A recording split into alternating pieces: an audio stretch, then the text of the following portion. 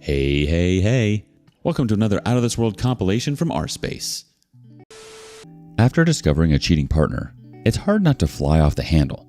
But sometimes we have to channel that anger and rage into something constructive. Today on rSpace, we meet a man who is able to do just that. Sit back, cool off, and settle in for today's story. Cheating wife. So my 26 female wife, call her M, cheated on me, 27 male, with a friend of mine, 27 male. Call him J for the story's sake. A bit of backstory. When we met, I was 22 at another friend's wedding. She was a good friend of the bride and I the groom, and they sat us at that table so we would get together. When I first seen her, I was completely taken aback by how beautiful she was, and when she sat down and we began to talk, we found out we had a lot of things in common. We clicked instantly. We talked for a while, ate the dinner, and took to the dance floor. We danced and drank through the night. We ended up kissing in the middle of the dance floor, and when we pulled away, our friends, the bride and groom, came up to us and asked what was up between us. They were really excited to play a matchmaker. We just shrugged it off and carried on with our night. We left not exchanging numbers, but about a week later, I got a text from her asking me out. Bride gave her my number. I of course said yes, and it turned into a relationship.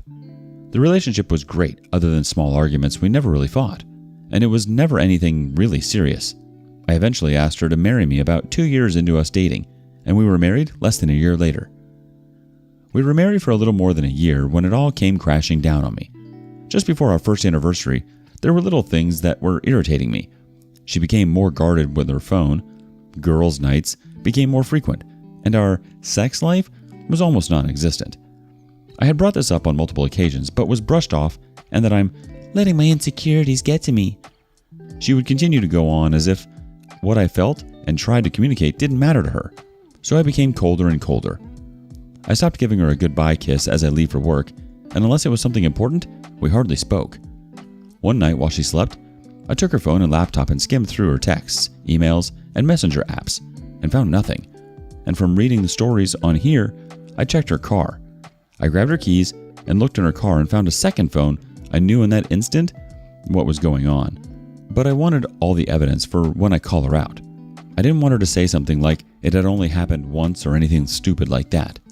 I looked through the phone and found only one number. I read through every message, and I connected the phone to my computer and printed out every message and every photo, and spent the night researching divorce lawyers. I spent hours of my day in my at-home office reading bios of lawyers and found one that I liked and emailed him, but as it was Saturday, he wasn't in the office. I then wanted to know who the guy was, so I grabbed my phone, typed the number I wanted to call, and pretend I'm Spectrum because who doesn't have Spectrum? But Jay's contact popped up. It took me a minute to put two and two together, but when I did, I blew up. I was yelling and cursing in my office and my wife opened the door to check on me, but when I see her, I told her to get the F out. She closed the door and went to our room. I had never cursed at my wife or raised my voice above a normal volume. All of my day, I never left my office. I was just silently raging, just glaring at the wall. I called one of my friends, groom from the wedding, and told him I need to go for a drink and asked if he'll come with me. He must have heard something in my voice because he asked if I was okay. I told him I wasn't and I really needed a drink. So, without a word, I took all the printouts and left to go to the bar. I arrived first, ordered 4 shots of Jack and a beer. I was on my last shot when my friend, call him T, arrived and asked what's going on. I told him straight out, M's cheating. He gave me sympathy and I asked if he wanted to know with who and told him it was Jay. He became visibly irritated. He was the one that introduced me to Jay, and all he could say was, I'm sorry, over and over. Jay and I were never super close. We wouldn't ask one another to hang out, but if we see each other at a get-together, we were friendly. I told T don't mention this to anyone, as I had just found out, and I haven't even spoken to M or a lawyer yet. I asked him not to tell his wife, and if she asked what was wrong with me to say, I'm having problems at work, and he agreed. We drank and talked for most of the night. Then I called an Uber and went home. Around 3 a.m. It was the first time I looked at my phone since I called T, and there was missed calls, a bunch of texts, all from M, asking where I was, when I'd be home, and if I was okay. I got home and she was asleep on the couch. I just walked up to our bedroom and went to sleep. I woke up with her in the bed. so I got dressed and left the house. I went to go pick up my car and go to my office and buried myself in work for the day and went back home around 10 p.m. To my surprise, my wife was there to greet me, and she told me she had made me dinner. She asked if I wanted her to heat it up. I told her no and went to bed. She followed soon after, asking what's been wrong with me. I told her to leave me alone and I wanted to sleep. She kept pestering me. Eventually I snapped and yelled at M to stop. I'm trying to sleep and go away.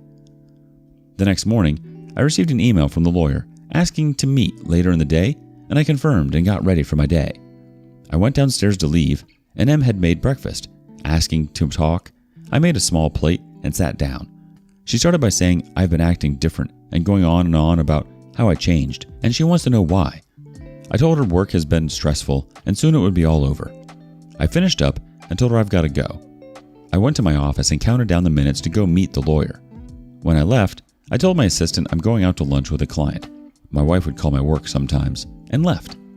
The meeting with the lawyer went well, and I handed over all I had gathered on her, and the lawyer had told me, "Well, I'm sorry for all that's going on, but I'm happy you gathered all this information. You see, we live in an at-fault state, so your wife has no claim on most of your money." I told him I didn't even think about that. I was just thinking I've got to divorce her as soon as possible.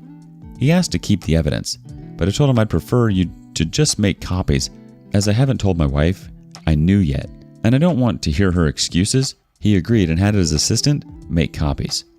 I asked when she will be served with the papers. He told me about 2 weeks. I thanked him and left. I went home to confront my wife when I arrived. She wasn't home, so I called her. No answer. Called again. No answer. I texted her, "I don't give a F if you're riding Jay right now. Get home, we need to talk." Lo and behold, she calls me not a minute later, asking what I was talking about. All I told her was get home now. She arrives about 15 minutes later, and I said to her, "Wow, look at that. 15 minutes, that's about the same distance between here and Jay's, isn't it?" She looked at me dumbfounded. I gave her a minute to gather herself, but she was just looking at me, and I said, "Well, nothing to say." She tried to deny and gaslight me, and I let her continue on. She worked herself up and started to insult me. I slammed my fist on the table to shut her up and pulled out the evidence at first and showed it from the side and said, "Look at this mountain of things I gather on you." Then I showed her each printout at a time. She then tells me to stop and started to cry. She tried to apologize and tells me she loved me. I said, "Honey, what happened to that energy you had before? You were so adamant on degrading and insulting me just a minute ago." She tried to hug me and tell me how sorry she is. I put my hand out and told her, "Don't touch me." She says we'll go to the bedroom and do whatever I like. I looked her deep in the eyes and told her, "Sweetheart, I will never touch you again. Do you want to know who else has these photos and messages? My lawyer. I'm divorcing you. Now get a bag, gather your clothes, and get the F out of my house." That was 3 days ago, and I haven't heard from her. I'm sorry about how long this is and if there are any spelling errors. I'm curious to those that have been where I'm at. What can I expect from here? Thank you for reading. The OP wants some opinions. Wraith Luminos has one. Bravo! You handled that like a champion. Now first and foremost, take her off any and all financials to protect yourself and change passwords on everything. Next, get an STD test, and don't, for the love of everything holy, do anything in a state of anger. Meaning, as much as you might feel like hurting her or Jay, don't. Listen to your lawyer's advice and ask him if you can change the locks on the house, as she has effectively abandoned the marital home. Don't drink or do drugs, and prepare for the inevitable. That being the begging, gaslighting, and blame shifting that will come. She might also try to paint you as the villain in this story to justify her betrayal, so tell everyone what she's done and why you're divorcing her. That includes parents, friends, and if Jay has a girlfriend or spouse, then especially her. Channel your anger and rage into some form of exercise. It will help you calm down and tire you out to help you sleep, which will become harder as the reality of the situation sinks in. Good luck and keep us posted. The OP replies, "Much appreciated for the advice. I'll stick to that. Lawyer told me all communication between her and I should go through him, so hopefully I won't be talking to her at all. Jay does have a fiance, and I will be telling her." Enforcement X wants to add, "How do you plan on contacting Jay's fiance? I'm sure he knows that you know and will likely be on the lookout for anything in the mail or you showing up at the house, etc. Hopefully, he doesn't have access to monitor her email or socials." The OP replies, "I've met her a few times. I have her number and I will try to contact her until she answers, and if she doesn't, I'll go to their house when he's at work. I'll put a note in her car to contact me, I won't let that POS get away scot-free. Tailbone77 adds to the conversation. Good on you, man. Swift and decisive action. So sorry that you got caught up with another fake piece of crap out there, but you will come out on top in the end. They always can explain. Expect the begging and crying to continue when she gets the divorce papers. It didn't mean anything. I don't love him. And other BS. Expose her to all near and far after. Stay strong, buddy. Yikes. OP, I'm so sorry. The emotions you felt in those moments were totally valid. It would be hard to look someone in the eye or even want to be in the presence of someone who betrayed you like that, especially with a friend. I'm glad you had someone you could turn to at the moment. To go and talk to, having a supportive community makes all the difference. I think you've made all the right moves, and despite it all, you've managed to handle yourself with grace. I think at this point, I would just follow your lawyer's lead if I were you. Update 1. Let me first thank all who commented or messaged me. I truly appreciate the praise and advice you all have given. I've tried to keep up with the comments, so if I didn't answer yours, I'm sorry. I hope I answer more of the common questions you all have asked in this update. If you haven't read the first part, go to my page. It's still there. After I posted the first part of this, you all have given me a ton of advice, so I followed most of it. This morning I planned on doing a lot of damage control in my life, so I scheduled an appointment with my doctor to get checked for STDs, and I have that appointment in 2 days. Next, I started contacting all the people close to me, my father, and a few friends.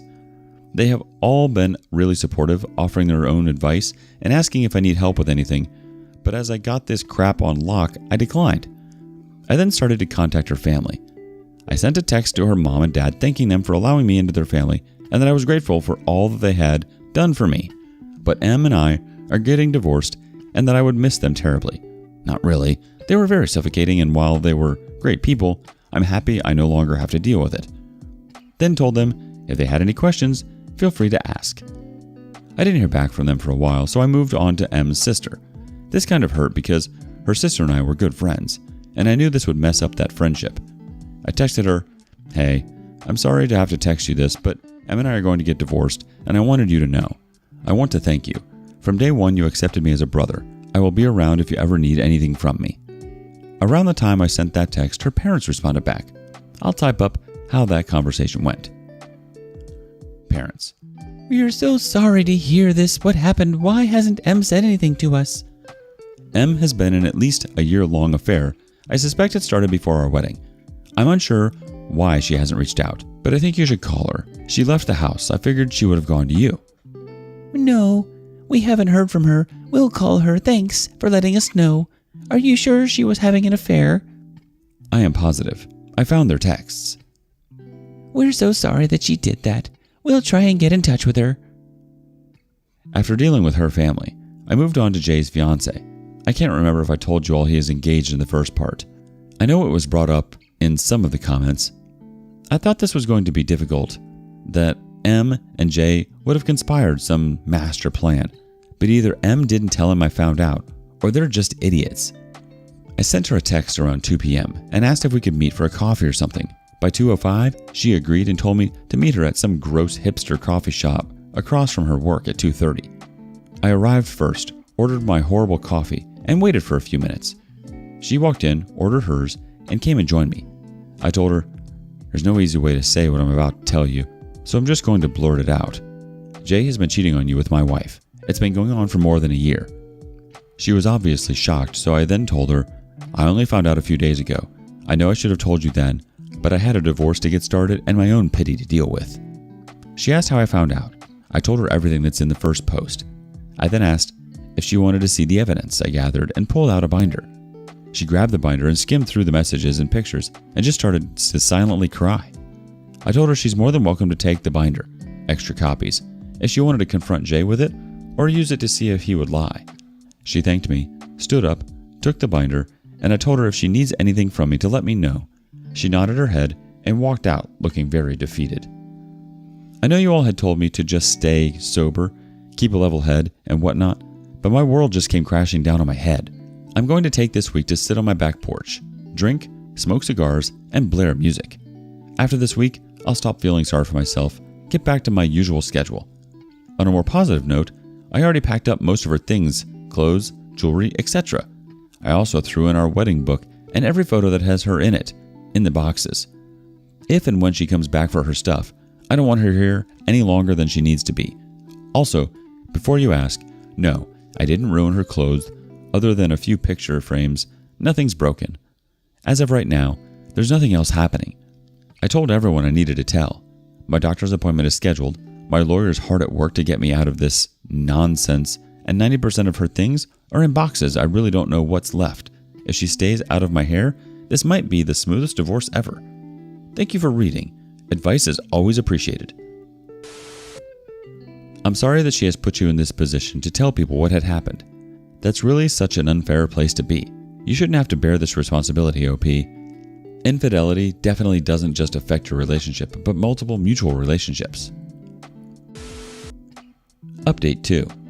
Hey everyone, I'm sorry I've been MIA for a while and didn't respond to comments and messages, but I think I've caught up, and now for the update. So, since the update, I've been enjoying my pity party drinking, and more drinking. I'd say this is my first semi-sober moment since I found out about everything and can't really put into words how I feel. I guess numb is an accurate word. In the last update, I told you all I notified everyone, and the only one that didn't respond was M's sister, who I was very close to.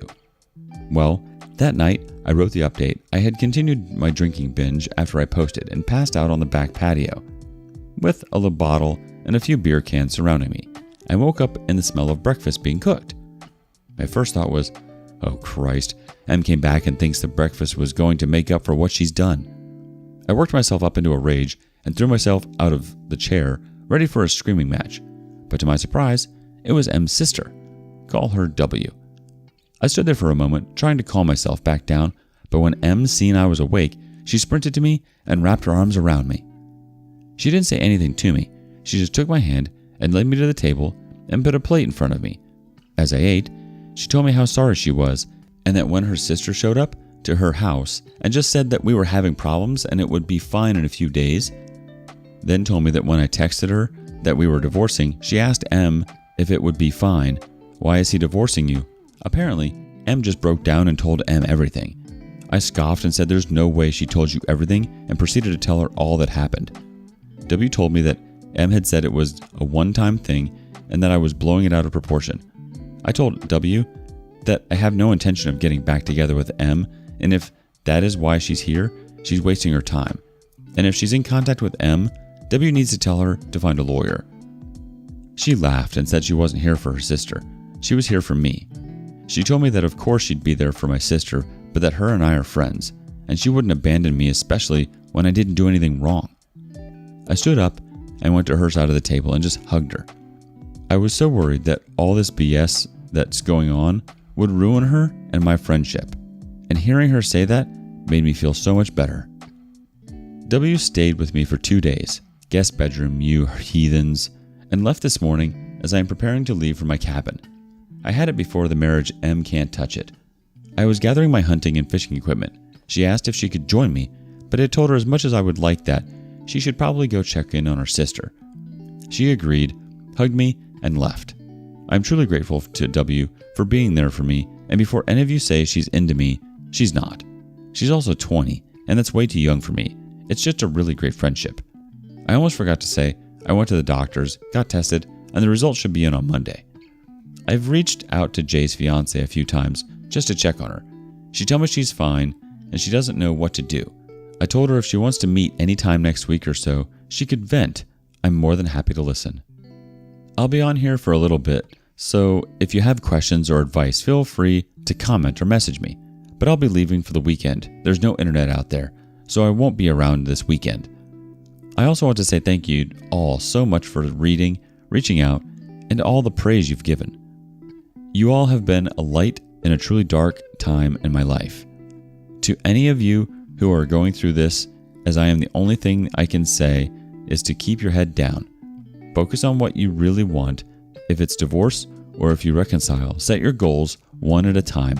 In my case, lawyer, then doctor, and notifying everyone close. Keep it off the internet. Also, set aside time to get your feelings out. Thank you again, and sorry these updates are always too long. Let's see some more community reactions. Tailbone77 says, I will say it again. I am so extremely effing proud of you for the way that you are handling this crapdom, and M is still delusional AF. Laughable crap with her. It would be fine in a few days. Yeah, by Tuesday or Wednesday, she will know exactly how fine it will be. W is a real one, and I know your friendship will endure for a very long time. Go and get some much needed R&R now, and let the chips fall where they may. FUM. P.S. The longer the update, the better. It is so nice to see that W has your back, OP. True friendship. Update 3. Hello all, it's been a minute, but I thought I'd update on all the new happenings.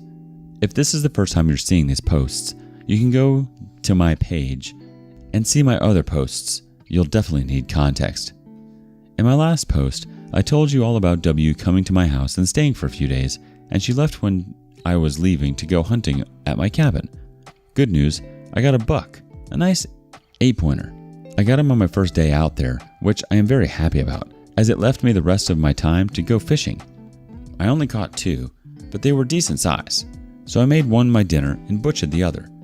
I spent the rest of my day at the cabin cleaning my deer and enjoying the views of nature. Other than a drink or two a day, I spent my trip sober, as I promised my drinking was only for last week. Now on to the last few days. I got a call from my doctor and I'm all clean. It's not such a shock as M and I haven't had much passionate nights in a few months, but all the same, you can never be too sure. I reached out to Jay's fiance, but didn't hear back for some time. She eventually responded back, telling me she's staying with her family right now. She didn't really go into detail much, but her staying with her family, you can only assume, as I do that. That means it's not going well. At least she's with family, safe, and with all the support that she could need. I told her if there's anything I can do, all she has to do is reach out. She asked me to meet and get coffee the following day, which I of course agreed to. The following day, we met at the same gross hipster coffee shop and had talked for about 2 hours. We talked about everything that happened with M, and she wanted to know what steps I was taking, if I was divorcing, or if there was any chance I would reconcile. I told her after someone cheats in my book, that's it, that the amount of selfishness and disrespect it takes to cheat, let alone for a year, she obviously didn't care for me. I asked her what her plan was. She told me she's confused about everything, that everything she thought was truth turned out to be lies. She wasn't sure what her next move should be, if she should move on or if she should forgive him. I told her, if you could forgive someone for cheating on you for that amount of time, she's a better person than me. She told me all of her family was telling her that she should forgive him and go on to get married. I told her I was going to be blunt with her and went on to say, just because it's what your family wants doesn't mean you need to follow along. Then said Jay obviously doesn't care about marriage and what it all means. He cheated on you, the fiance, with my wife. If that doesn't show you, he's not marriage material. I told her she needed to do what she thought was right and not to have anyone other than herself make the decision that would affect her life. I told her when I found out, all I could do was think of a way my heart could trick my brain into thinking of some way I can accept it and forgive her. But I just couldn't do it. I also said, I only talked to one person, but I had already made my decision, and no one could change my mind.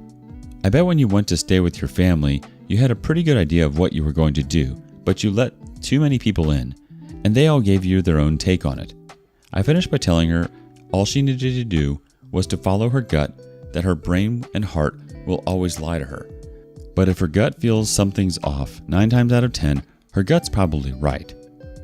She soon after thanked me, and we left each other and went home. The following day, I got a message from my lawyer that M had successfully been served at work. I thanked him for all his work, especially in the time frame he's gotten it done. Not long after that, W called and told me M hasn't left her room all day, and she's sobbing in bed. I told her she was served and is probably realizing how bad she messed up. W asked me how the cabin was and if I got anything. I told her everything I did and how my time was there. We talked for a moment and hung up, after I prepared myself in my house for my wife's explosion. I figured if there was any time, it would be soon, now that she's been served. So now I'm walking patiently, biding my time.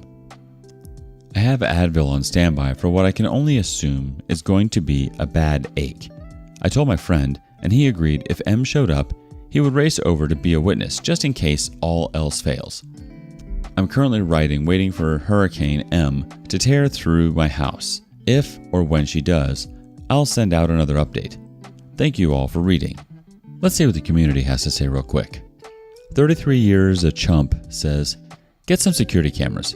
Start contacting lawyers. Freeze your credit. Move half the money where she can't access it. Secure your documents. Take photos of everything if you suspect she will damage your property. The OP replies, cameras have been up inside and outside the house since we moved in. Lawyer said there's nothing he or I can do as it's also her house. I also can't pull any money out of our shared account until the divorce is finalized, but I don't have to add any anymore. Yikes. What sort of family encourages someone to stay with their fiancé and truly commit to someone who hasn't proved that they can even commit to one person? Update 4. Hello again, everyone. I know I posted only 2 days ago, but I have some news. I wasn't on here after I posted, but some wild crap has happened and couldn't find the time until now to get to the comments of my last post, so I'm sorry I haven't read through them. Quick run through from the top of everything that's happened so far, then I'll move on to the update for all those who are seeing my post for the first time. My wife is doing the typical signs your partner is having an affair, so I snooped and found a second phone in her car. I immediately started looking for a lawyer, got one, and started the legal process. Confronted my wife, and after a fight, verbal, she packed a bag and left. I then contacted all those who are close to us, my friends, my father, and her family. Then I contacted her affair partner's fiance and told her all that I knew and can prove. She then was served at work 2 days ago at her job, and now you're up to date. About an hour or so after I posted last, I was waiting for M to show up at the house and go ballistic. I had no real reason she would do anything, but given everything that's happened, I never really knew the woman. I went around to all the cameras I had up and made sure they were working properly, both the ones inside and outside.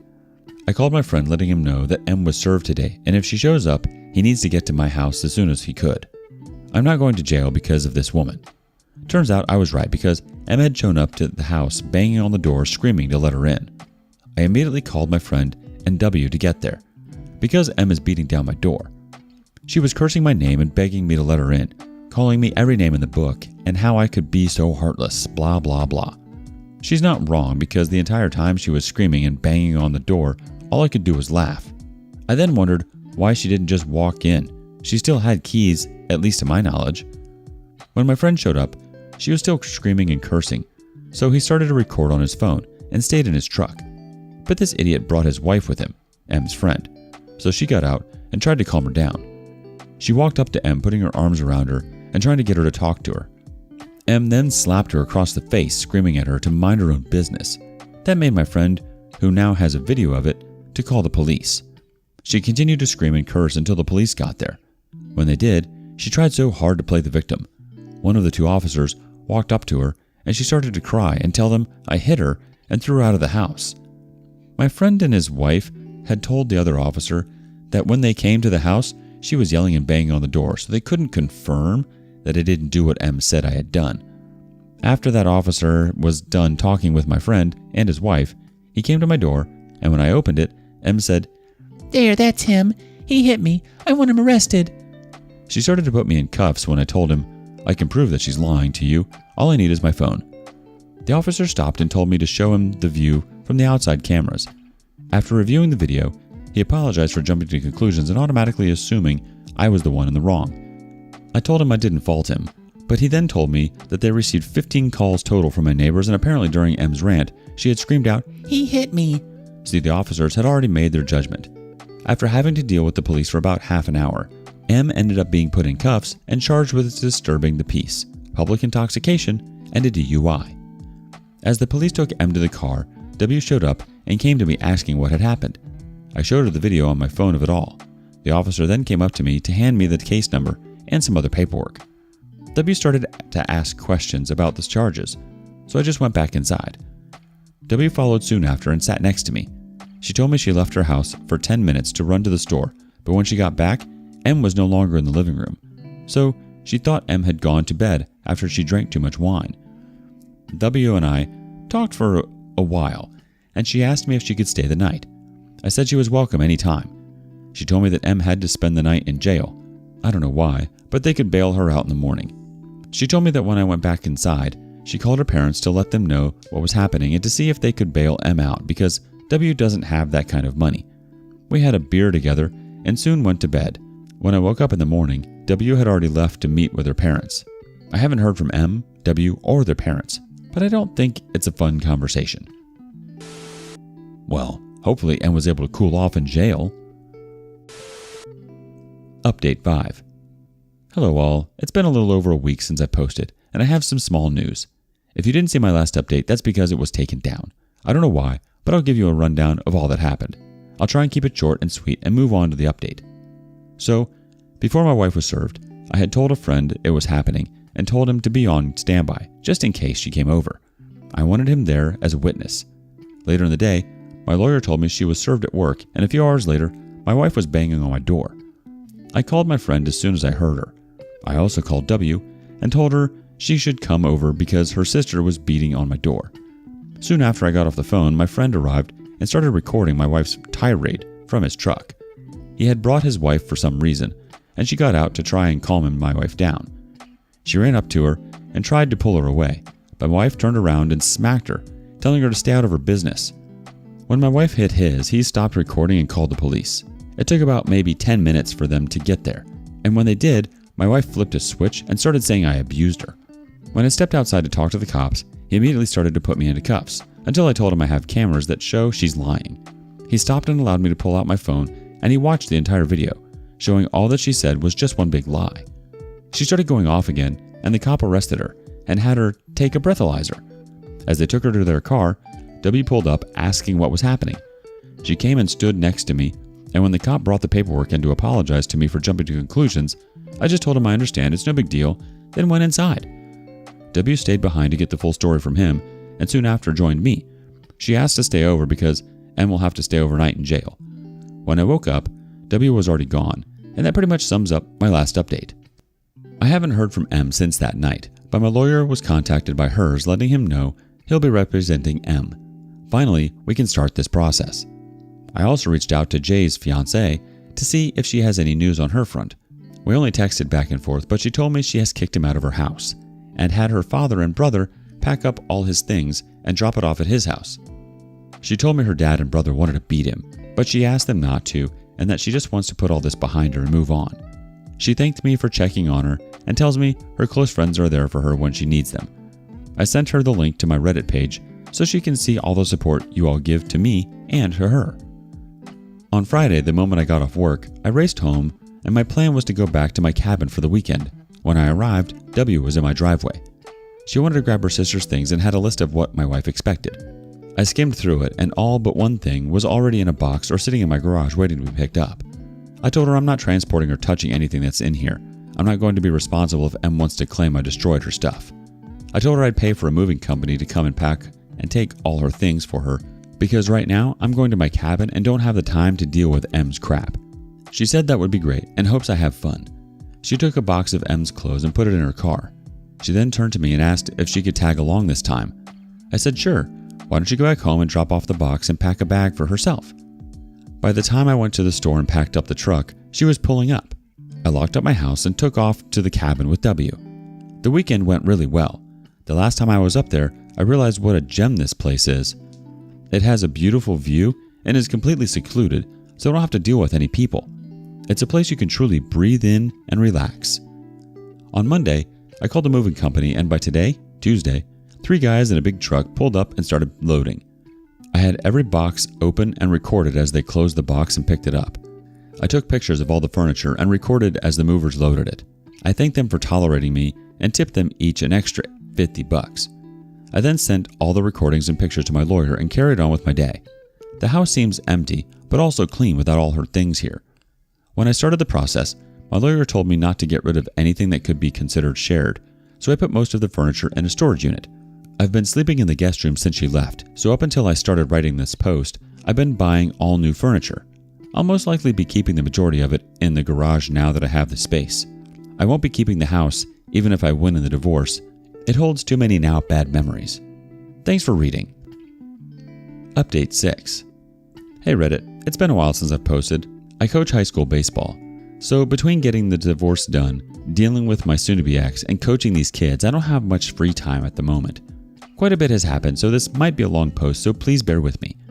Since it's been a little over a month since I posted, I'll give a small rundown of what all had happened in my last post in case you've forgotten. If this is the first time seeing my post, or if you need to go back and reread something, it's all in my profile still. So, we left off with M being arrested after striking my friend's wife and telling the police I assaulted her, and after showing them the video of all that happened, I was let go and she was taken to jail on a variety of charges. I didn't hear from M for a while until her lawyer reached out to mine, letting him know that he'd be representing M and doing the lawyer-to-lawyer formalities. I reached out to Jay's fiancée, asking what was happening, and found out she had kicked him out and her brother and father took all his things to Jay's new place. I planned on going to my cabin after work, but found W in my driveway waiting for me. She needed to pick up some things for her sister. After telling her I wouldn't be touching any of her things, I told her I would pay for a moving company the following week. W asked if she could come up to my cabin with me that time, and I agreed, mostly due to everyone telling me she might be needing a break from her sister, and the last time she asked me, I said no. I documented everything with the movers, making sure she couldn't claim I broke something she deems as special, and sent everything to my lawyer. That's pretty much all that had happened in the last post. And now the update. A few days after the movers took her things to M, my lawyer received some paperwork saying I damaged her things and demanding I pay her $1,500, or she would be taking me to court over it. My lawyer sent hers all the videos and pictures asking exactly where the damages were that he claimed I made. He told me all this does is tell the judge we'll get how unhinged she is. And it might be a headache now, but when it's time for court, this will all be perfect evidence. I don't think her lawyer was ready for how meticulous I am, and that I will photograph and document everything. When I found out about my wife's affair, I was for some reason pulled to this page and read all the horror stories about things these people's former spouses did to them, and I absolutely refuse to be another one of those stories. I've prepared myself for almost every outcome and accusation she could make. I wouldn't put anything past her at this point. M had called me once every other day, but I never pick up. If she leaves a voicemail, I don't bother listening to it. I just send it to my lawyer. Every time I send my lawyer something, he always tells me, "You're a lawyer's wet dream. You listen to everything I say, you gathered a mountain of evidence on your own. I have yet to have a client that has done so well." I wasn't exaggerating when I said he says that every time, but it also puts a smile on my face every time. Getting that reassurance from him that I'm doing everything right just makes me feel a little bit better about this whole situation. About 2, maybe 3 weeks ago, my lawyer told me that we have enough evidence to bury her outside of court, and if it fails, it would look good on us for trying, so we set a date, a week ago, to meet in a neutral lawyer's office. Before we met, he told me no matter what, don't react to anything that M might say, and that everything we do say will be recorded for a judge, and we'll read it if it goes to court. We arrived in the early morning and went into the office. To my surprise, she was already there waiting with her lawyer. We walked in and the lawyers started greeting each other. M and I sat there silently waiting for what was going to happen. M's lawyer started by asking what we had to offer. Mine scoffed and said, "With the mountain of evidence of the infidelity and M's inappropriate behavior after the only thing we'll offer her is half of the selling price of the home and half of the savings account. That's more than any judge would award you. Basically, what you came into the marriage with, you'll be leaving with."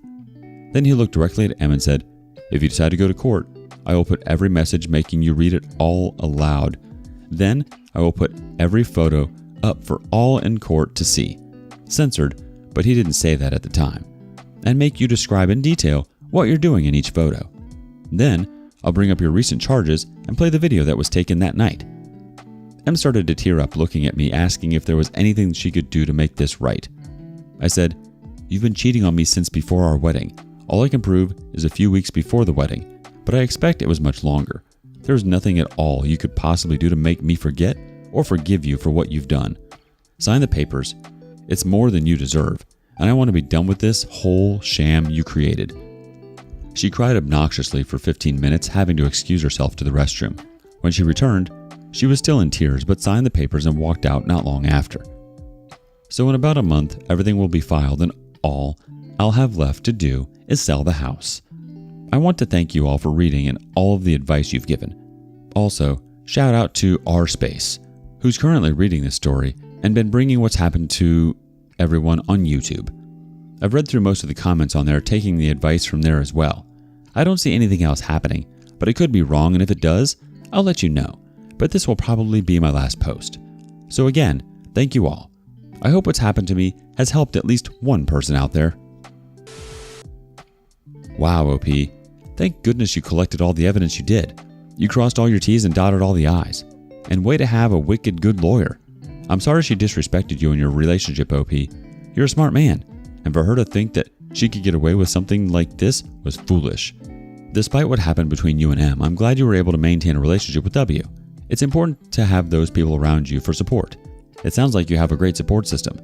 Makes a guy wonder if there may be anything in the future between you and W, or if it's strictly platonic.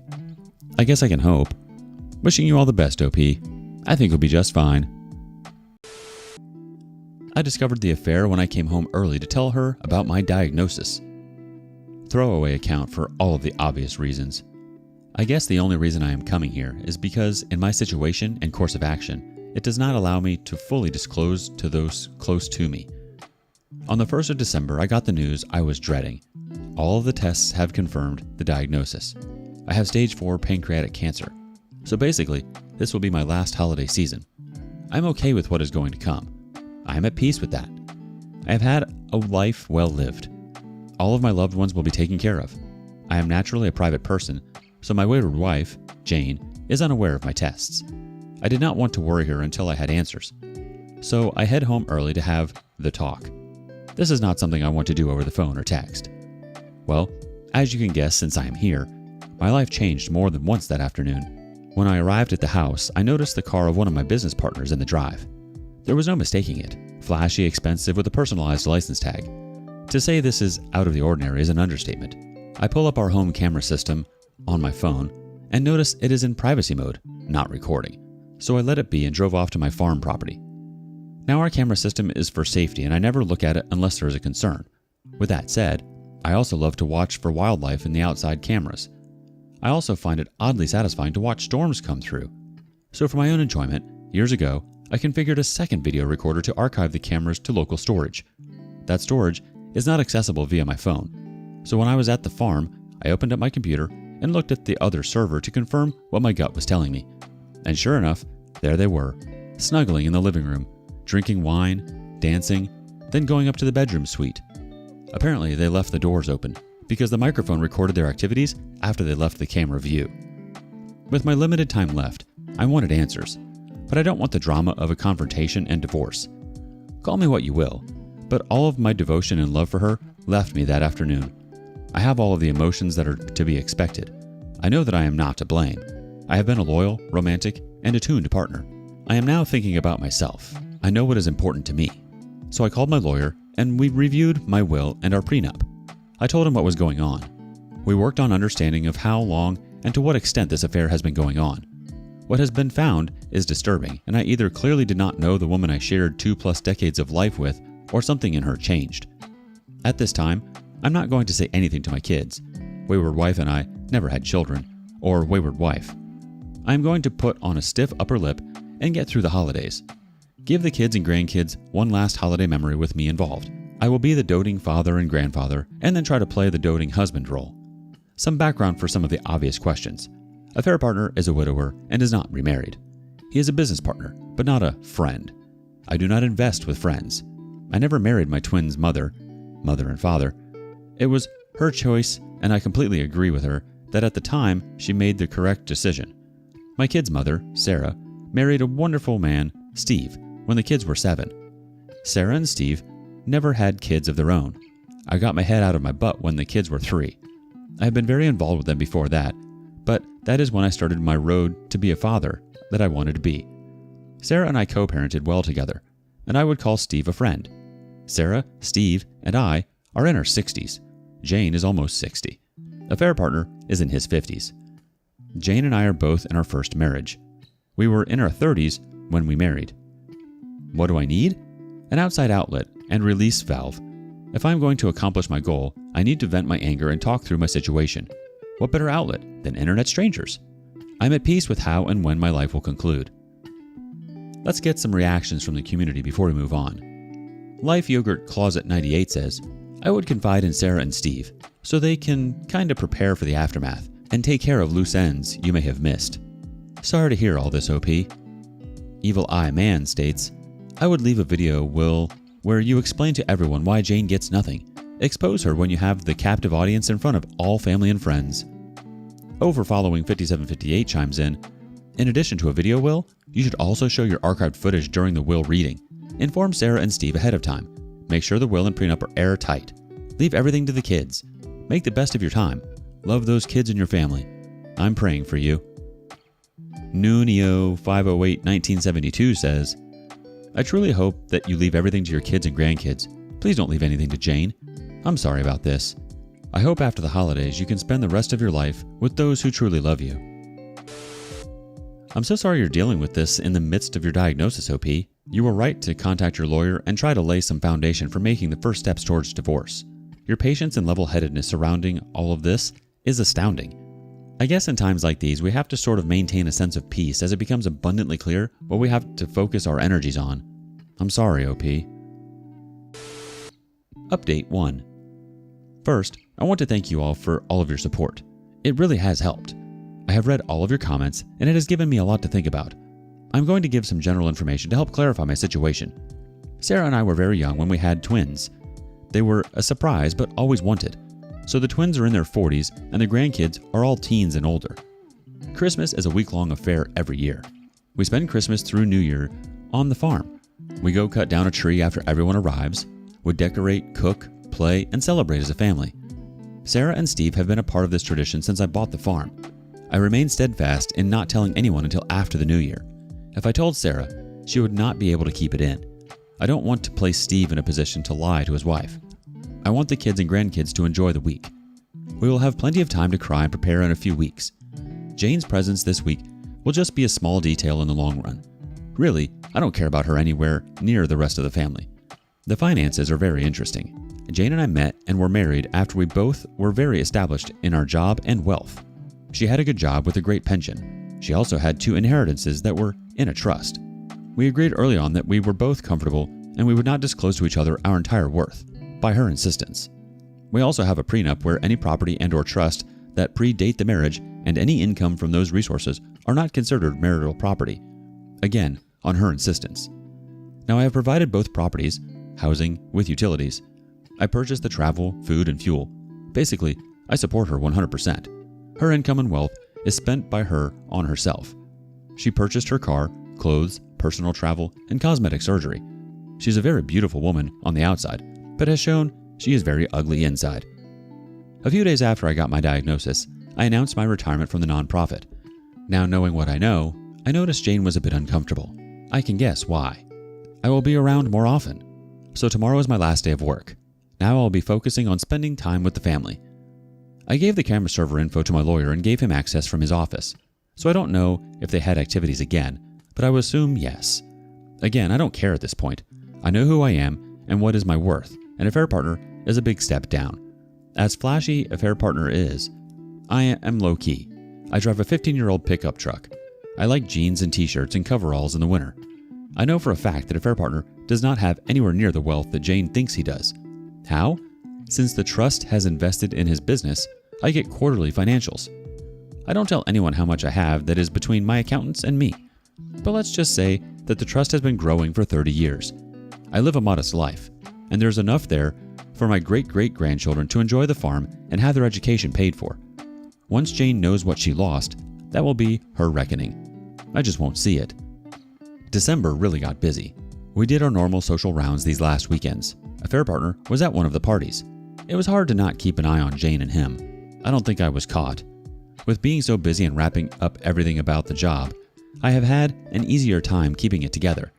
Jane has not expressed anything that would lead me to conclude that she knows I know. I'm not proud of this, but I will still sleep in the same bed. I have been selfish with her as of late. I feel like I'm using her, but she has apparently been using me for at least the better part of this year. I'm not as honorable as many of you have made me out to be. I hate this small amount of deceit. So don't worry about Jane getting everything, because she will not. The trust is in great hands. I have detailed instructions on how it is to be managed. Thanks to the comments, I have made plans in case my health turns for the worse sooner than I want, or if I pass unexpectedly. I have also made plans to have in-home care when it is needed. Jane will not be my caregiver. If I become incapacitated, the lawyer will tell Sarah, Steve, and the kids. Jane will be blocked from me. All important papers, valuables, and whatnots have been moved to a safe location. Finally, I've also started letters to each family member, and Jane. Those have been harder than I thought. So I wanted to update you all before all of the festivities start. I might check in during the holiday week, but if I don't, it is planned and expected. Again, thank you all. Let's go back to the community for some more comments. NC Deep Diver says, "Thank you for the update and clarification. I am glad your twins are older. There is no doubt they will be devastated by your prognosis, but they are old enough to handle it. I wish you nothing but peace in your coming days, and I hope you will be able to build more lasting memories for your grandchildren. One suggestion: take a lot of videos over the holidays. In the years to come, when your children and grandchildren break out the photos of family get-togethers, having video to watch does more than put a picture to the name. Generations to come will be able to see your smile, laugh, and hear your voice. Thank you again for the update and clarification." I can't even imagine what you're going through, OP, but it is refreshing to hear that you've taken all the right steps to protect yourself and your family, excluding Jane. As for Jane not knowing the full story of affair partner's financials, you're probably right, and she's a fool for thinking otherwise. In fact, she's a fool in general. Update 2. Mission accomplished. We had a great drama-free holiday week. I have made it to 2023. I apologize to anyone in advance. I find humor about my condition helps me. I am finding I am being a bit selfish currently. All of the participants dispersed yesterday afternoon. I only have a few updates because I'm not going to talk about my week with the family. That is for me to cherish. Observations about Wayward Wife in this week. I honestly think this is the first time she stepped out. Being with all of us this whole week seems to take a toll on her. It is funny how, when you know something, a person's actions make more sense. She was secretive about her phone. She stepped out on her family gathering to get some air quite a few times. The best was when she needed to run into town, and one of the grandkids wanted to go to town also. The gymnastics she did to not take the grandkid. I have to admit that I kind of played it with it by asking why not. So the affair is continuing. With me now retired and she is asking about my plans for the day or week. So I go ahead and tell her, and then ask her what her plans are. Later this week, I will suggest we meet up for lunch due to me being in the same area as her on our plans. Just to F with her. I guess it was true someone said on another post, unpredictability is the cheater's worst enemy. This morning I met with my lawyer. I had made decisions and asked him to draw up papers. I replaced my temporary will with my new permanent will. That has been signed and should not have to change again. In preparation for all hell breaking loose, I had him draw up divorce papers based on the prenup and the evidence of the affair. She gets nothing but 25% of our shared assets. Thinking housewares and furniture. I keep all of my liquid assets, retirement funds, and items I purchased with my own wealth. Also, if I push it, she is required to pay alimony. I have signed them and have a packet created with all of our evidence of the affair. I am holding this in case I want to use it. I sold my loan to the trust. I will allow the trustees to convert it to shares in Affair Partners Company. Speaking of the trust, I've decided how I want it to be managed. I will drop myself to a 1% trustee. The twins will get the majority of the trusteeship. The 4 grandkids will make up the rest. All of the grandkids' proxies will be Sarah and Steve. As each turns 24, the kids' trusteeship will move from Sarah and Steve to the grandkid. If a fraction is left over, Sarah gets the extra share vote value. I have planned a meeting with the kids, Sarah and Steve, for next week. I plan on telling them everything then. They have to sign documents and they will want to know why I am doing this.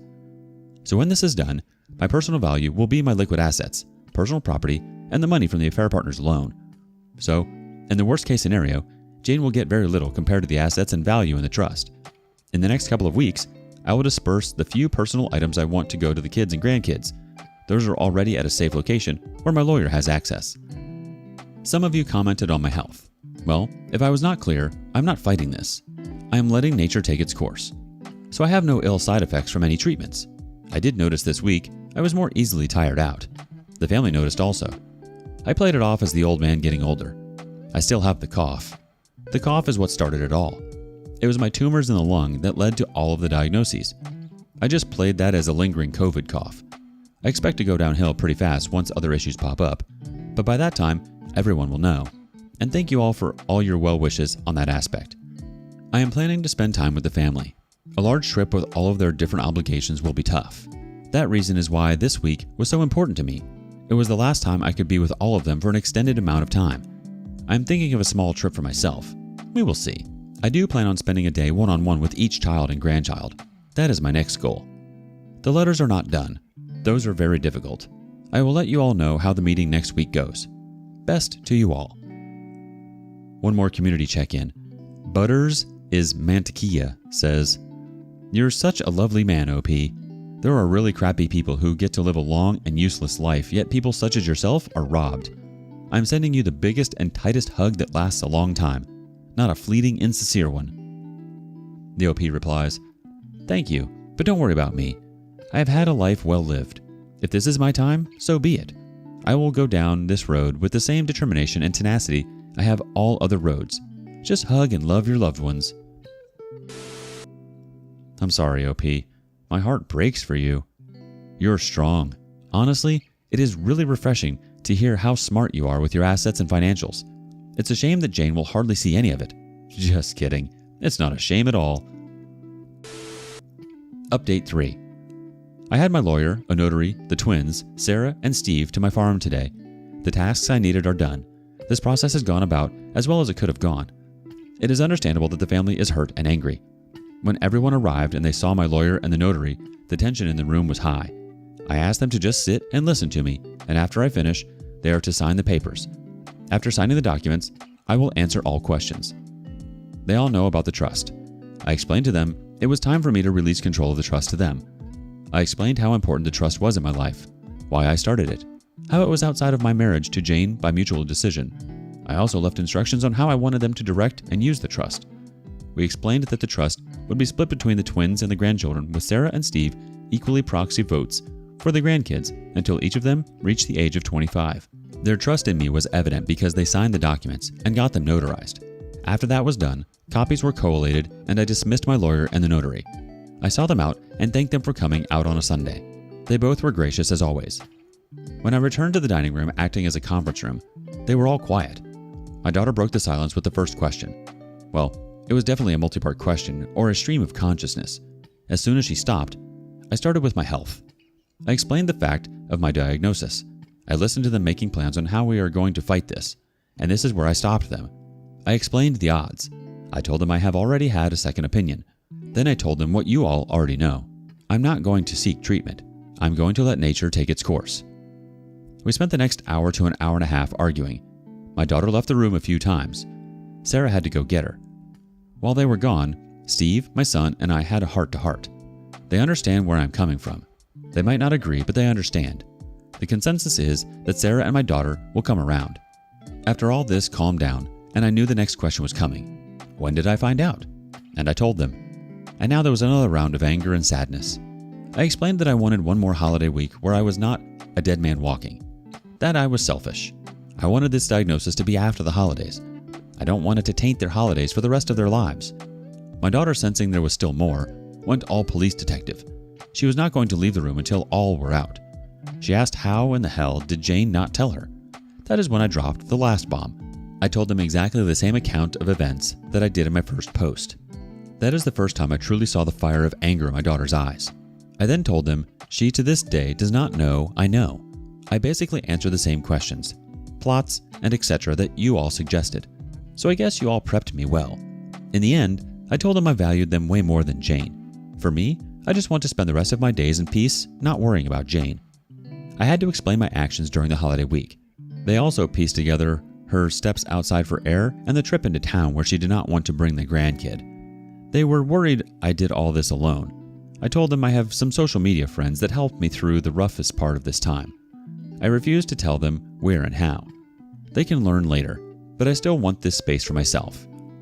The emotions were really raw, and we have been talking off and on as a group for a few hours, but I told them I needed to go back and talk about the trust. They understand that the trust will be very helpful in not allowing Jane to obtain my hard-earned wealth, that it protects them, and that is why she is not part of this meeting. With that said, I then needed to share the financials of the trust. I'm pretty sure that they all saw the trust as a tax dodge or just a way to protect assets in a marriage where the kids are from another woman. They were not prepared for me to share the finances. As I started to go through the assets and the balance sheets, the room just fell silent. There was one question. Why do you work so hard these years when you had this much? I explained my philosophy of personal finance, something they have heard many times before and take to heart. But I told them that I lived off the trust all of these years. I put them through college with that trust. I made time in my life for them with that trust. And I was able to work for a nonprofit for basically free because of that trust. And if there is any example I want to outlive in them and their children, is to use this trust to do better for others, and not just write a check for a charity here and there, but to work for something they believe in. In my years with this nonprofit, I have done so much more in training others and building relationships than just writing a check cannot do. I am not happy that today everyone's lives at that table changed in so many ways, good and bad, because of me. It was not the way I wanted it to happen, but it is done. They all know of it. I have begged and pleaded that they let me deal with Jane, not to talk about the trust with anyone. We will run a status quo for now. When I get sicker, then things will change. They all have agreed. We spent the next few hours making a meal, talking, crying, laughing, and breaking into smaller groups. They all have left about an hour ago, but I expect the twins to come back. I know they will let their spouses in on what is going on. That is just the way they are, and I love my two in-laws' children very much. I knew that last night was my last quiet night. I feel a weight lifted but replaced with another weight of worry. Thank you all for reading. Your thoughts and prayers are so valuable to me.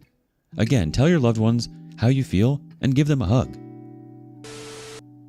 Wow, I completely hear you when you say you want to spend the rest of your days in peace not worrying about Jane. You deserve that, OP. Update 4. Just a quick update. I was surprised by a visit from one of my wayward wife's girlfriends. She is about the same age as Jane. Her name is Carol and was with my wayward wife last week on the girls' night. In fact, the girls' night was at Carol's house. If you read my comments, you would know that last week Jane came home very intoxicated. She used a rideshare. Carol is an old friend of my wayward wife. I guess being married for over 2 decades, wayward wife has forgotten I introduced her to Carol. Carol's parents were friends of my parents. Well, I guess my unpredictability has contributed to wayward wife being unstable, and last week's girls' night, Jane reached a breaking point. She got so intoxicated, she confided in Carol about her affair. Apparently, she just kept talking, even after Carol told her to stop. Carol got so angry at her. As Carol kept condemning Jane, Jane just kept trying to defend her actions while continuing to lay out an endless stream of details. The next day, Carol reached out to Jane. Jane apparently did not remember anything from the night before. Carol summarized Jane's confession. Well, Jane completely denied that she is having an affair, that she did not say those things, and that Carol is mistaken. Carol told Jane she is full of crap and has a week to come clean, or she will tell me herself. And since Jane continues to deny that she said anything, I got my visit with Carol. So, over coffee, I got the abbreviated accounting of Jane's confession. Carol was expecting me to be devastated. I surprised her when I told her that I already knew. I asked her who else was around when Jane did this confession. Carol was the only one else in the house. I asked Carol who else she has told. That offended her. She told me that she would not spread something like that before telling me. I apologized. I explained to her that I had my own timeline for wanting to deal with Jane, and adding others would complicate my plans, and I had to ask. Carol was understanding. I asked her, as a favor to me, not to mention it to anyone and allow Jane to think she believes her. Carol agreed with my first request, but said the second part doesn't feel right. I asked her to try. I told her I would be okay. Carol said that anything else I need, all I have to do is ask. I know that I will have to make another apology when Carol finds out about my health, but I will deal with that another day. So I am going to confront Jane tomorrow. We have a regular date night, and I plan on calmly telling her what I know, my condition, and how I'm going to spend the rest of my life without her. I hope the public setting will keep the drama to a minimum. Going as planned or a total disaster, I will update sometime this weekend. My plan is after the confrontation to give her what I know, asking her to not contact me or my family. We will see how it goes. Oh wow, how the tables do turn. Everything catches up to people eventually. People can run, but they can't hide. Update 5. Mike Tyson said, "Everyone has a plan until they get punched in the mouth." Yes, every plan does not go exactly as you vision. Mine is not exempt from this reality. I will take a moment to set the table of my plan for you. Jane and I have a weekly date night, and we generally use the same restaurant. So much so we have a regular table. It is in the back, still public, but away from the high energy near the bar. I decided that this would be the place I confront her. I planned to do it after the end of dessert. I got my lawyer and his wife's reservations at the same time. I gave our server the payment for both of our party's meals before we began. She has been our server for years. I had Carol on call to help Jane after I leave. My plan was to end the meal with a conversation about our relationship. I wanted to record it. Then I would confront her, tell her about how I know, my diagnosis, and the plan for what I want, and give her a letter asking her to not contact me or my family or come to the farm. I would have the letter witnessed. I would also leave her a briefcase full of evidence along with the divorce papers, then get up and walk away. I expected her to not make a scene to protect her social status.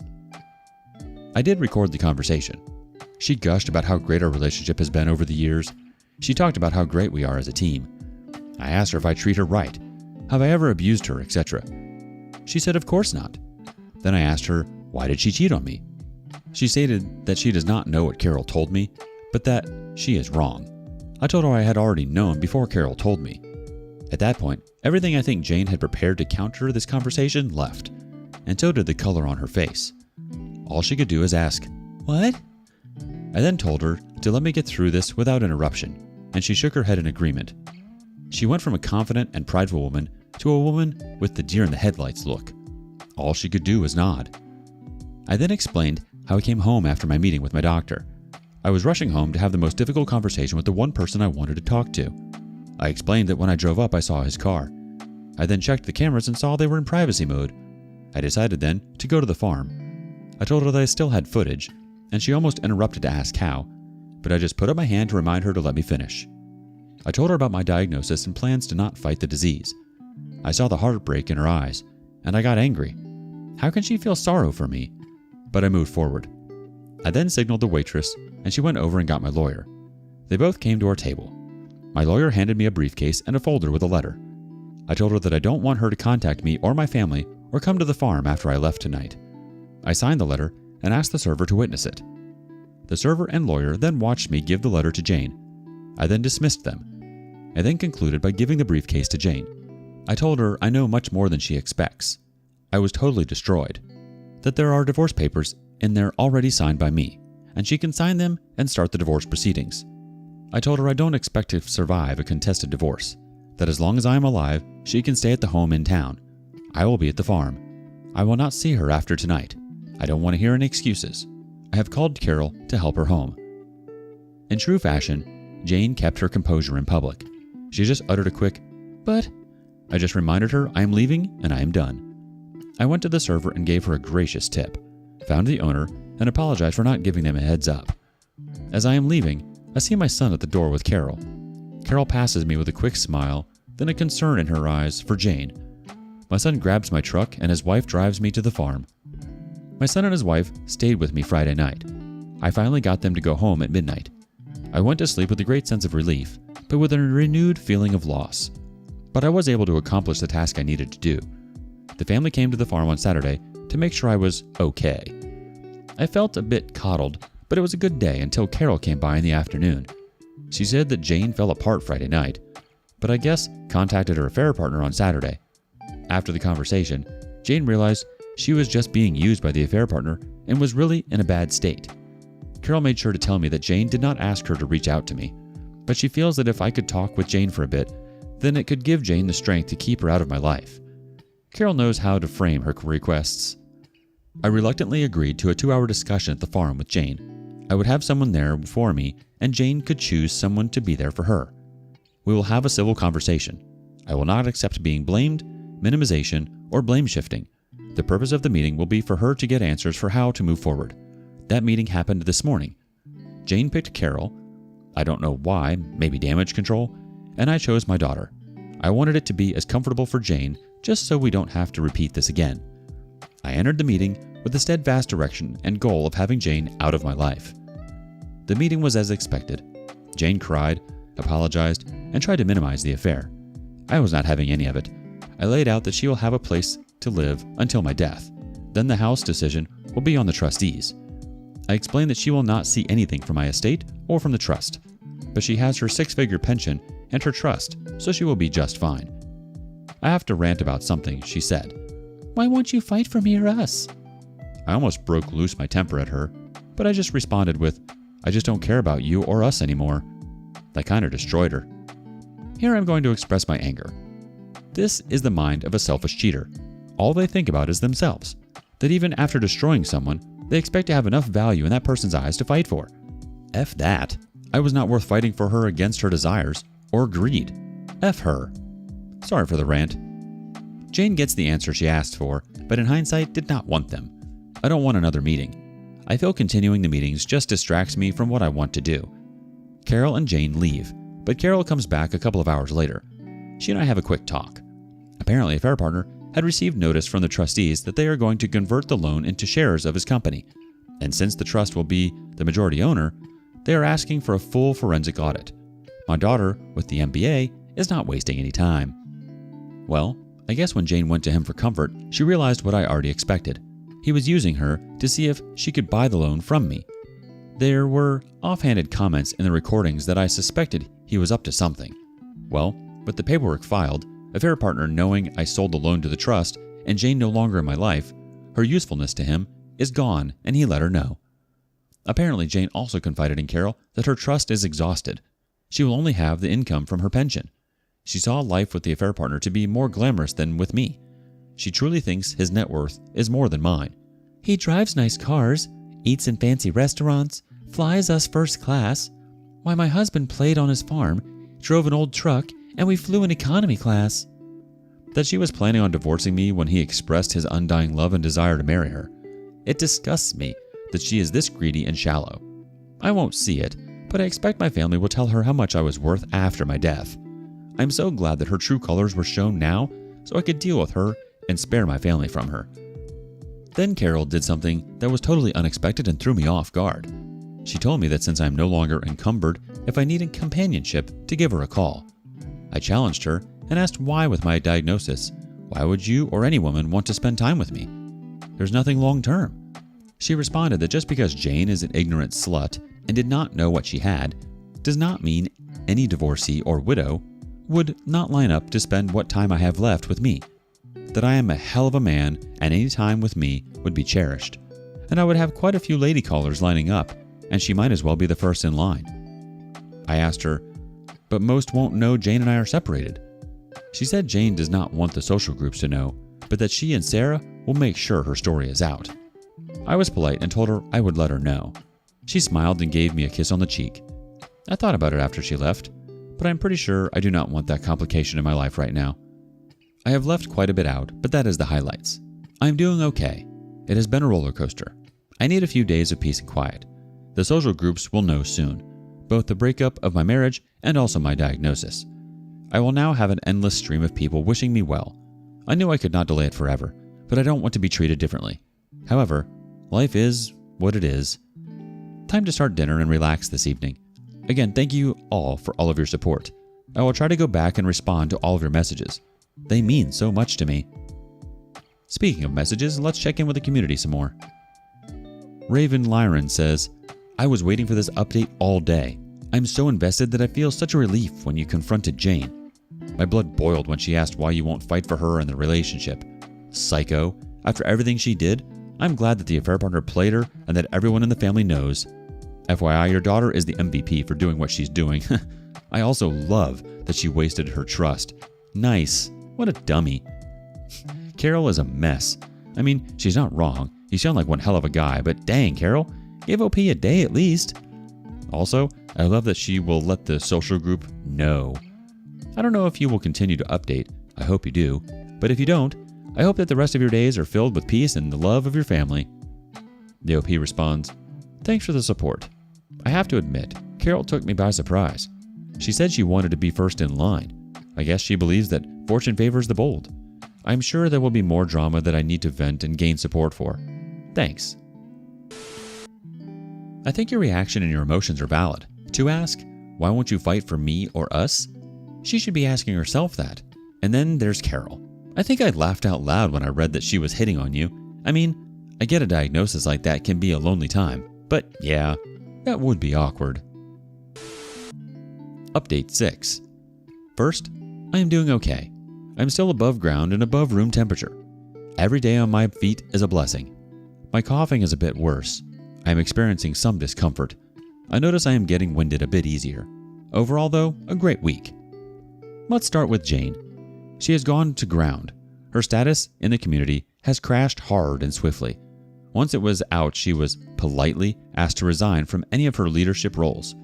Most of her circle has judged her harshly and has come right out and asked her if she chased their husbands.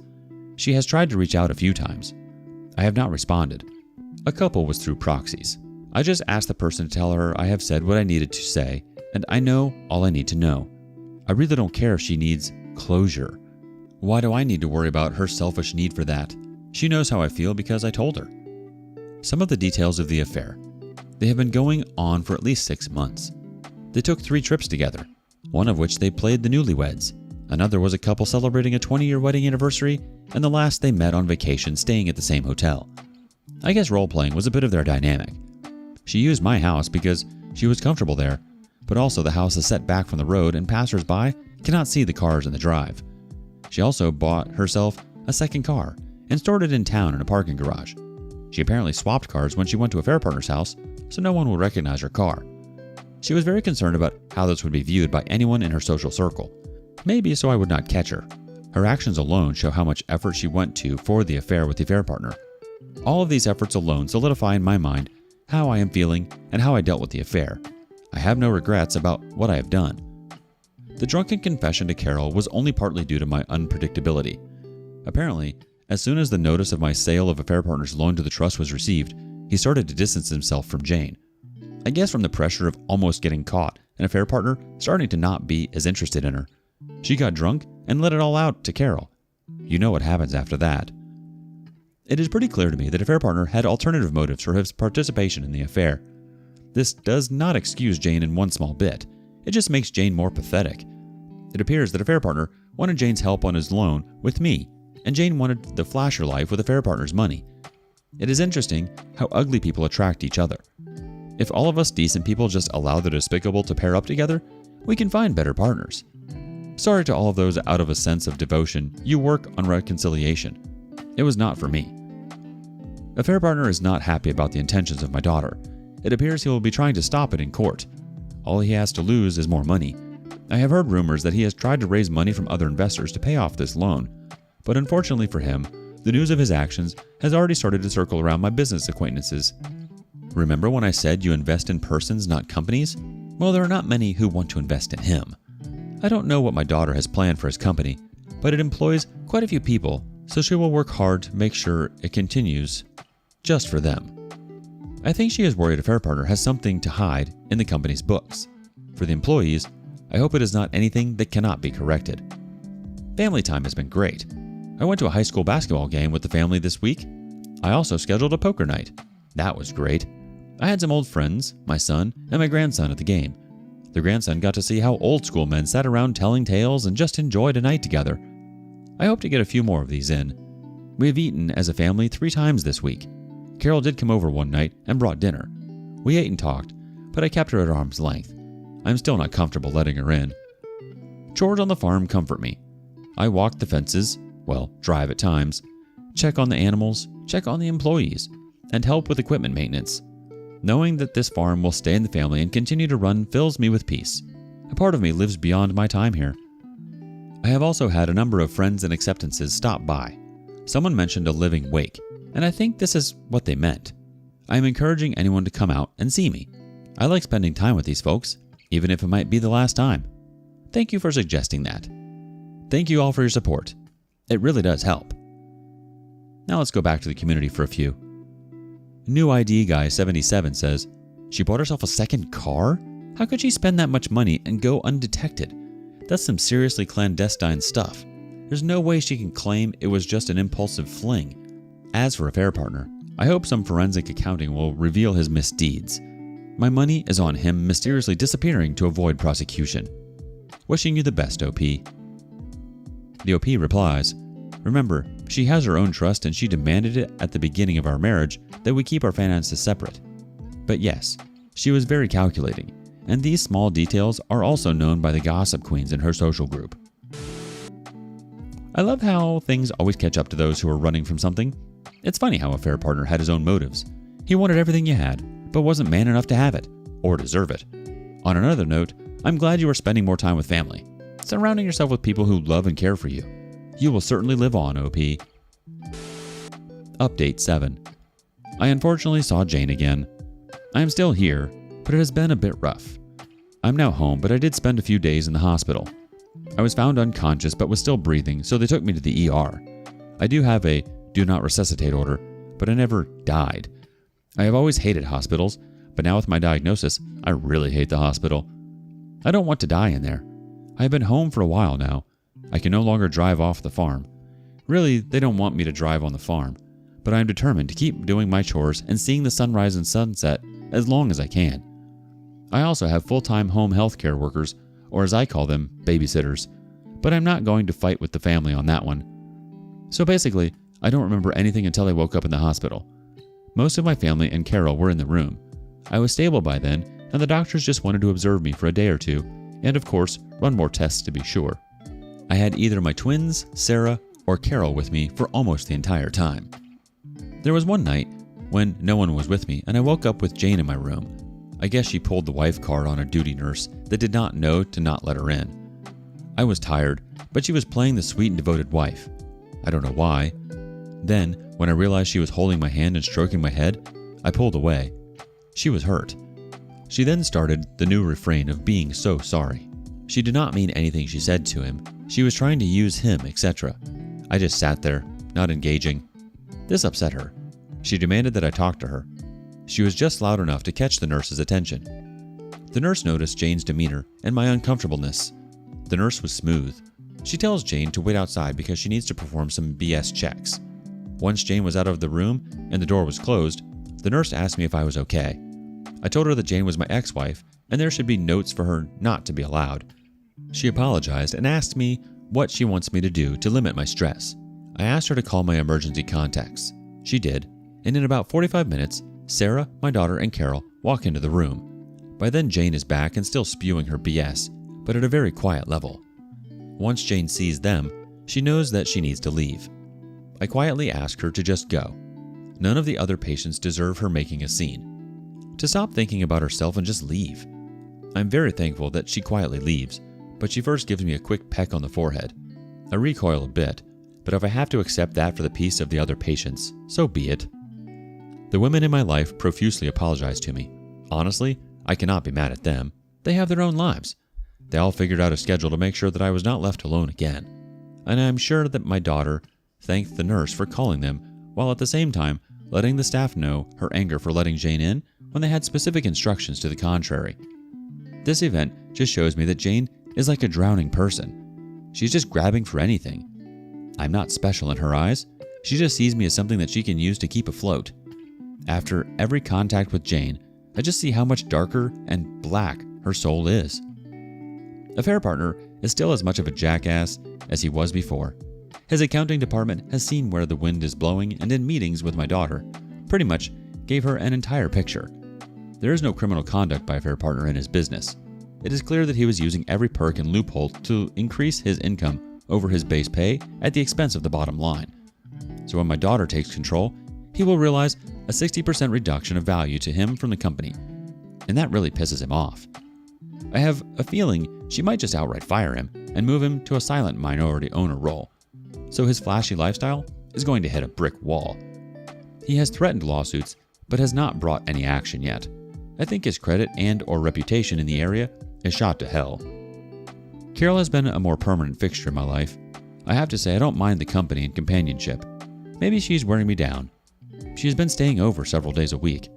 I hope to bounce back sooner than later, but since I cannot drive anymore, I'm going to have to lean on others more. This is uncharted waters for me. Carol has been eagerly volunteering to support me in this area. And before you ask, no, there is nothing physical between us other than sitting close together. Thank you all for your continued support. Back to the community with Comfortable East 2228. I've been following your story as you've been posting. I just want to wish you continued strength and peace on this unfortunate journey. While my story is not quite the same as yours, I had a massive stroke 6 years ago, and what it did for me was give me clarity in my life, and I was able to find out who was really true to me and cut out a lot of fake baggage to make whatever time I have left until my next stroke, which could happen any time, whether a week or 10 years, we are not promised anything. I hope that whatever time you have left, that you do whatever can bring you the most happiness. Take care and good luck, sir. It's gross to hear that Jane was acting like this and trying to talk to you about the affair while you're recovering in the hospital bed. That's disgusting behavior in my books. To do something like that while the person is in a vulnerable position, that's so wrong. Additionally, Carol seems like a surprise, but a pleasant one. I'm glad you have some sort of companionship in your life right now. Perhaps she was right about you needing it. Maybe she knows more than you know about yourself. Update 8. I'm sorry to have to tell you all. My dad passed away this week. I've been reading his posts and responses as I can for the past few days. I hear him so clearly in his posts and responses. One of his requests was to give you your letter from him. My Reddit family. Well, if you are reading this letter, you know that my time here is at an end. As all of you had suggested, I had written letters to all of my family members and also created videos for them as well. While answering your posts, I started referring to you as my Reddit family. That got me thinking that I needed to write one final letter. That letter is to all of you. I want to thank you all for your support and suggestions. This short time has been so important to me and will clearly be important to my family long after I am gone. You have helped me achieve my final gift to myself and to my family. That last Christmas week, as a family. Without having somewhere to vent and gain support, I would have had to turn to my family, and doing that would have meant abandoning my goal. My family might not see it as a gift right now, but they will in the future. I cannot tell you how much I enjoyed making those little videos. My family will have another small piece of me, and that is thanks to you all. I would not have done any of those silly little videos without your suggestions and encouragement. Honestly, I would not even have thought of it. I do have one request for all of you. My family will be going through many emotions. I know that part of putting my story out there is for you all to want a conclusion. Please allow my family to grieve and keep the request for updates to an acceptable minimum. I have asked them to give you this letter, and if they feel they could, to give a final update on Jane. That final update is up to them. I have asked them. I just ask you all to be patient. Finally, I wish you all the best. All the love I can provide from the great beyond. Remember, none of us are promised tomorrow. Know yourself and be good to those around you. I hope none of you suffer the road I have to walk, but if you do, I will, in any way I can, walk it with you. Remember, you are all worth so much. Never let anyone tell you anything different. I will send as many virtual hugs as I can from wherever I end up. Saying thank you, at times, feels so inadequate, but it is the words I have right now. Thank you. I hope we meet in the beyond, just not too soon. One last comment from the community, from Iavlis1. It should be us thanking your father. He came here with an absolute nightmare scenario, and yet he handled it with a level of poise and charisma that many of us can only aspire to. The fact that his whole family, even the wayward wives, went to bat for him is just a testament to his character. I just want your family to know that the support that we gave him pales in comparison to the hope that he has given us and will continue to give us. He was, is, and will always be one of the best benchmarks on how to handle an affair. What a ride, what a family, what a king. Thank you. My condolences to the family. This breaks my heart. I knew this was coming, but wasn't expecting to read it so soon. Thank you for sharing your story and your family with us, OP. The commenters are absolutely right. You handled this whole situation with a level of poise and charisma that not many of us can say they have done or would have done. My condolences to your family. I hope your last days were filled with peace and unconditional love. You were one of a kind.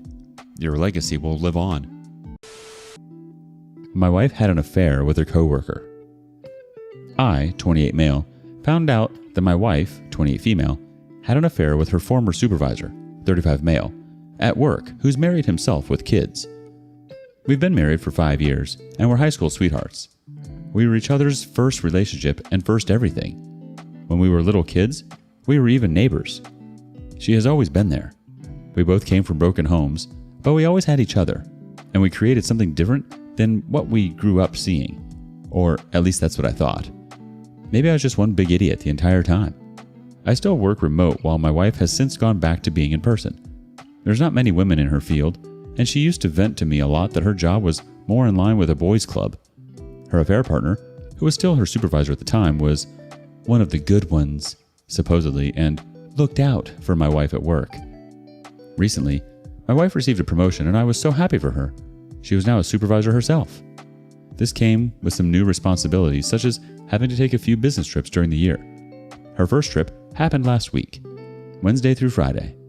Before she left, I told her that I'd be rooting for her from home, and she told me that she'd be leaving her heart with me and to take care of it. That's something she always says to me whenever we have to be apart. On Monday, she came home from work early. I could immediately tell that something was wrong. She looked overwhelmed, and there was a red mark on her right cheek. My wife is pale and tends to bruise easily. I asked her what happened, but she only asked me to hug her. She said she just wanted to feel my embrace. I hugged her, and after a few moments, she proceeded to say there was an incident at work. She sat me down on the couch and made the confession that has destroyed me and completely uprooted my life. She had sex with her former supervisor on the team lead trip. I couldn't even process at first. It was like I was watching it happen to someone else, or like she was going to reveal it was a cruel joke. I think I would have accepted the cruel joke over reality. I was quiet during her whole confession, not saying one word. I was just in shock. Cheating is a sensitive topic for me, as it is for a lot of people. My own family was wrecked by an affair my dad had. I'm the one who caught him cheating and told my mom. My dad and I's relationship is not good at all because he blames me for ruining the family, and he has never forgiven me. My wife saw what cheating did to my family and knew how much it tore me apart. Heck, she's seen me cry over this back when we were teens and she comforted me. And then she turns around and does this to me? To us? Apparently, the man's own wife found out and confronted her husband and my wife at work. It was a big scene with employees and customers all present. The woman had called my wife white trash and slapped her. After the slap, other employees started interfering and the woman was escorted out of the building. My wife then called her older sister, 30 female. In her words, she said her sister scolded her and told her that she needed to tell me about the affair and that I needed to hear it from her. I still never said a word, and she asked me to please say something.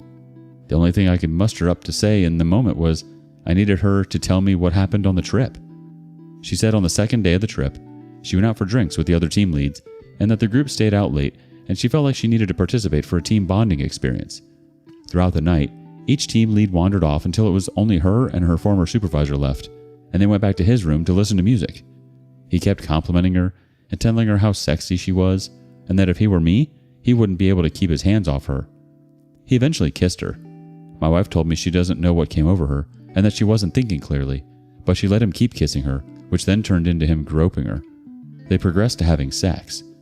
I didn't want any more details because I couldn't take it, and I got up off the couch, telling her to stop. She reached out to take my hand, but I moved away and told her not to touch me. She broke down crying and started profusely apologizing and begging for forgiveness, saying how it was the biggest mistake of her life, that she hates herself, and she wishes she could take it back. She just kept repeating how much she loves me and only me, that the alcohol clouded her judgment. I told her she needed to leave. She needed to call her sister to pick her up. She got up from the couch, crying even more, and tried to hug me, but I moved away again. She begged me not to do this, saying all kinds of stuff like she will quit her job, give me full access to her phone, saying we'll do counseling. I couldn't keep it together. I told her if she wasn't going to leave the house, then I would. I didn't even stop to pack a bag or anything, but just went for the door. She grabbed my arm, I guess, to try to stop me from leaving, and kept pleading for me not to do this, and saying after everything we've been through that this can't be the end of us. Despite everything, seeing her in that state and leaving her behind while she was crying still tore me apart because I love her. I love her more than I ever thought was possible to love someone else. But she broke me. She tossed our entire life and future away. I ended up going to my mom's house, and that's currently where I'm staying. I don't know how I kept my senses during the drive, but when I arrived, I just cried. I don't even think my mom has even seen me cry as a teen or as an adult. The only person who's ever seen me cry is my wife. I did tell my mom what happened because I honestly didn't know how to keep it from her with me showing up at her place in that way. She was brokenhearted over it. She and my wife always got along. My mom treated her like a daughter. That was their relationship. She didn't pass any judgment, but said I could stay as long as I needed and tried to offer some words of comfort. Ever since I left, my wife has been blowing up my phone with calls and texts, but I haven't answered or wrote back. The texts have basically just been begging me to come home and to talk with her, asking where I am, and to please not give up on us. I just feel so broken. I thought I knew what this pain was like, but it's nothing compared to experiencing it for yourself. I never thought my wife would do something like this. I always had the belief that there was no coming back from cheating for me, that the relationship would be over. But now I keep thinking if I should give our relationship another chance. Go to counseling together and try to salvage the relationship. I keep thinking back to all the history we have, how much I love her, how we always felt like matching puzzle pieces, and how when I thought I had no one, she was there. I don't know what to do. I don't know how to proceed. I'm at a loss. I'm so sorry, OP. I keep wondering how a affair partner's wife found out. Perhaps there was more going on and for a longer period of time. There almost has to be. The timing of the work promotion just seems too perfect. Maybe that was your wife's reward for messing around with her boss. Yikes. Not the best mental image. I'm honestly heartbroken for you. You both have such a history, and for her to just throw it away like that is gutting. You were right to leave since she wasn't going anywhere. It just sucks how you had to be the one to leave and make that call. Update 1. Other betrayed spouse. Thanks to everyone for the advice, concern, and resources. With everything going on, I haven't been able to respond to every comment or message, but they've been very much appreciated. This week has been the most excruciating. I feel like a helpless kid again who can only watch as the world around me falls apart. And I'm going through it without my wife, who has been my best friend and support. I was certain I didn't have the whole story, so yesterday I looked into contacting the other betrayed spouse. I knew I needed to hear what she had to say in order for me to get some clarity. She wouldn't have any agenda to lie or withhold whatever information she had from me. I found her Facebook account and wrote her on Messenger. She responded no more than 10 minutes later and offered to video call right then. I immediately replied that I was available. One look without a word, and I could tell she was going through a similar hell like me. She said that shortly after being escorted out of the workplace last Monday, she actually tried to get in contact with me, but couldn't find my details. In fact, one of the last things she said to my wife was threatening that she was going to tell me. When she was saying this, all I could think of was how my wife rushed home that day and how her sister told her that I needed to hear about the affair from her. I asked her if she knew more about what occurred during the team lead trip, or was this really just a one-night stand, and how did she find out? What she told me confirmed my fears. The affair dates back to before the trip. Documented proof from texts that were of an intense emotional affair. All of this, other betrayed spouse shared with me with screen share, and I could barely keep it together. She told me that back in January, she noticed that her husband was withdrawn and disinterested towards her. There were times she saw him texting my wife, but he would brush it off as work-related convos. The day before the trip, she went to the job to drop something off her significant other had forgotten, and she found him in his office with my wife, standing close together, joking and smiling. She said the whole atmosphere between them felt flirty. When they noticed her, they parted, and my wife's face looked panicked while her husband went over it all together.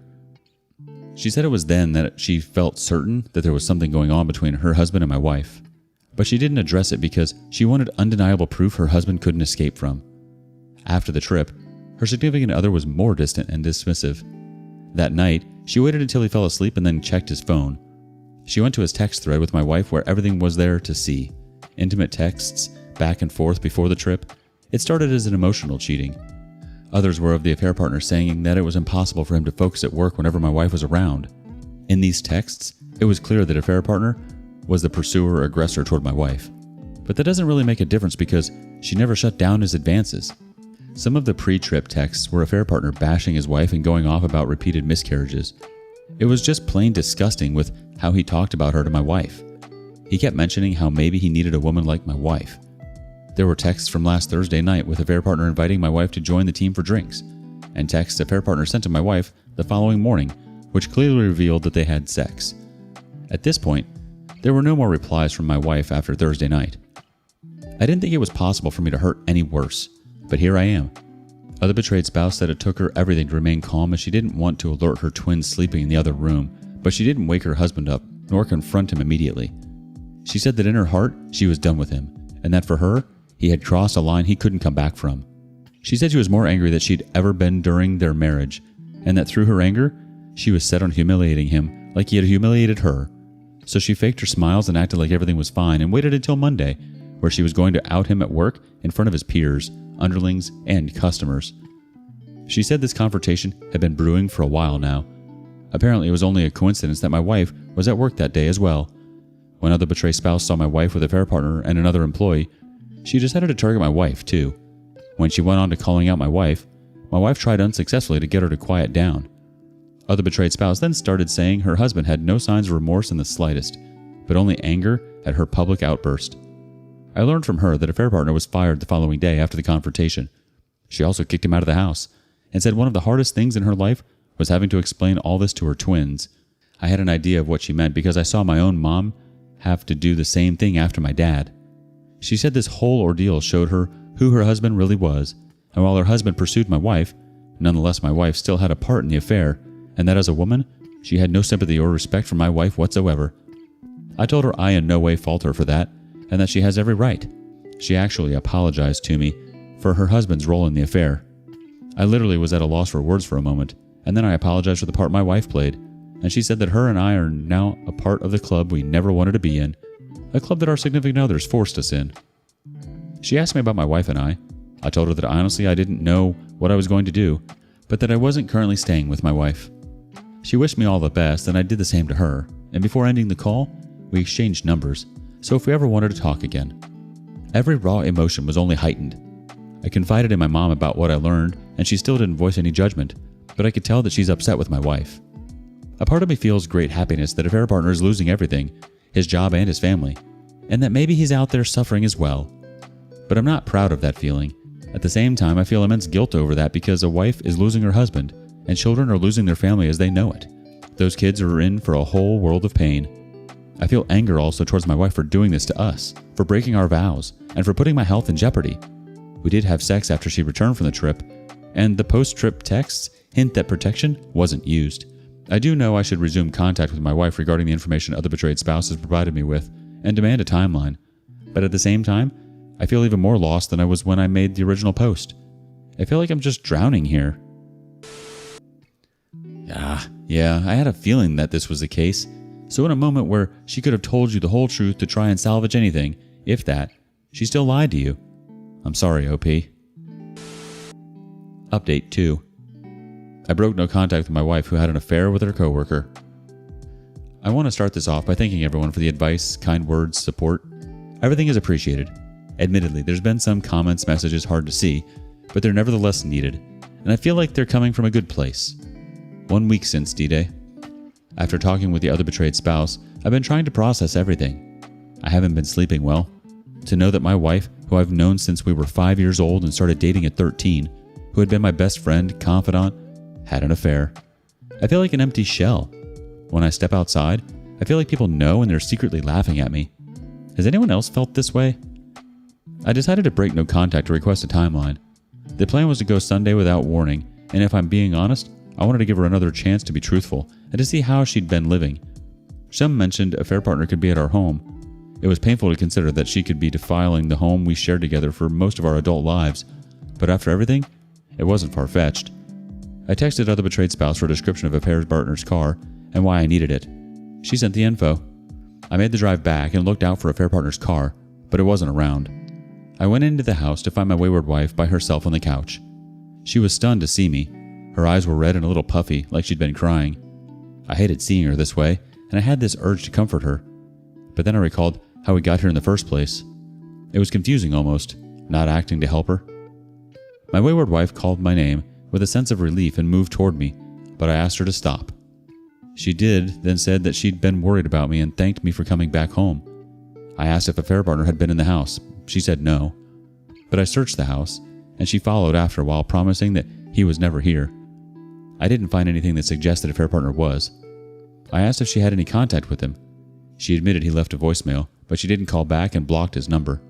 She showed proof of this. We sat at the dining room table to talk. At this point, I tried not getting lost in emotion. I told her I would like for her to answer my questions. She agreed to do so, and that she's just glad I'm here and that we're talking again. I asked her if she had quit, and she said she hadn't yet, but on the same day affair partner was fired, she was suspended for a week pending an investigation. Tomorrow she'll learn the outcome. She said affair partner's firing was the sole reason she hadn't quit like she offered. I asked her to tell me about the affair. She said she already did, but I told her that we both know there's more to the story, and now I'm giving her another chance to be honest with me, and if I were to discover any lies, then there would be no going back. She was quiet for a few moments, and then she nodded.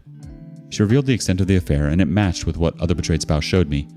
The affair started off emotionally, and that there had been some flirting at work, but she insisted they only had sex the one time. She didn't go into every single detail that other betrayed spouse showed, but she revealed the emotional affair. She didn't say anything I didn't already know, but it was like a fresh wound opened up after hearing her confirm it. I was left in silence again, like how I was on D-Day. She asked me to please tell her what I was thinking. I asked her why would she do this.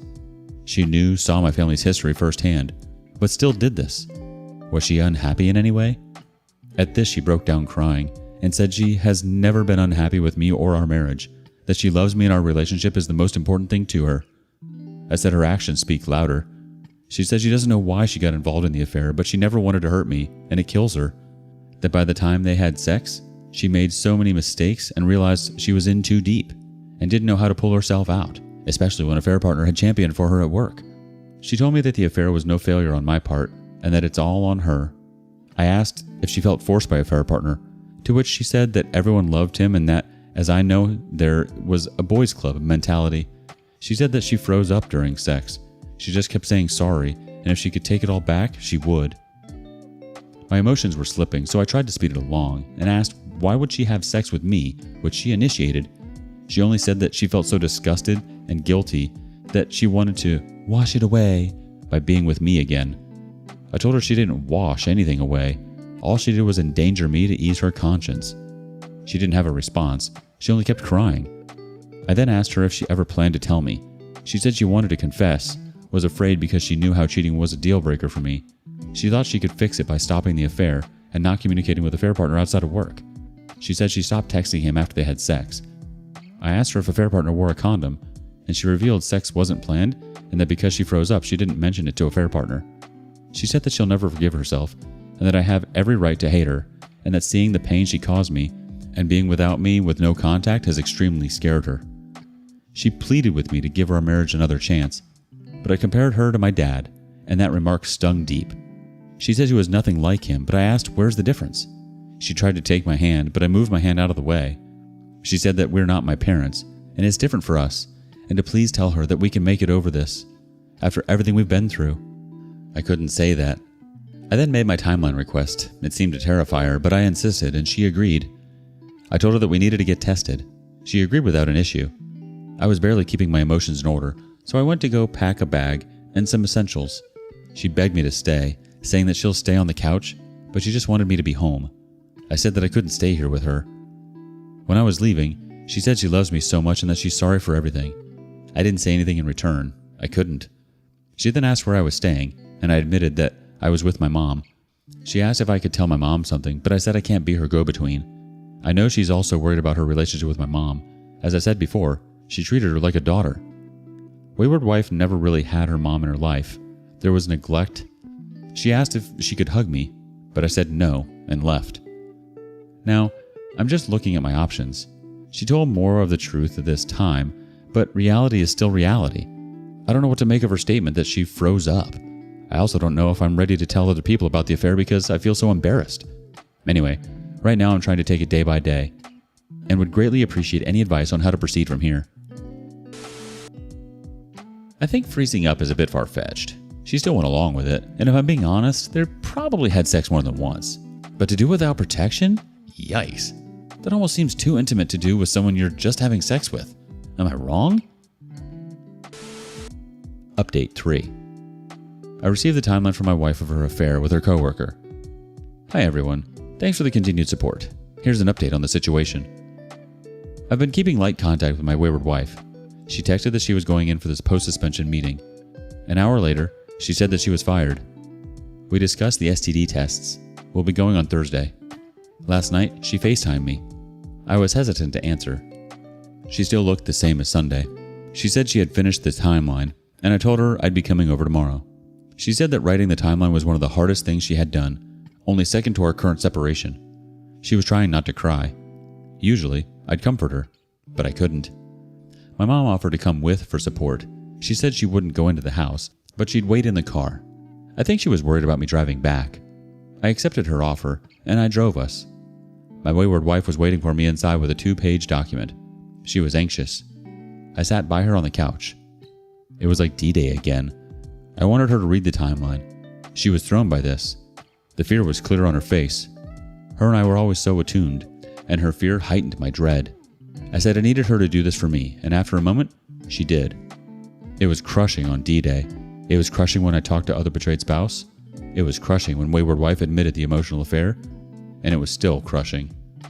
The timeline covered from wayward wife being hired through D-Day, how her and affair partner's friendship began, the culture at work, how affair partner presented himself as different. While he joked with the guys, he didn't go along with the nonsense and kept his department intact. He started looking out for her and went out of his way to get her seen, credited, a friendship established. Affair partner started venting about his home life, and she was a listening ear to him. He would ask about hers. He seemed to be probing. She told him about her mom relapsing. He grew bolder in venting. She wished she'd spoken up, but was blinded by her view of affair partner being one of the good ones. At work, co-workers mocked her of being affair partner's favorite, etc. She didn't confide in me about this because at the time I was getting into it with my dad. She felt like her problems were petty in comparison, so she didn't want to throw it on me. She vented to affair partner. This started the emotional affair, and now affair partner was being told about issues that I wasn't. That hurt to hear because we always kept an open line of communication with each other. There wasn't anything we couldn't talk about. No matter what I had going on, she was my first priority, and I would have been there for her. We were a team. Affair partner started flirting at work, texts, and she started flirting back. He told her that a promotion was coming up, and he wanted to make sure that she was a contender, and she was one of the best employees. After the promotion, he hugged her. That was their first physical contact, and he joked that she could thank him some other time. When the team went out for drinks, they broke off to their own table, and he vented about other betrayed spouse and his kids. They went to his room under the pretense of listening to music and taking the party upstairs to celebrate her promotion. He turned on music and talked about the view from his room. He pulled her to him and started dancing a bit. He kept saying how sexy she is. If he were me, he wouldn't be able to keep his hands off of her. He eventually kissed her, and she froze up. Her mind shut down. Her mind, emotions weren't there. Affair partner started groping her all over, and it went to sex. She didn't orgasm, and affair partner finished quickly. He told her, "That was a hell of a celebration." He eventually fell asleep. She quietly got out of bed and left to her room. She immediately went into the shower and repeatedly scrubbed her body, but she still felt filthy. She didn't sleep that night and just cried as she thought of me. The next morning, there was only one meeting, but she didn't go. Affair partner called and said he was disappointed he missed out on a second go in the morning. She was barely replying, and he asked if something was wrong, but she lied that she was hungover. He told her that he'd cover for her at the meeting. He tossed the idea of them staying behind another day. She was afraid to tell me about what happened because she knew how cheating was a deal breaker for me. She made a plan to stop the affair by not communicating with affair partner beyond work. She came home early, even more wrecked with guilt as we reunited, but she acted like nothing was wrong. On Saturday morning, she initiated sex in an attempt to wash away what she did, but she only felt worse since she'd been with affair partner without a condom. On Monday, affair partner pulled her aside, and she told him that they should leave what happened in the past and that it was a mistake. But affair partner was refuting until another employee approached. After the confrontation, she called her sister in a state of panic. My sister-in-law found out the same day I did. There's more to the timeline, but I summed it up. While reading, she cried and took short breaks to catch her breath. I wasn't holding up much either. She touched my hand as she repeatedly apologized, but I removed my hand from under hers. I had to get out of there, so I asked for the timeline and left. Inside my car, I broke down, and my mom, without saying a word, embraced me. I sat there crying in her arms like I was a little kid again. I was in no condition to drive, so she drove us back. My wayward wife kept calling and texting and blowing up my mom's phone, but I told my mom that I would handle it. I eventually called back. She asked if I was okay, but I said, why in the world would I be okay? She apologized and said I was right. She was no better than my dad. She said doing the timeline was like confronting herself, that it gave her clarity. She said she loves me and has only ever loved me. That before we got together, we were friends who became best friends, and every moment with me she treasures. She said she hates herself for every choice she's made at the job, that she knows nothing she's going through compares to what I and other betrayed spouse and kids are. She said nothing she's lost means anything compared to losing me. She asked if I could find it within me to reconcile, and she'll spend forever trying to show me what our relationship means to her, and to do the work to make things right again. I couldn't respond, and my right hand was literally shaking. I only said that I needed some space. Do I regret hearing the timeline? Not really, because I needed to have it. Sometimes the decision can be hard for me. Sometimes I pick it apart. But once I make it, I do my best to stick to it. That's kind of always been my way. I have always loved my wayward wife. We have been through a lot together, and I don't want to lose our relationship. But I still look at what's happened, and I'm just broken. I do think individual counseling would be good. I did individual counseling for a year after my dad's affair. I also still want to go to the polygraph route as well. I know I need to have my wayward wife take a pregnancy test too. She's on birth control, but still, I would appreciate any thoughts and advice on this whole situation. I don't think you were wrong to hear the timeline. I just really hope that she didn't shy away from the truth. And it's hard to hear someone tell you they love you when their actions say otherwise. Thank you for being so vulnerable with us, OP. Update 4. I discovered some more info after my wife's timeline of her affair with her coworker. Hi everyone. First off, thanks to everyone who reached out and provided advice or support. Everything is appreciated. Here's an update. Since my wayward wife read her timeline, there hasn't been a moment. It hasn't been heavily weighing on me, and I still haven't slept well. I've read the timeline at least once every day, and with every reread I experience a variety of emotions. Sadness, hurt, anger, and embarrassment. Sometimes I can't even form how I'm feeling into words. I don't think that she was lying or doctoring it up. Everything does match with what other betrayed spouse showed me. I think the timeline was impactful for her. The affair is the affair, but I do believe that affair partner preyed on her. I'm angry I was unaware of it and didn't protect her. When we were 17, there was this bad incident with her mom, and she came over to my house and I held her in my arms and I promised I would always protect her no matter what. And I feel like I failed with affair partner. I didn't see his motives. I only took her word. On Friday night, I texted other betrayed spouse to see if we could talk. I wanted her input and to see how her and the twins were doing. She called. She had just put her kids to bed and said how rough it's been on the kids and that she's just been trying to focus on them. She said that it's going to be a bitter divorce. Affair partner's acting like the wronged party and puffed up with himself. He hasn't apologized or anything. He's living at an extended stay. She changed the locks so he couldn't come and go. I asked about affair partner's history, past cheating, abuse of power. She knew where I was getting at. She's suspicious of past infidelities over the years that a woman always knew, but she never had proof he couldn't deny. She believes he grew overconfident, sloppy with my wayward wife. There was one allegation 5 years ago at affair partner's previous job. A coworker reported him to HR for retaliating against her after she refused in advance, but nothing came of it. She was viewed as a difficult employee who was frequently late and dismissed as bitter after affair partner wrote her up. Other betrayed spouse, she ignored the warning signs because she was pregnant. There wasn't another allegation and he had a great reputation. The info took me a minute to process. I did ask if affair partner gave her a timeline. She said she didn't care for one because she just wants a divorce. She asked if I had made a decision yet with my wayward wife, and I told her that I hadn't. She suggested her attorney when I was ready, or just for a consultation. I took the info and thanked her. We talked for a little bit about life post D-Day before hanging up. I felt more anger toward affair partner. I do believe he set his sights on wayward wife, but she still had an emotional affair which only grew, and I just feel so deeply hurt, lost, and betrayed. I really hate all of this. Yesterday, I still couldn't get what other betrayed spouse said off my mind. My sister-in-law called me, and the tone of her voice was troubling. She was worried about my wayward wife, that she didn't believe she was doing well and had not been eating. She asked if I had talked to her at all, but I hadn't since Thursday. So far, my wayward wife has been respecting me, asking for some space.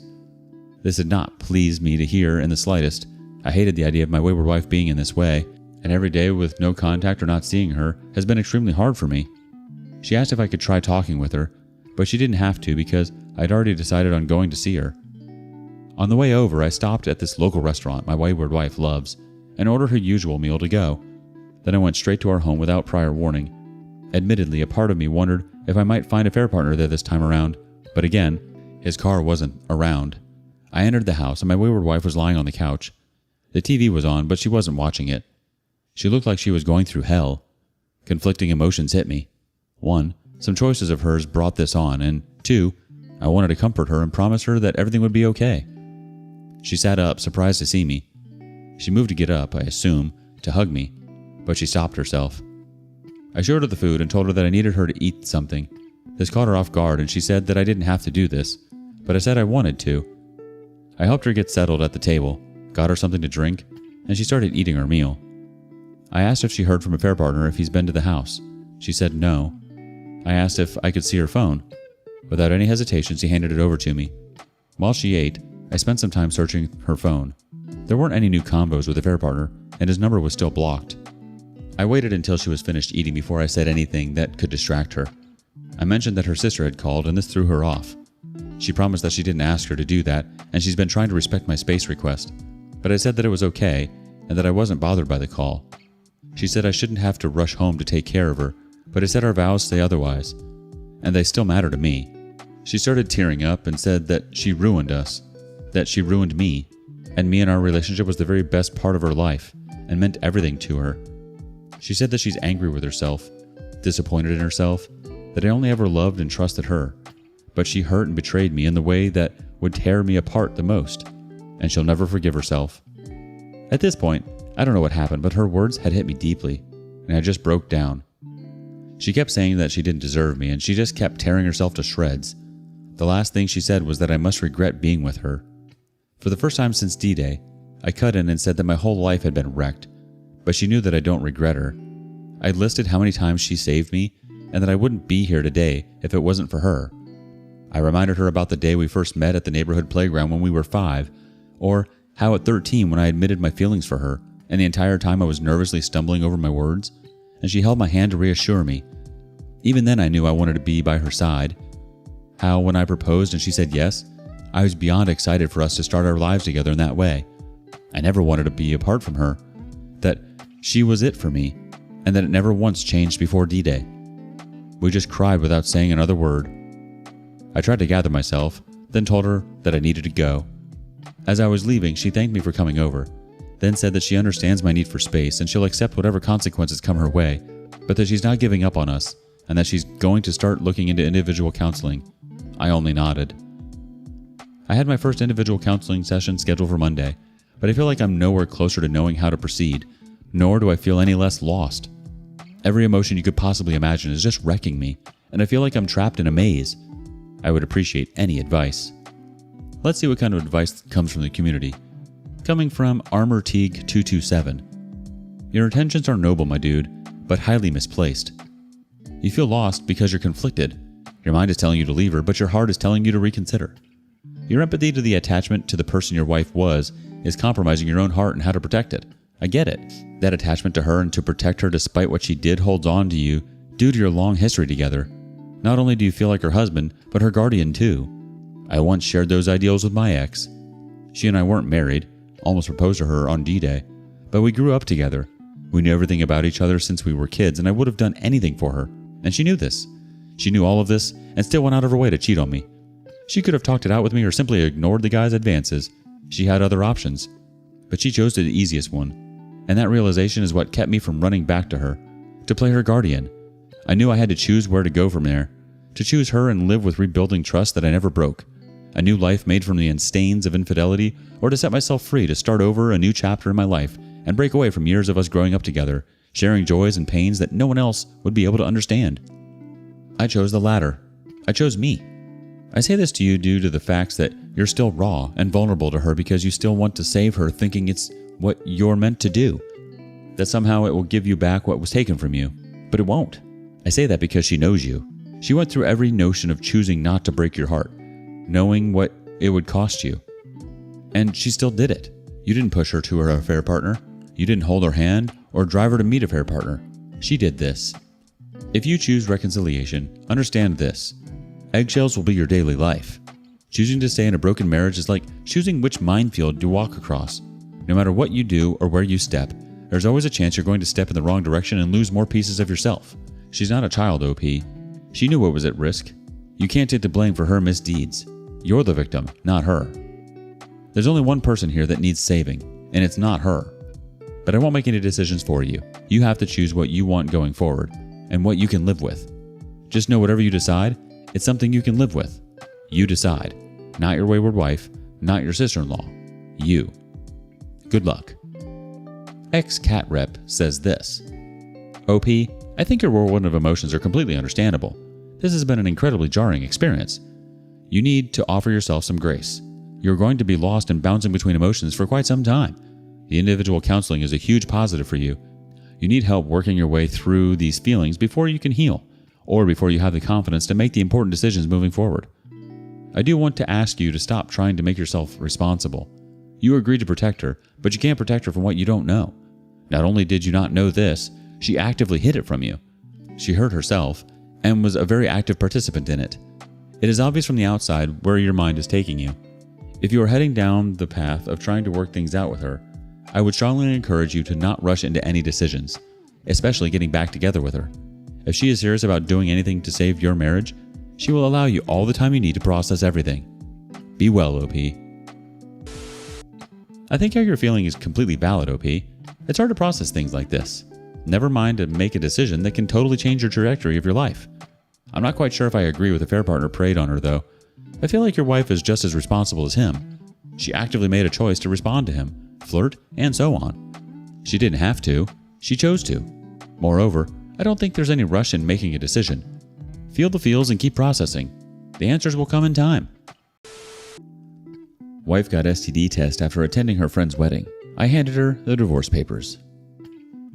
When people say one moment can change your life, they probably talk about my life. It amazes me how one small piece of paper discovered from my wife's purse changed everything in my life. I, 37 male, married my college sweetheart 10 years ago.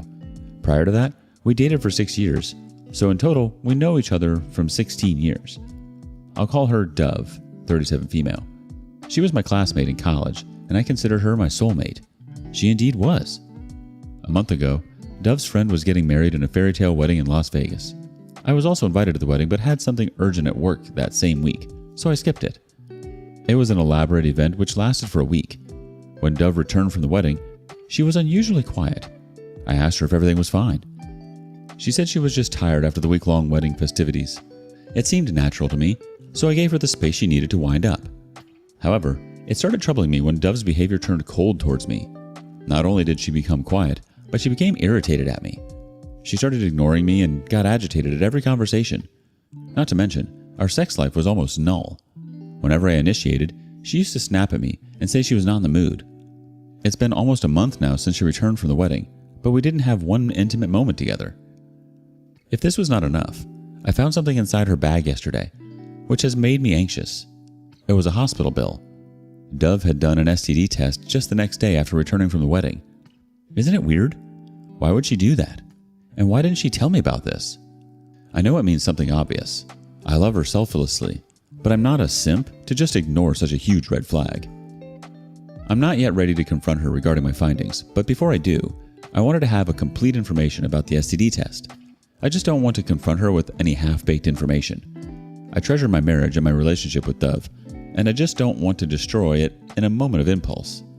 I have researched my best on this subject, and while doing so, I bumped into this page where several men and women have shared their stories where they have found their partner undertaking STD tests secretively.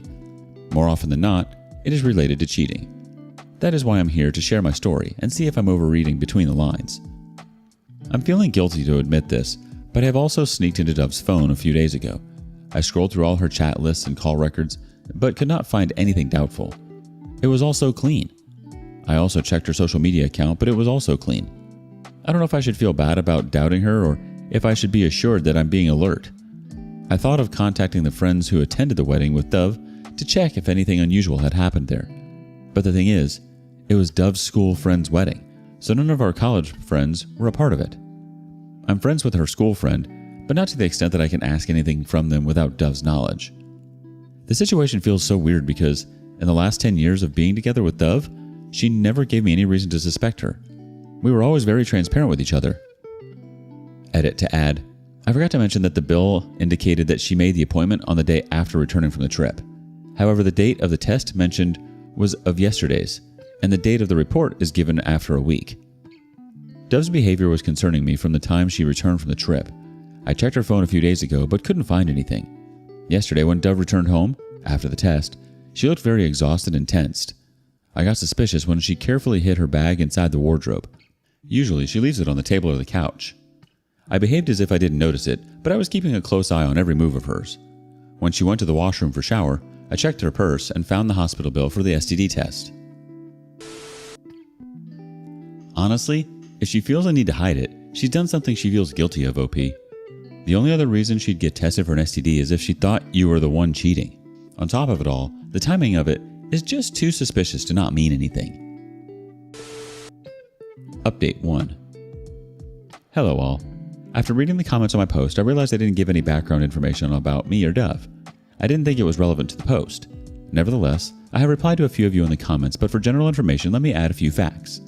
Dove and I graduated from the same college. We both are software engineers and work for different IT companies. We have a 6-year-old son. Financially, we had a stable life, a quite decent one. We were a pretty happy family until now, until Dove decided to screw up everything. After discovering the medical bill for an STD test from Dove's purse, I was restless. The comments on my last post, as well as the stories of other victims, all indicated one thing. Dove cheated on me. Initially, I wanted to wait until the test results were out before confrontation, but I was choking up from the inside. I could no longer hold it back. Dove also noticed that I was behaving differently. The day I made the post, she even asked me if everything was all right. I just nodded and faked a smile. She thought that maybe I was retaliating for her rude behavior. So, a day after I made my post, we sat at the dinner table. As we started eating, Dove again asked me if I was doing well. I nodded yes. But after a while, I couldn't hold back myself and I blurted out, "How was your STD test?" She looked at me, shocked. I repeated, "Yeah, that STD test you took a few days back?" She turned pale and asked me how did I discover it. I said it doesn't matter. Then she said the most classic line, "I can explain." I stared at her straight and told her to explain. She sighed and took a deep breath while I kept staring at her patiently. She started weeping. The moment she started sobbing, my heart sank. I understood that my suspicions were true. Dove held my hand and told me to believe her. I told her I could believe her only if she said anything. But instead of saying anything, she pulled her chair closer to me, leaned on my shoulder, held my arms tightly, and cried. I let her emotions flow out. In the last 16 years of our relationship, I have never left her crying.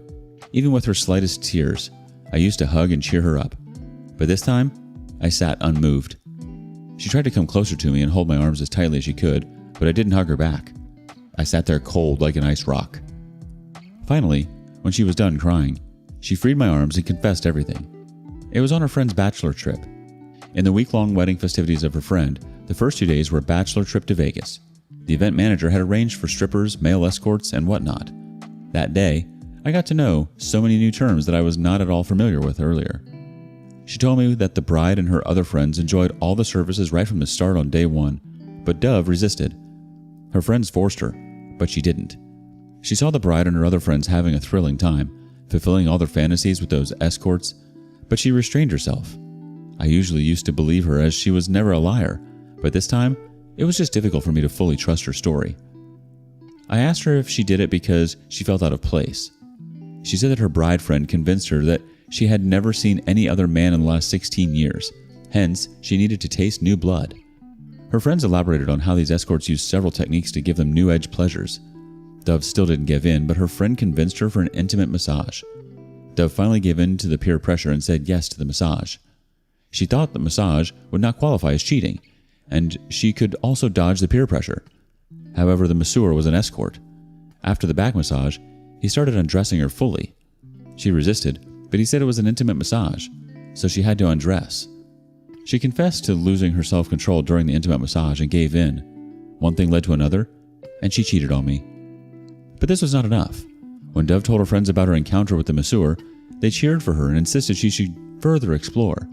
They also assured Dove that it would be confidential, nothing would ever reach me. Dove thought she had already done it once and cheated on me. So, there was no point in resisting further. She decided to better explore her fantasy. I was glad that she honestly confessed everything. She knew I wouldn't forgive her even if she did it once. I just sat there lifeless, trying to absorb whatever Dove said. I knew my life was going to change. The woman in front of me was the love of my life. And that was why her betrayal inflicted such a grave pain on me. Dove nudged me to say something, as I had not spoken a word since she confessed. I buried my face in my palms. She tried to hold my hand and lift my face, but I resisted.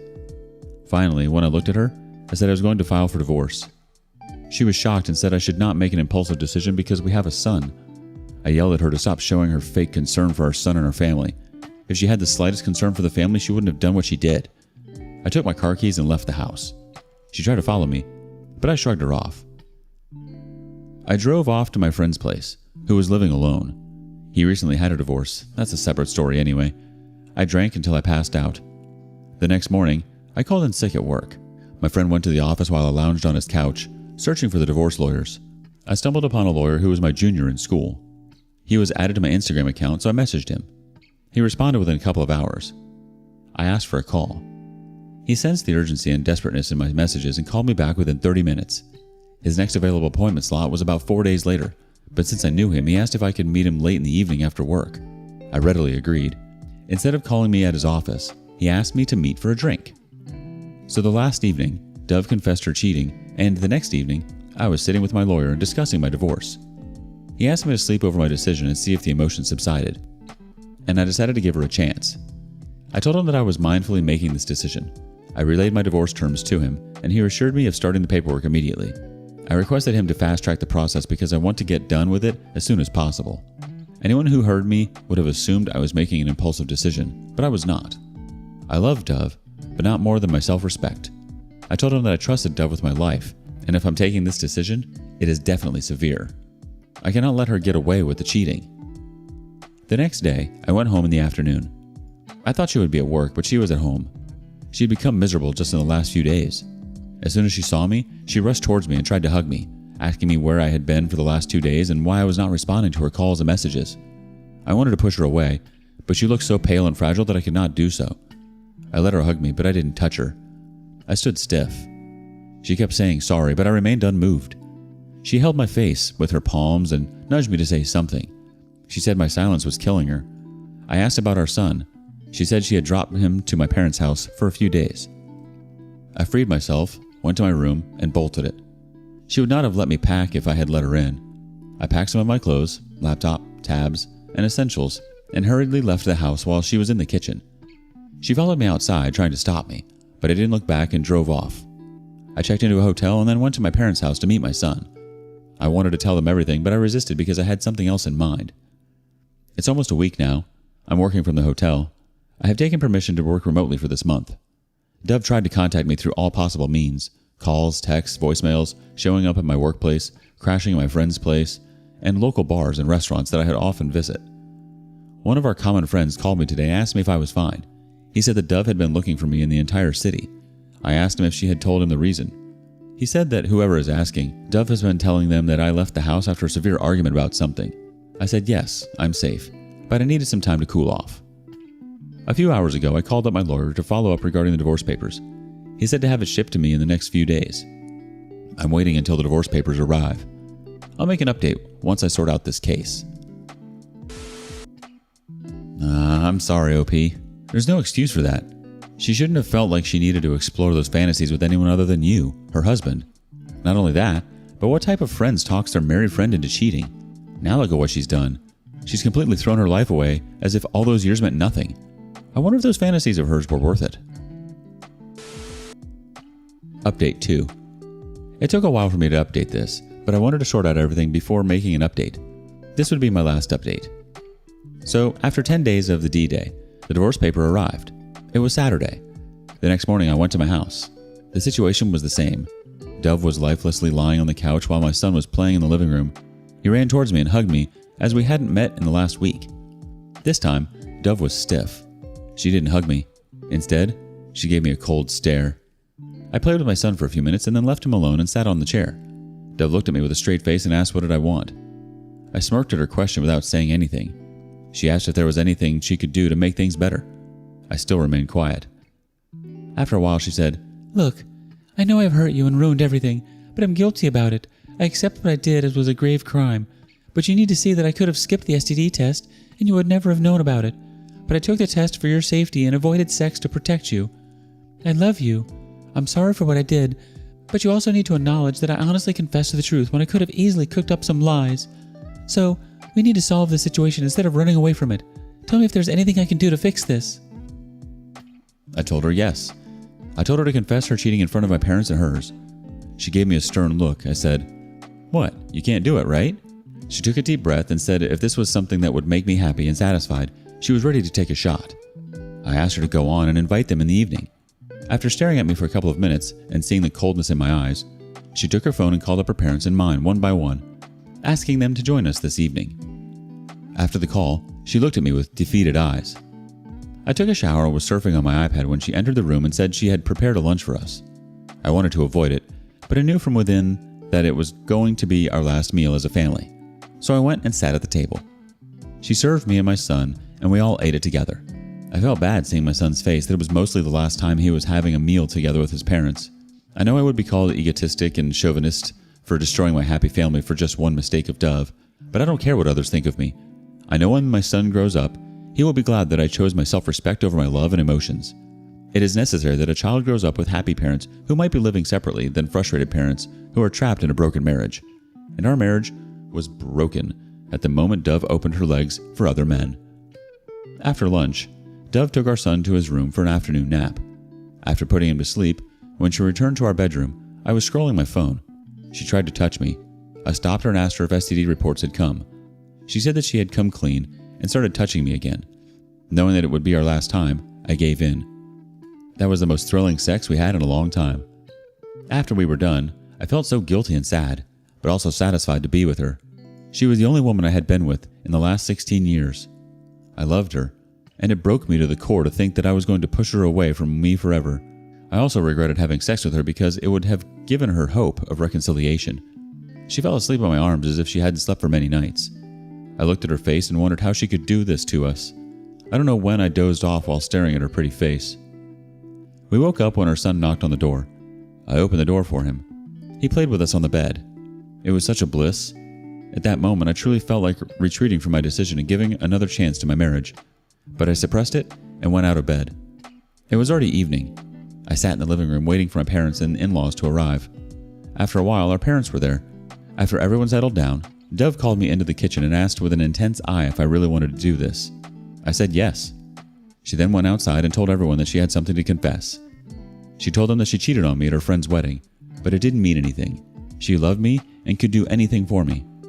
She went on to say that she had confessed about this to me, and I wanted her to inform everyone about this. It happened so fast that my parents thought it to be a prank. I said it was not a prank and added that she had confessed when I found the STD test bill in her purse. Her parents looked down in embarrassment and anger. My parents were also disappointed, but they didn't say anything. I told everyone that I also had something to say, and it was that I had filed for divorce.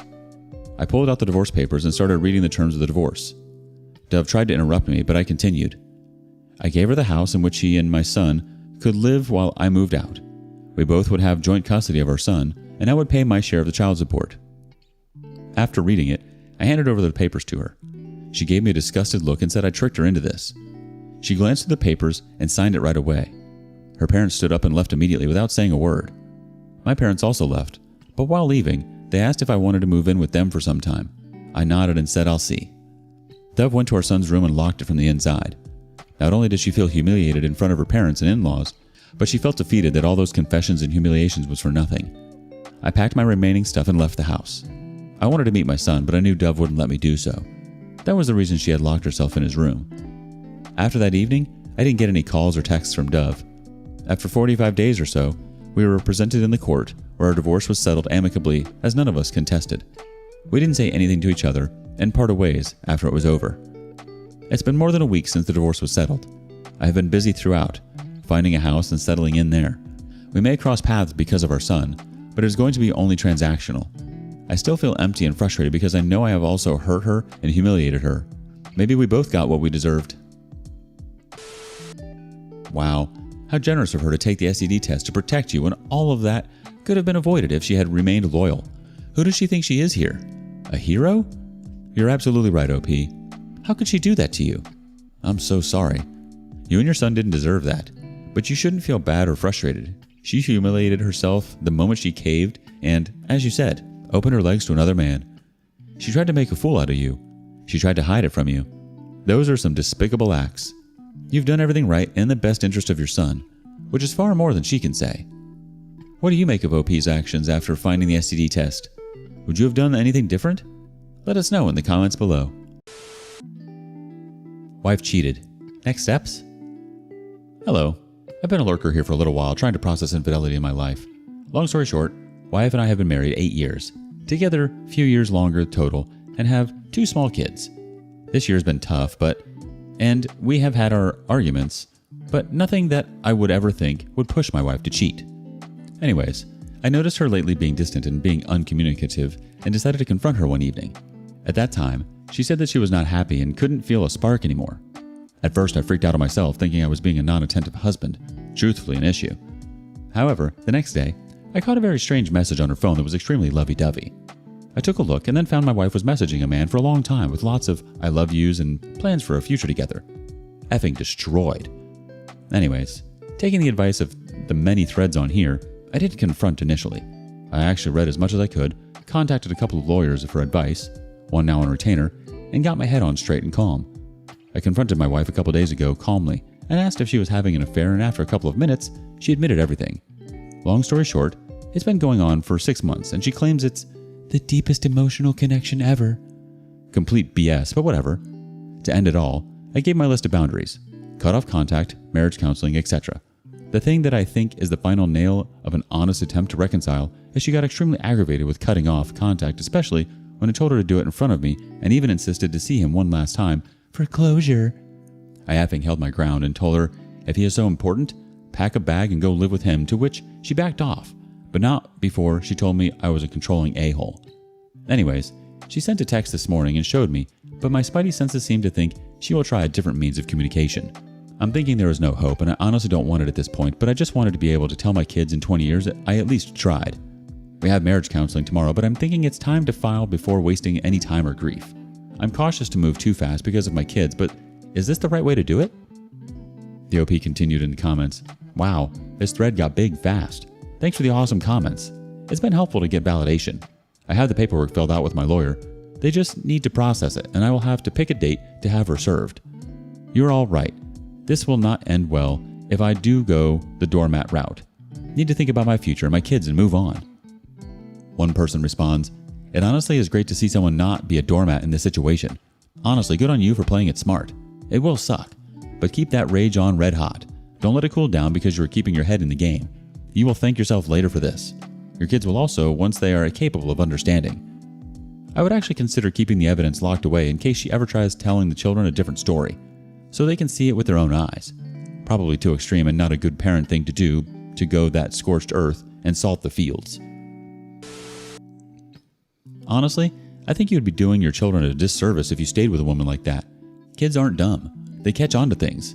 If they see you allowing yourself to be mistreated, they'd allow themselves to be mistreated with whatever toxic partners they would gravitate towards later in life. If your wife insists to see a fair partner one last time, you know for certain it's never, ever going to be the last time. Update. The past few weeks, simply put, sucked, but it's given me time for a lot of soul searching and thinking. As an update from the previous thread, the wife and I did attend some counseling after the initial confrontation, and I will say this particular counselor has been very good about listening to both of us and not assigning blame or anything like that, and helping to navigate our new reality. She has also helped to uncover some structural issues in our relationship, and while that doesn't at all excuse my wife's behavior, it's helpful at least knowing for a future relationship and not repeating the same mistakes. As also mentioned in the thread, my wife's initial reaction to my boundary to cut off contact with the affair partner appeared to go unheeded, and I did catch small messages between them before she completely went dark with her chat logs and phone.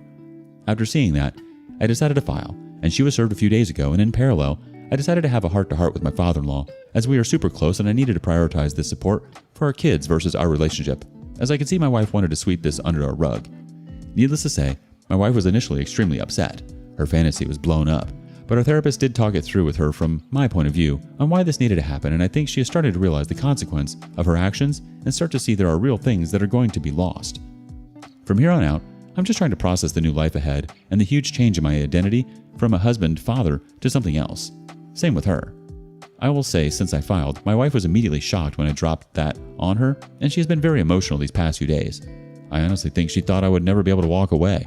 I've kept her at arm's length, but I have seen a distinct change in her, and on a positive note, we have talked more, kept our conversation civil, and focused on our shared priorities, children mostly. I've made it very clear to her that she left a huge wound on me and that she has to do the heavy lifting to help repair and give me space and time if I can ever begin to forgive.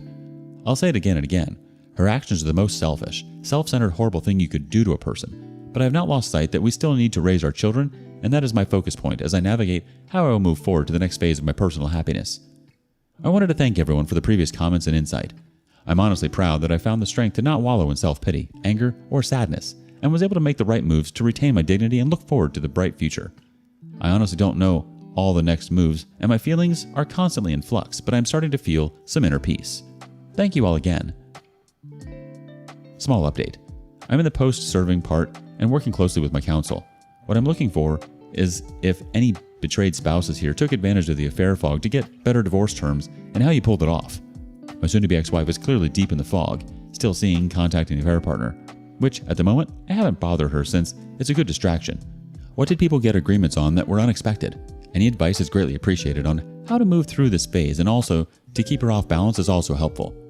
Besides Grey Rock and 180, I've been going out much more unexpectedly and not divulging details of my activity. Update. Advice Grey Rocking during divorce proceedings. Hi everyone. I posted a few threads about my ongoing saga, but the abridged version is wife cheated, I caught her, she gave me the "I love you, but not in love, and affair partner is the greatest emotional connection ever" BS, and has trickle truth, gaslit, everything to the script. I then proceeded to drop papers on her, and well, here we are a few weeks later. Long story short now, in the post-serving phase and have to cohabitate for now since I want to spend as much time with my children as possible. I'm now in a separate room too, so this has helped me begin to get that distance. I've implemented the Grey Rock with my soon-to-be ex-wife, generally trying not to be interested in any discussion, but I have to fake it a little, especially with kids around. They are still small, but try to be upbeat as they can sense a lot. I'm also not making myself available in the evening, going out with friends, working out, whatever. Any other advice on how to best handle the situation? It's a delicate balance. I want as much bonding time with my kids and have sucked it up for family dinners and whatnot. Any other do's and don'ts? Honestly, it seems like you're making all the right moves, OP. The best thing you can do right now is your children. As you said earlier, your children look back and see how you treated their mother as you were going through this will speak volumes of your character. It will serve as a huge lesson on how to treat others who have wronged you. You're a great father, OP. Update. I've made a few posts prior, and to those that don't know the story, it's simply, wife cheated, greatest emotional attachment ever, love you but not in love, etc. I threw down papers, and while I'm just over 1.5 months after D-Day and working like hell to move on. The purpose of this post is not for any update. All I can say is the process is ongoing and I will give the appropriate update at the right time, likely a while. My only request is for anyone that has gone through the process, please share any good advice, lessons learned, things you would have done differently, or good things to know.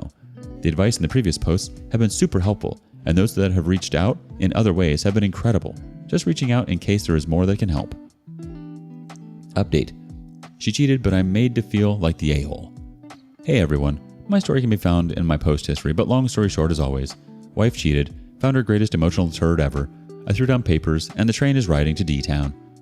Just wanted to get some stories on how folks dealt with in-laws, friends, etc., making you out to be a bad guy. I did get the jump after filing and told some of the in-laws, my family and some friends, but I didn't broadcast too wide as I wanted to keep some things quiet. That being said, I know my soon-to-be ex-wife likely threw down her side, and well, I'm getting some cold vibes from a lot of her family and some other folks. I know blood is thicker than water, but it sucks when your close family turns their backs despite being a good dad and the wife being an immoral turd. Did people start to see stuff later on and change their opinion, or just stop caring and moving on? I think it's inevitable for people to take sides in situations like this, but those who choose to believe her were never really loyal to you anyways, were they? You don't need people like that anyways. You only need to focus on your kids. You only need to focus on your side of the court. At the end of the day, you know what happened. You know the truth. That's all that matters. Update. Hi everyone. As of today, there is some closure coming my way in my saga that started over the summer and have been posting getting advice from everyone here. I just want to start off and thank this community for the incredible support and advice, especially to those folks who privately messaged and offered words of wisdom along the way. This is a crappy process to go through, especially when close family is far away. It sucks to be alone with your thoughts, but there is some wisdom and introspection to gain during this. For those that need a recap, one of the many threads is below, but the TLDR is my wife cheated and tried to hide it. I found out, realized there was no hope as she was deep in the fog with the affair partner and immediately filed on her. Anyways, the past few months have been frosty, but relatively drama-free, as the soon-to-be ex and I separated our lives in the house, but still did things for our children. The discovery and mediation process proceeded pretty quickly. We agreed on 50-50 for our kids along with schedules and holidays, and since it's a no-fault state, asset division was by the book with some give and take. I won't go into details too much at this time, maybe another post in the future, but I will be finding a place soon for a fresh start. The final conclusion is on the horizon, but for the most part, the D is complete. As for my advice from this whole fiasco, I learned a bunch of things. 1. Don't bother with the pick-me dance. I tried for a week before wising up to her cheating. My soon-to-be ex is still in the fog, but it's her decision. She needs to live with it. 2. Do lawyer up with an experienced family law attorney who is reasonable. I can't say enough of the person who took care of me. Understanding that this is what I want versus reality was important in converging to the end. I don't have any crazy ridiculous fees, as I did a lot of the prep and avoided hours and hours of back and forth, and this was able to be settled rather quickly. 3. Do lean on friends and family to support as much as possible. 4. Working out, exercise is key to keeping your mental health. I hit the weights a month after D-Day and I'm starting to reap the benefits, and that confidence has been helpful to get across the finish line. 5. Get into individual counseling and talk with someone. This has helped me tremendously. 6. I realized this from all the posts I read, but the cheaters' decisions are all on them. I heard it all from my soon-to-be ex. I was a roommate. I love you, not in love. Our marriage went so wrong. I worked too much, blah, blah. Truth be told, now that I know the timeline, our marriage went wrong after she invited someone in her life that was feeding her lines that stroke her ego and give her extra attention, and she had to put up walls and make me the bad guy to justify this in her mind. Sure, she may have been stressed from kids' day-to-day life in a long-term marriage, but not communicating to her husband and confiding in a 2-time divorced cheater with no moral compass is all on her, and a recipe for disaster. The exciting final chapter of Captain Sacknuts, Freeman A. Cheese, 5-year plan Sid affair partner is yet to be written, but poor choices carry consequences. That is all I will say on the matter. Again, thank you to everyone. I still have a lot of work ahead, but also many adventures in this new chapter of my life. I hope I can return the favor to anyone who needs it. Please reach out if anyone needs a helping hand. I am here. Update. Has your ex pushed to still be in your life after divorce? Got a question for the group. My post history details, the greatest emotional connection love story ever, haha. I'm not so far away from moving into my own place. As I have a couple of kids with my soon-to-be ex, and also for legal reasons, I have remained in our marital house as this process has taken place. I have posted a couple other threads of the ongoing saga. Thankfully, the light is at the end of the tunnel for me soon. Obviously, I have to co-parent with my cheating ex and will be friendly for that, but I have been firm in saying she killed our marriage, and by default, any sort of friendship. I have no room in my life for a lying cheater. She has, however, been insistent about wanting to be there for me, promising to help decorate my new house, and keeping holiday traditions for the kids. Again, I have remained firm in saying she torpedoed our relationship and wanted to replace me, so I'm simply giving her that wish, and even gone as far as to say she won't be a welcome guest in my house. Has anyone had this happen with the ex wanting to hang around? I have to guess it's some sort of optic. If we are friends, the split can't be so bad. So far, affair partner has not shown his face and she tries to hide it, but I know it's a matter of time before the greatest emotional connection gets to go live. I have no desire to ever be in the same room as them two anyways, but will remain outside the blast radius with popcorn when the whole thing goes up in flames. Thanks as always to this awesome group. Awesome group has some responses. First one, she's doing it for herself. It would absolve her partially from her guilt, at least in her mind. It would mean that the betrayal and hurt cannot be that big of a deal if you still let her be in your inner circle. Don't let her. The OP replies, yep, I know she is always concerned with image management, constantly posting on social media, etc. I've been letting my social media dry up anyways for my mental health, but she is definitely not in my inner circle, or I've been sharing my thoughts, plans with her. The individual says, she's doing it as a control tactic. She's taking advantage of the fact that she has a new shag locked and loaded, ready to go, and you don't. Help you decorate your new house? AKA, she's trying to take control and put her stamp on your new family home, and yet would in no way allow you to help her with the new greatest of all time decorate their viper's nest. Keeping holiday traditions is exactly the same thing. If she gets to create the traditions with you and in her own home before you get a new person, you can bet your boots she'd try to treat your eventual new person as the outsider. The next person offers, it's the only way she can save face. You'd be her friend and she can say, see, we were meant to be just friends. Don't give in. Hell, don't even respond. Grey rock the hell out of her. I would even consider not telling her where you live the first couple of months and doing handovers in a neutral place, or her place, to enforce that point. Otherwise, be consistent with your messaging. We are not friends. Let's learn to strictly co-parent. I do not want you in my personal life anymore. Consider forcing the conversation to a co-parenting app if you need to force the message home. She lives in a dual world here, where she fell out of a romantic love for you a long time ago, but still cares about you as the father of her kids and imagines some scenario where y'all will happily co-parent and share holidays and such. Zero empathy for your feelings. What a sick game. She's trying to find ways to weasel into your life, outside of communication purely based on the kids. It's just a means of trying to still control you. She doesn't want to be your friend, she wants you to be her puppet. Update. As of today, the official decree went out and I am no longer married. I also picked up the keys to my new house and will start the process to move ASAP. I did choose to take a buyout as I felt it was best to start fresh in a place of my own to make new memories, and I really got lucky.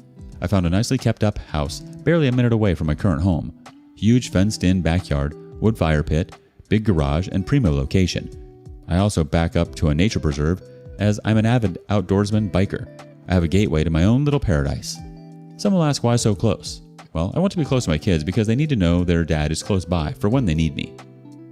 Thanks to the advice of this community, I kept my mind focused on what was important, started a workout program, and also dove headfirst into a new career opportunity that recently paid itself huge dividends. I have not bothered with online dating or seeking out a new partner and will likely enjoy the single life for a while. I have my 2 little kids to focus on and fully plan on focusing on them and my personal growth for a little while. As for my ex and affair partner, I honestly have started to let go of that disaster. Whatever happens will happen, and it's no longer my concern. As someone eloquently said before, when someone gets with somebody who cheated on their spouse, they are getting someone who cheated on their spouse. I did my best as a husband and father, and it's time for someone else to appreciate it.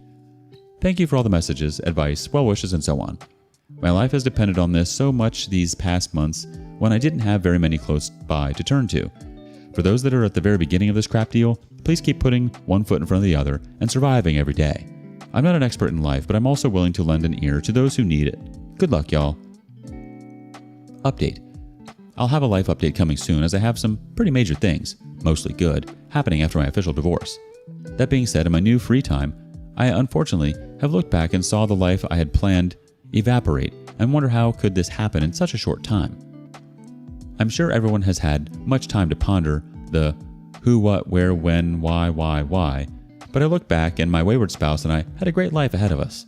Careers that are doing great after some initial major efforts to establish ourselves, paid off home, 2 beautiful children who are now out of diapers, kids' college funds being funded amongst the multitude of other things going for us. Thinking about this is my last hurdle to get over, but I really can't understand the mindset of someone who had so much going for her but decided to nuke it all and is going all in on unreliable, serial cheating turd. Need I mention OMB one more time to this group? I know I'm going to struggle for a while to heal from all this, but I just look at our history and lives together and just think, how can a person be so selfish and stupid? I get that desire can't be negotiated and all that jazz, but dang, the whole point of being married is to work together through things as a team and to continuously fall back in love with one another. Thanks again to this great group for all the insights.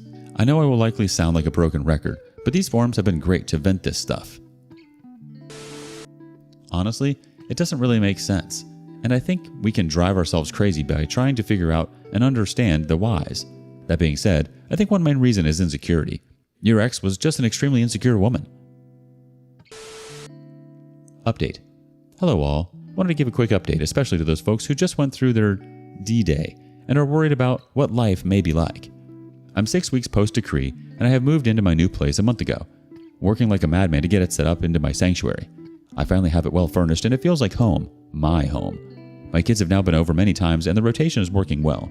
I've read many times here that kids are resilient, but until you see it firsthand, it is worrisome. I'm happy to report they're handling things pretty well, and we have our own fun at Dad's house, and they have told me many times they love being over. As for me, it's initially been weird having some newfound freedom, but I found making to-do lists and daily, weekly, long-term goals is helping a lot. I was initially sad, but keeping busy keeps that away. I'm focused only on self-improvement at the moment. I've thought about putting myself back on the scene, but truthfully I have no interest. So I'm keeping focused on home improvement, fitness, and my kids. Someone commented on one of my posts that getting out of the house was like being underwater, and coming up for air, and they were right. As for the cheating ex, I keep it cordial, but that's it. No sign of the greatest emotional connection affair partner yet. What the F? But who cares? I'll just say tonight I sat outside, had a few beers and a cigar, and enjoyed the peace and tranquility of my property, and thought getting the heck away from the situation my ex put me in was the right thing. To those at the beginning and doubting leaving, I get it. It's the toughest thing and heartbreaking is a kick in the junk. But making the decision to eject a cheater out was the only right decision, and I only feel with time it will get better. Cheers, everyone. Update. Hi all, another update from AC496. Once again, thank you all to the wonderful people for their comments and support. It's now month 2 of being on my own, and my house is coming together quite nicely. My kids have been doing very well and making memories, and I have some fun trips planned in the near future. As per the usual advice, I have kicked my weight training and dieting into the next gear, and furnished my home gym with some better equipment, and also been hitting the heavy bag very regularly. It must be working. In my monthly therapy sessions, my counselor noticed I was putting on weight in the right places, and she said it's great the progress she is seeing, mentally and physically. So, a little affirmation, things are going in the right direction. I have not bothered to look at this point. It's early on, and I'm just enjoying the free time, new projects, and time with friends. So, to the point of the post, and I'm sure everyone keeps wondering, has crappy luck hit crappy people? Well, I don't have the wonderful post to detail the destruction of OMB or the ex-wife just yet. However, it's odd as the greatest romance ever hasn't been revealed at all, and OMB is still a secret. I wanted to ask why this could be. Is my ex-wife just playing image management and waiting to reveal all at a time that looks better? But isn't the thrill of the affair dead now that they can't sneak around? I'm no longer around, so I just find it odd. I have a feeling they are still communicating. She makes it obvious she is by hiding her phone still if I'm around during kids' activities. But why? It's like, you wanted this, you snuck around and claimed this was the most amazing thing ever. Why not blast that out now that the horrible ex-husband is gone? Has this happened to anyone else with their ex and affair partner? One person has a response. Mate, you probably shouldn't waste time trying to figure out what is going on inside a crazy person's brain. There could be dozens of reasons, but who knows, and mainly who cares? I think the comment is right. Don't waste your time thinking about your ex and her affair partner. What she does doesn't concern you anymore. It's really none of your business. Maintain course. Update. Hi all. I'm almost to the 6-month mark, past divorce, and nearly to the year past D-Day. It's been cathartic to post, but I know a lot of folks have followed my journey, commented, messaged, given hope, etc. And like many others, posted along the journey to give the unfortunate new folks here some ray of light that despite the darkness you have stepped in, there is another side. I hope I continue to help in whatever small way I can to anyone in need. I greatly appreciate the support I got, and in kind would always love to return the favor. On that note, 6 months past D-Day, and there is a lot of positive news. My house is furnished and a home.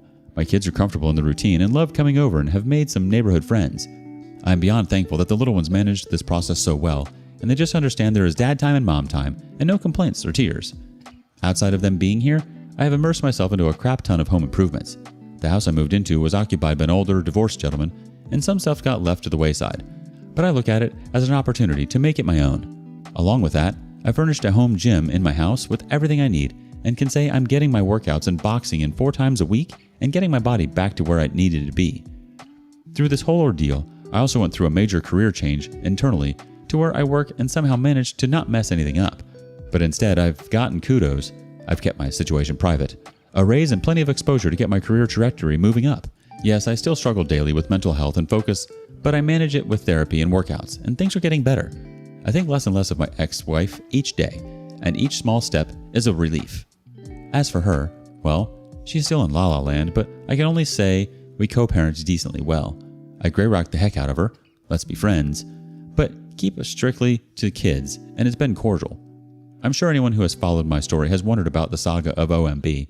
All I can say is, the world's greatest love story hasn't gone live, but my kids have made me aware recently he has been around in a small capacity. I have to laugh a little as it's now 6 months past D-Day, and they are still sneaking around. All great hallmarks of a long-lasting, trusting relationship guaranteed to stand the test of time. I've come to terms with whatever is going to happen will happen, and at this point, I am lucky to be away from a person that is willing to lie to their most trusted partner's face and not feel an ounce of remorse, and I have a solid chance at building an even better life than before. Good riddance and good luck. Anyways, that is all, and yet another big thanks to all those that follow and comment, message, send rays of hope. I will keep updating and supporting as always. Update. Hi y'all. Thought I'd pass on the thoughts of a good conversation I had with a buddy last night over many beers. It's amazing sometimes how the world's problems can be solved on Friday night. For context, my buddy also got divorced 7 years ago, and his circumstances are eerily similar to mine. Even our exes have the same birthday. I have mentioned in previous posts recently, but the grand reveal of OMB and my ex is slowly taking form. I am low contact with my ex, but my kids make comments, and it's hard not to get irked. Whatever. Anyways, my buddy noticed I was a bit frustrated and said this, and it helped me a lot. Dude, think about their lives. Two cheaters getting together and think about how crappy, low-value turd he is for manipulating a married woman with kids. Now look at it this way. They have to make it work no matter how bad it becomes. You or I can meet women, and if it's not good, we move on. No problem, no worry. They're stuck. He has to be in your old house knowing you built that, has to deal with your kids and inherits your selfish ex and in-laws. But they are stuck or else they look stupid. Can you imagine that kind of hell? But you're free. I stewed on that, and this morning it really helped to realize that. What a horrid future to have to look forward to. Anyways, wanted to pass this thought and also ask if others came to this conclusion or saw it in action. Thank you to you awesome people as always. Wow, that makes a lot of sense. Trying to play house in a home that affair partner never built. A home that he helped to destroy. Update. Affair partner is invited to my kid's birthday. Hi all, it's me here. A big thanks to this lovely group as always. I have something to get off my chest for those that remember my saga. I've been progressing well, and I have some big updates coming soon as I like to post positive things in my journey to help those in their journey. But for now, I'm in need of advice. Background. My daughter's birthday is coming up this weekend. I already celebrated last weekend with my family and had a small thing. Nothing crazy, and my daughter loved her presents and cake. Well, the ex-wife is having her usual, "Look at how awesome I am" party this weekend. I did get an invite, but I just found out the other day that good old OMB, affair partner, is confirmed going to be there. I called out my ex-wife saying this was a pretty crappy thing to do, but she didn't reply. Better yet, the ex-wife's coworkers and family and friends who knew about the affair will be there, and the party is at my old house. Enemy territory. This is just horrid overall, as it's my daughter's party after us divorcing, and I can't help but feel it's a setup. This is lose-lose, and after talking with some other supportive members here, this feels like entering a pit of vipers. The only thing I can think of is going in dressed well, fresh haircut, and showing off my new physique. Hey, I've been doing the work, and staying a little while, but either way, I just don't like this. I feel this is super manipulative of the ex-wife. She knows exactly how she is playing this and wants me to do something petty. Any advice is appreciated. Edit. Wow, the responses have been awesome. You guys are all awesome. I will try and respond to each and every one when my day calms down. Here's a response from the community. Don't go. You already had your party for your daughter and have celebrated with her, and it sounds like she enjoyed it. That's all that counts. Tell your ex-wife you don't associate with homewreckers, plural, and you'll separate the parties from now on to avoid cross-contamination. Ultimately, it's up to you. You can choose to go and be the person you are today, the person who has grown so much since the whole debacle. You would be showing up as a person who your ex-wife can never live up to. It does seem like a very toxic environment to put yourself in, but if you feel you're above it all and it can't faze you, then go. She might not even expect you to come. It might have just been to hurt you in hopes that she'd get the upper hand on you. Anyways, you shouldn't feel obligated to go, and you've already celebrated with your daughter, so I'm sure she'd understand. Final update. Hey everyone, I wanted to thank the massive amount of support I got on my post from earlier this week. Since the beginning of this saga, this community has been my lifeboat and saver with advice to get me through all of this. Thank you all, it truly means the world to me. As for the juicy update, well, this is a good one. So I initially told the ex-wife that I'd be joining. What I didn't do was tell her I'd changed my mind. I waited until Saturday morning to pop by the house and drop off my daughter's card and present. Well, unbeknownst to me, the kids were dropped off at Grandma and Grandpa's house for the morning, and as I drove up into the driveway, in my sports car I may add, none other than OMB's turd wagon was on the side of the road. I strolled into the backyard quietly with a smile and surprised both the ex-wife and OMB as they were putting up decorations. The look of utter terror was on both their faces, and I crap you not, OMB didn't look me in the eyes once, but was like, "Oh hey man." Haha. Honestly, when I look at both of them, I didn't feel the anger, but just a sense of how sad you both are. Good luck together. Is that growth? I kept my composure and just said, I'm here to give my daughter her present, but I won't be joining. The ex-wife was shocked, and I swear in the nicest voice I have ever heard in my life, she darn near pleaded for me to join. I said, thanks, but no thanks. I will go to your parents' place to give my daughter her gift, and parted ways. I did give a, hey, see you later, bro, to OMB before strolling out, head held high. Not more than 3 minutes later, I got a phone call from the ex-wife again, pleading to come to the party, but I held my ground and politely refused. A few minutes later, I dropped off the gift, went into the ex-in-laws for a few minutes, and played with my kids, and said my goodbyes, all very kindly and not mentioning the situation. As for me, I kept myself busy tending to my house.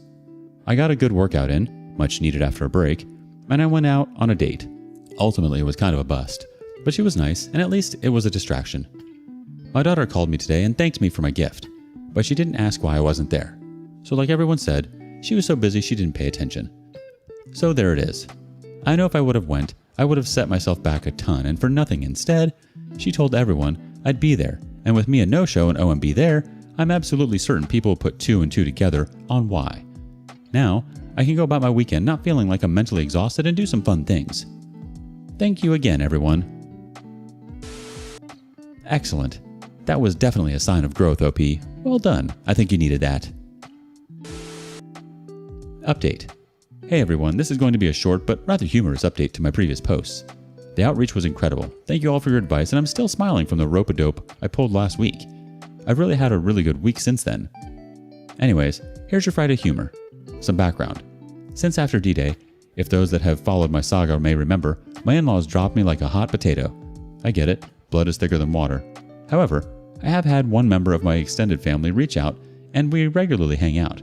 He is truly a man of character. Well, I got a text on Saturday during the party. Hey man, let's grab some beers this week. Your presence is missed here. Fast forward to the other day. We meet, start consuming beers, and get down to business. He first starts talking about the awkward shice show the party was, with people clearly looking at their feet at the situation. Apparently, OMB was not introduced to anyone. The ex-wife was deliberately apart from him during the party and was mostly directing him on things to do, and the in-laws didn't bother to talk to him and sat with themselves looking pretty annoyed. He clearly was a fish out of water and actually went inside most of the time and avoided most everyone. It was also a quiet comment amongst some of the in-laws, aunts, uncle's side of things that, this party is classless. I swear, I'm heading toward indifference, but I just laughed my butt off. My absence was well understood and my earlier gift giving to my daughter was also known. So it seems like the family had full understanding of my absence. Mission accomplished. Anyways, that is my Friday humor. For those new to your own bad situation, I cannot stress enough of taking the high road, acting with dignity and class, and just moving toward living the best life. It's not always the most satisfactory course of action, but like weight training, the results take time, but are worth it. Happy Friday, y'all. You're on the right track, OP. You have grown and learned so much about yourself in this time, and you're exactly right. The best, most noble thing you can do is move forward and live your best life. Getting over this will take time. Soon you won't even give it a second thought. Wishing you all the best, OP. This high road that you're on will bring you much happiness. I am a completely unsuspecting fool.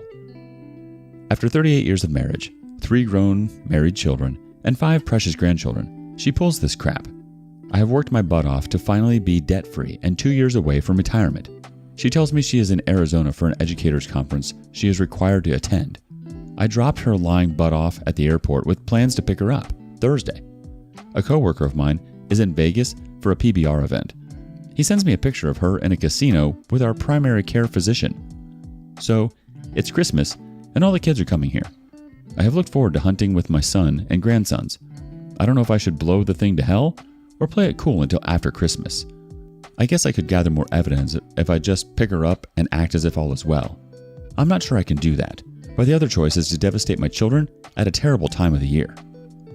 This witch sang a solo in church Sunday before she caught a flight on Monday to spend the week effing the doctor.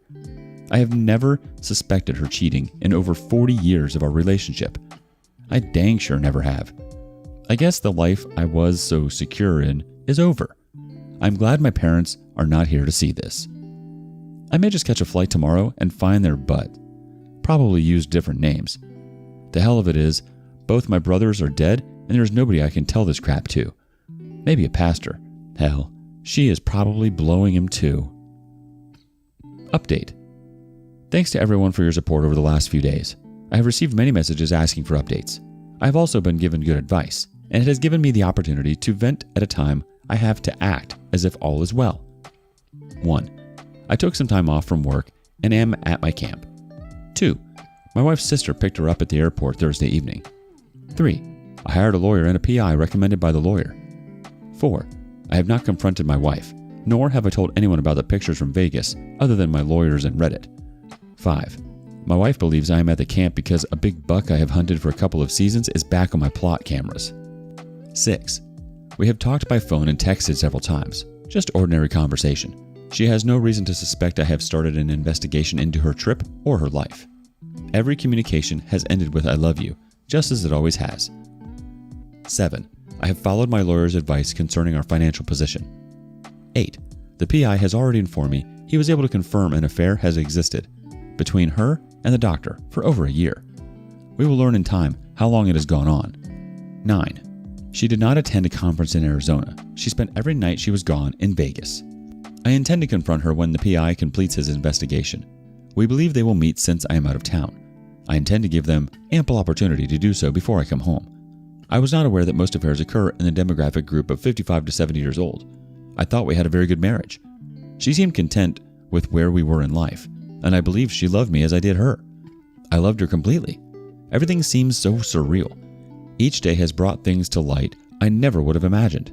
I guess at this point I want to know how many years of my life have been a lie, and why the life we had was not enough. Why was I not enough? Why was our children and grandchildren not enough? She is a beautiful woman. I always thought it was inside and out. I'm going to divorce her. There is no path to reconciliation. I'm not sure how scorched earth I will go. I'm very angry at both of them. I will confront the doctor and his wife together. I can't say today exactly what else I will do. I think I have to take it one step at a time. And the first step is to learn as much as I can before they have a chance to collaborate their stories. He may just be the latest in line. I'm not sure why I posted on Reddit, but I'm glad I did. I wish I had chosen different language and apologize for the profanity. Thanks again for your support. I appreciate your concern from a stranger. I'm so sorry, OP. I think it was a smart move to not pick her up and take some space from her, so you can figure out your next steps. You have every right to be angry and feel the way you do. And so far, you're making all the right moves. Sometimes the best thing we can do is get some time away so we can think clearly and really make sense of what's going on around us. Update 2. I'm going home tonight. My mother-in-law is 84 and has been widowed for 12 years. She will be devastated by my wife's cheating. My wife has 3 married sisters who are all in long-term marriages. They are coming to our house for Christmas tomorrow night. I have grilled steaks for them since my father-in-law died every Christmas. If I don't go home for this, it will raise red flags for her. I considered faking the flu and staying here. I decided to just go home. If I don't go home, it will affect the plans to come back with my son and grandsons. I have not confronted her. We have talked some, but mainly have texted. I am positive she suspects nothing at this point. I gave the code for gate and house to PI. He took an IT guy and was able to access her desktop while she was at work. Some way he is receiving her texts now from iCloud. I don't really understand how he was able to accomplish this, but he did. I'm not in contact with the PI or lawyer every day.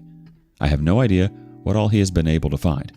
I have an appointment to meet with him and my attorney next Friday morning. 1 week from tomorrow. It is hard enough for me to control my anger with what I know now. I believe I am spending unnecessarily at this point for PI. However, the attorney wants me to continue to gather evidence until I confront her. I plan to get what he has next week and hopefully be able to quit paying him. I always go to camp the week before and after Christmas. She'll suspect nothing if I can hold off slapping the crap out of her when I get home. I will leave again Sunday. My son and grandsons are scheduled to hunt the week before Christmas, as we do every year. I have not seen her in almost 2 weeks. I never thought the love I had for her could turn to this much hatred and contempt. My plan is to gift wrap the evidence I get next Friday. After Christmas lunch, we will open gifts with our children and grandchildren. I'm going to let her open hers last. Tell her to show our children, take her phone, and leave. My next stop will be the doctor's house, where I will deliver the evidence to his wife and family. I will then file for divorce on the grounds of adultery. Thanks for allowing me to share my story real time. It is the only outlet I have at this point. Let's see what the community thinks. Life Yogurt Closet 98 says, Don't forget to let your mother-in-law and her sisters know. He's your primary care physician. Ask your lawyer about lawsuits and filing a complaint to his hospital. He will lose his license and basically everything he has. Good luck, OP. Sorry this has happened. P.S. Take her phone and tablet and laptop. Update 3. I was advised to move my updates to this sub from r/cheating stories. I came home from the camp last Thursday evening. She was home. I was exhausted from not being able to sleep, and our conversation was minimal. Friday night, we had our Christmas gathering with her mother and 3 sisters at our house. I was able to pull that off without her suspecting anything. Saturday was gone most of the day, and after church Sunday, I returned to my camp. My son and grandson met me and my oldest grandson there Sunday night. We hunted all week, and I have returned home tonight. We have no plans for tomorrow. Our children and grandchildren will attend church with us Sunday, and then come here for Christmas lunch and gifts. I have been able to control my emotions in a manner no one has suspected the life-changing situation I am in. I have reconsidered the method I am going to use to reveal her affair. I'm not going to confront her on Christmas. I have an appointment with my attorney Tuesday morning. I intend to get all the evidence he and the investigator have gathered, along with the divorce papers he has drawn up. I intend to have my son and my 2 daughters come to our house for a family meeting and expose her affair to them, as well as confront her at the same time. I want to do this Tuesday night. I'm not sure at this point how I will confront the doctor and his wife. My intentions are to destroy his reputation and career through any means available to me. Thanks for your messages of support. Update 4. We made it through Christmas with my children, grandchildren, and in-laws. Monday morning, I went and saw my pastor and told him the situation. He facilitated a meeting with me and affair partner's wife. We agreed to confront our spouses on Monday night, requiring them to write a detailed letter of the affair. I did and did not allow my wife to say anything to me. I told her I knew she was in Vegas and who she was with. I told her to write the letter of detail, and if there was any contradiction to evidence I had, there would be no chance of reconciliation. Tuesday morning, I met with the attorney and obtained evidence collected and received advice from my attorney. Tuesday afternoon, met with the affair partner's employer demanding he be terminated. He was today. Tuesday night, my children came and their mother told them what she had done. They are shocked and hurt. My wife went home with my daughter and remains there still. I'm trying to decide my best course of action. I see no path to reconciliation. I will determine what other action to take with affair partner after I am sure of what I need to do with my own marriage. She confessed to everything and gave an answer to every specific detail I required in her letter. Thank you for your well wishes. I am doing fine considering where I am. Giag27 from the community says, "It's scorched earth time. Way to go, OP." Regarding update, I am going to try to answer your questions. Did you ask her why? Of course I asked why. She said she didn't know why. She described to me and my children that she felt like an addict. She knew she was destroying her life, but would not stop. She told our children, "No child should ever have to be disappointed or embarrassed by their mother's immorality, that they didn't deserve the shame of a whore." I am not going to say all that she had said to me, simply because I don't know if any of it is true. 2. How did she act? She's completely destroyed, remorseful, begging for forgiveness from me and children. She does understand what she has done. 3. How did my children react? By one telling her and the other 2 agreeing, it would have been easier to bury you than this. 4. Do I want to be married? Sure I do. That's why I didn't ever cheat on my wife. 5. Have I met the affair partner's wife and told her? Yes, we have met twice, communicated by phone and text several times. 6. Do I not care for his family by having him fired? I care more for the next patient's wife he gets a hard-on for. 7. Am I divorcing her? I don't know. 8. Have I sought therapy? Not at this time. What I need is for this to go away. If you know of anyone that can make that happen, then by all means, I will do therapy. I can tell you that every situation is unique in its elements, personalities, and complexities. I could and would have dealt with differently at a different time of my life than I am now. It is very easy to know what to do when you are behind a keyboard. Some of you are keyboard experts, but are not very skilled in advice. Some of the comments you have made are without you knowing every nuance I'm dealing with. Often have been a great source of strength. One Redditor has been a valuable source of wisdom, knowledge, and encouragement to me. He has helped me in more ways than I will even try to thank him for. It is very strange of my personality to have found such a kindred spirit with an anonymous soul. That is about all the questions I remember, but I am going to browse some subs for a while, so hell, just ask me whatever you want to know. It ain't like I got to spend quality time with my wife. She ain't here. Oh yeah, why is she at my daughter's and not my in-laws? Her dad is dead. Her mom is 84. What the hell? I didn't want her mom to have to deal with this BS. She's at my baby daughter and her husband's home. They have no children yet. The chance of her turning any of my children against me does not exist, but that is especially true of this little Spitfire. She is 10 years younger than her sister and 12 years than her brother. She has spent more hours in a deer stand, bay boat, office, truck with me than we could even begin to count. She won't even let her say the true things that are bad about me, much less lies. We got one quick reaction from the community. Life Yogurt Closet 98 says, I'm surprised no one asked how did it start. Answer if you want, OP, but I don't really care. It shouldn't have started. She got off on the fact that every time she did this, she betrayed everyone. And that's the problem with the biggest cheaters. They have to keep the image of the perfect marriage because that's where their high comes from. The idea it can be ruined at any moment gets them going. Now, she can't get her fix anymore. She's been exposed. She will withdraw and she will try to rebuild the image she shattered. Like a dang junkie. Again, sorry OP, you deserved better. P.S. You raised those kids right, and it's best she stay with someone that can watch her. She will be 5 shades of hysterical for a minute. Who the hell asked, are you worried about what you're doing to his family financially? OP didn't do a dang thing. 2 jerks did. Not to mention, a family physician for that many years, and with the extra income for all those trips, I doubt he's hurting. But he will with a divorce. I just don't understand why someone would be willing to ruin everything that she had. She had a great life, or so it seems. Like, what does the doctor have that you didn't? Additionally, I think you really contained yourself and acted with grace, OP. It would have been easy to release the beast. You did what's best for you by staying away. I was skeptical about confronting her at Christmas with your family, but I think having your wife break the news was the smartest choice. She had to fess up and take responsibility for what she did. And for your kids to say it would have been easier to bury her, wow, that's gotta hurt. Update. Plans for the weekend.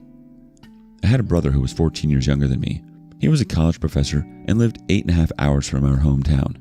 He died in a motorcycle accident in 2017. He left one daughter who is now 24, married, and lives in another state than her mother, but has brought her new baby home to see her mother and in-laws. My sister-in-law has never remarried. I called my sister-in-law last night to find out when my niece was going back home. She is actually staying this week with her husband's parents, who are about 40 minutes from my sister-in-law. My children are smothering me, so I am taking a road trip. I'm going to meet my great-nephew, who is named after my brother and me. I will arrive late tonight. I asked her to reserve me a hotel room, to which she replied, "There is no way in hell that's happening. You will stay here, and we will watch movies and eat ice cream." I don't know when I'm coming back. I have not spoken to, seen, or communicated with my wife since Tuesday night. I have blocked her number. I called my son and told him where I was going, and for him to go by the office and lease a rental property my company owns. It is a house renters moved out of and has been completely renovated with the intent to sell. I told him to inform his mother to come and get what she needed from our house, and move in the rent house. She is to pay rent to my son, who will pay my company. I'm having a new keypad installed on the gate and doors to my house Wednesday, so if she needs her stuff, now is the time to fetch it. Update. Good weekend. When I called my sister-in-law, I told her I would be coming alone to see my niece and her new baby. She asked me why my wife is not coming, and I just said there are some issues and I will let you know when I get there. I got here around midnight, and she had just took a hot pound cake out of the oven. It was the best thing I have eaten in weeks. I gave her all the details of my saga. I have teared up a few times, but as I went through all of it with her, I broke down and wept. She was very supportive and wept with me. She stroked my bursted ego, and I guess I felt better after we talked. I went upstairs to bed about 3 o'clock yesterday morning. Yesterday morning, she cooked me bacon and eggs for breakfast, and as I ate, she told me that I may make the rules and run the show back home, but not at her house. She then proceeded to tell me my schedule. At 1 o'clock, I had a haircut appointment. I needed a haircut when this all happened, and it was overdue, so I agreed. After the haircut, we were going to Dillard's to buy some clothes to fit me. I have lost over 30 pounds in 3 weeks. I was going to go with her to a friend's house that was having a bonfire and fireworks for a little while last night. I was going to go with her to church today, and she was going to go visit with her parents this afternoon. She is cooking supper tonight, and her daughter and son-in-law are coming to eat and visit. Her son-in-law is taking me deer hunting tomorrow with dogs on an 8,000-acre timber co-lease he is a part of. He is off all week, and if I want, I can stay and hunt all week if I want to, and she will wash my clothes and feed me. I have never done it, so I don't know what to expect. We're not going to talk about my problems again until I leave to go home. So hell, I did what I was told to do. She went with me to her regular salon. On the way there, she said I'm going to use you to have some fun. When I introduce you, I'm going to give them your first and middle name. I asked her, what the hell? And she just laughed and said, just play along. I'm going to give these witches something to talk about. My middle name is my mother's maiden name, and that's how she introduced me to her hairstylist. During my haircut, she asked me where I was from, and I told her Detroit. There's no way my accent will allow me to be from Detroit. My sister-in-law never missed a beat and said, he's a logger. Next stop, Dillard's. I've not been shopping for anything in years. Wound up buying 3 new pants, 4 shirts, 2 pairs of shoes, a tie. Can you believe $75 for a tie? And a Hart Schaffer Marks suit. According to her, it is the only suit my brother would wear. I did not know he was so peculiar about his clothes. I also bought a new belt. The suit had to be hemmed, and she convinced them to do it while we waited. On the way home, she told me I was going to be her date for the party in church. So I was. She told me to look at her like I looked at a new gun, so they would buy it. I went along with her, except at the party, I was from Atlanta, and I sold road graders and had been married and divorced 4 times. At church this morning, we got there late and left early because she doesn't want to be struck by lightning for lying in church. She sat right up under me and held my hand, and we walked out. I have had a good time looking like Dumb and Dumber with my 46-year-old sister-in-law. She has cut up the whole time, and I have laughed, genuinely laughed. I have not done that for 3 weeks. I'm going to hunt tomorrow and may stay until Wednesday, but I have to be at work Friday. I have talked to my son a couple of times. He thinks they need to try to get her some medical help. She evidently is not saying much and stays in her bedroom at my daughter's house most of the time. Her phone is dead, and he and my other daughter communicate with her through my youngest. The affair partner's wife sent her a long text in which she called her everything but a child of God. I have not communicated with my wife. She asked where I was and told my daughter I would never be able to forgive her, and she didn't blame me for not forgiving. My son said she looks like death. I still see no path to reconciliation. However, I am not going to file for divorce until I am completely sure. Some have said divorce and reconcile if I change my mind. That seems like a waste of time, energy, and money. When I decide to divorce, it will be final. I also am not going to sue a affair partner if I don't divorce. If I do divorce, I will sue him to defray what the divorce settlement will be. Otherwise, I don't want his money. I have come to terms with the fact that this is not going to end soon, and that my life will never be the same. I started keeping a journal today. I have realized it helps to order my thoughts by writing them down. Thanks again for your encouragement. It has helped me. Update. Wife is hospitalized. My daughter took my wife to the ER yesterday morning. She was dehydrated. Tests showed her kidney function was not what it should be. She was exhibiting signs of confusion. She was admitted, drip started, and labs will be done again today. A psych evaluation has also been ordered for her. They were told to expect her to be in the hospital for most of the week. My son contacted her sisters and told them she was hospitalized and that I was out of town. Her sisters and mother are unaware of her affair to my knowledge.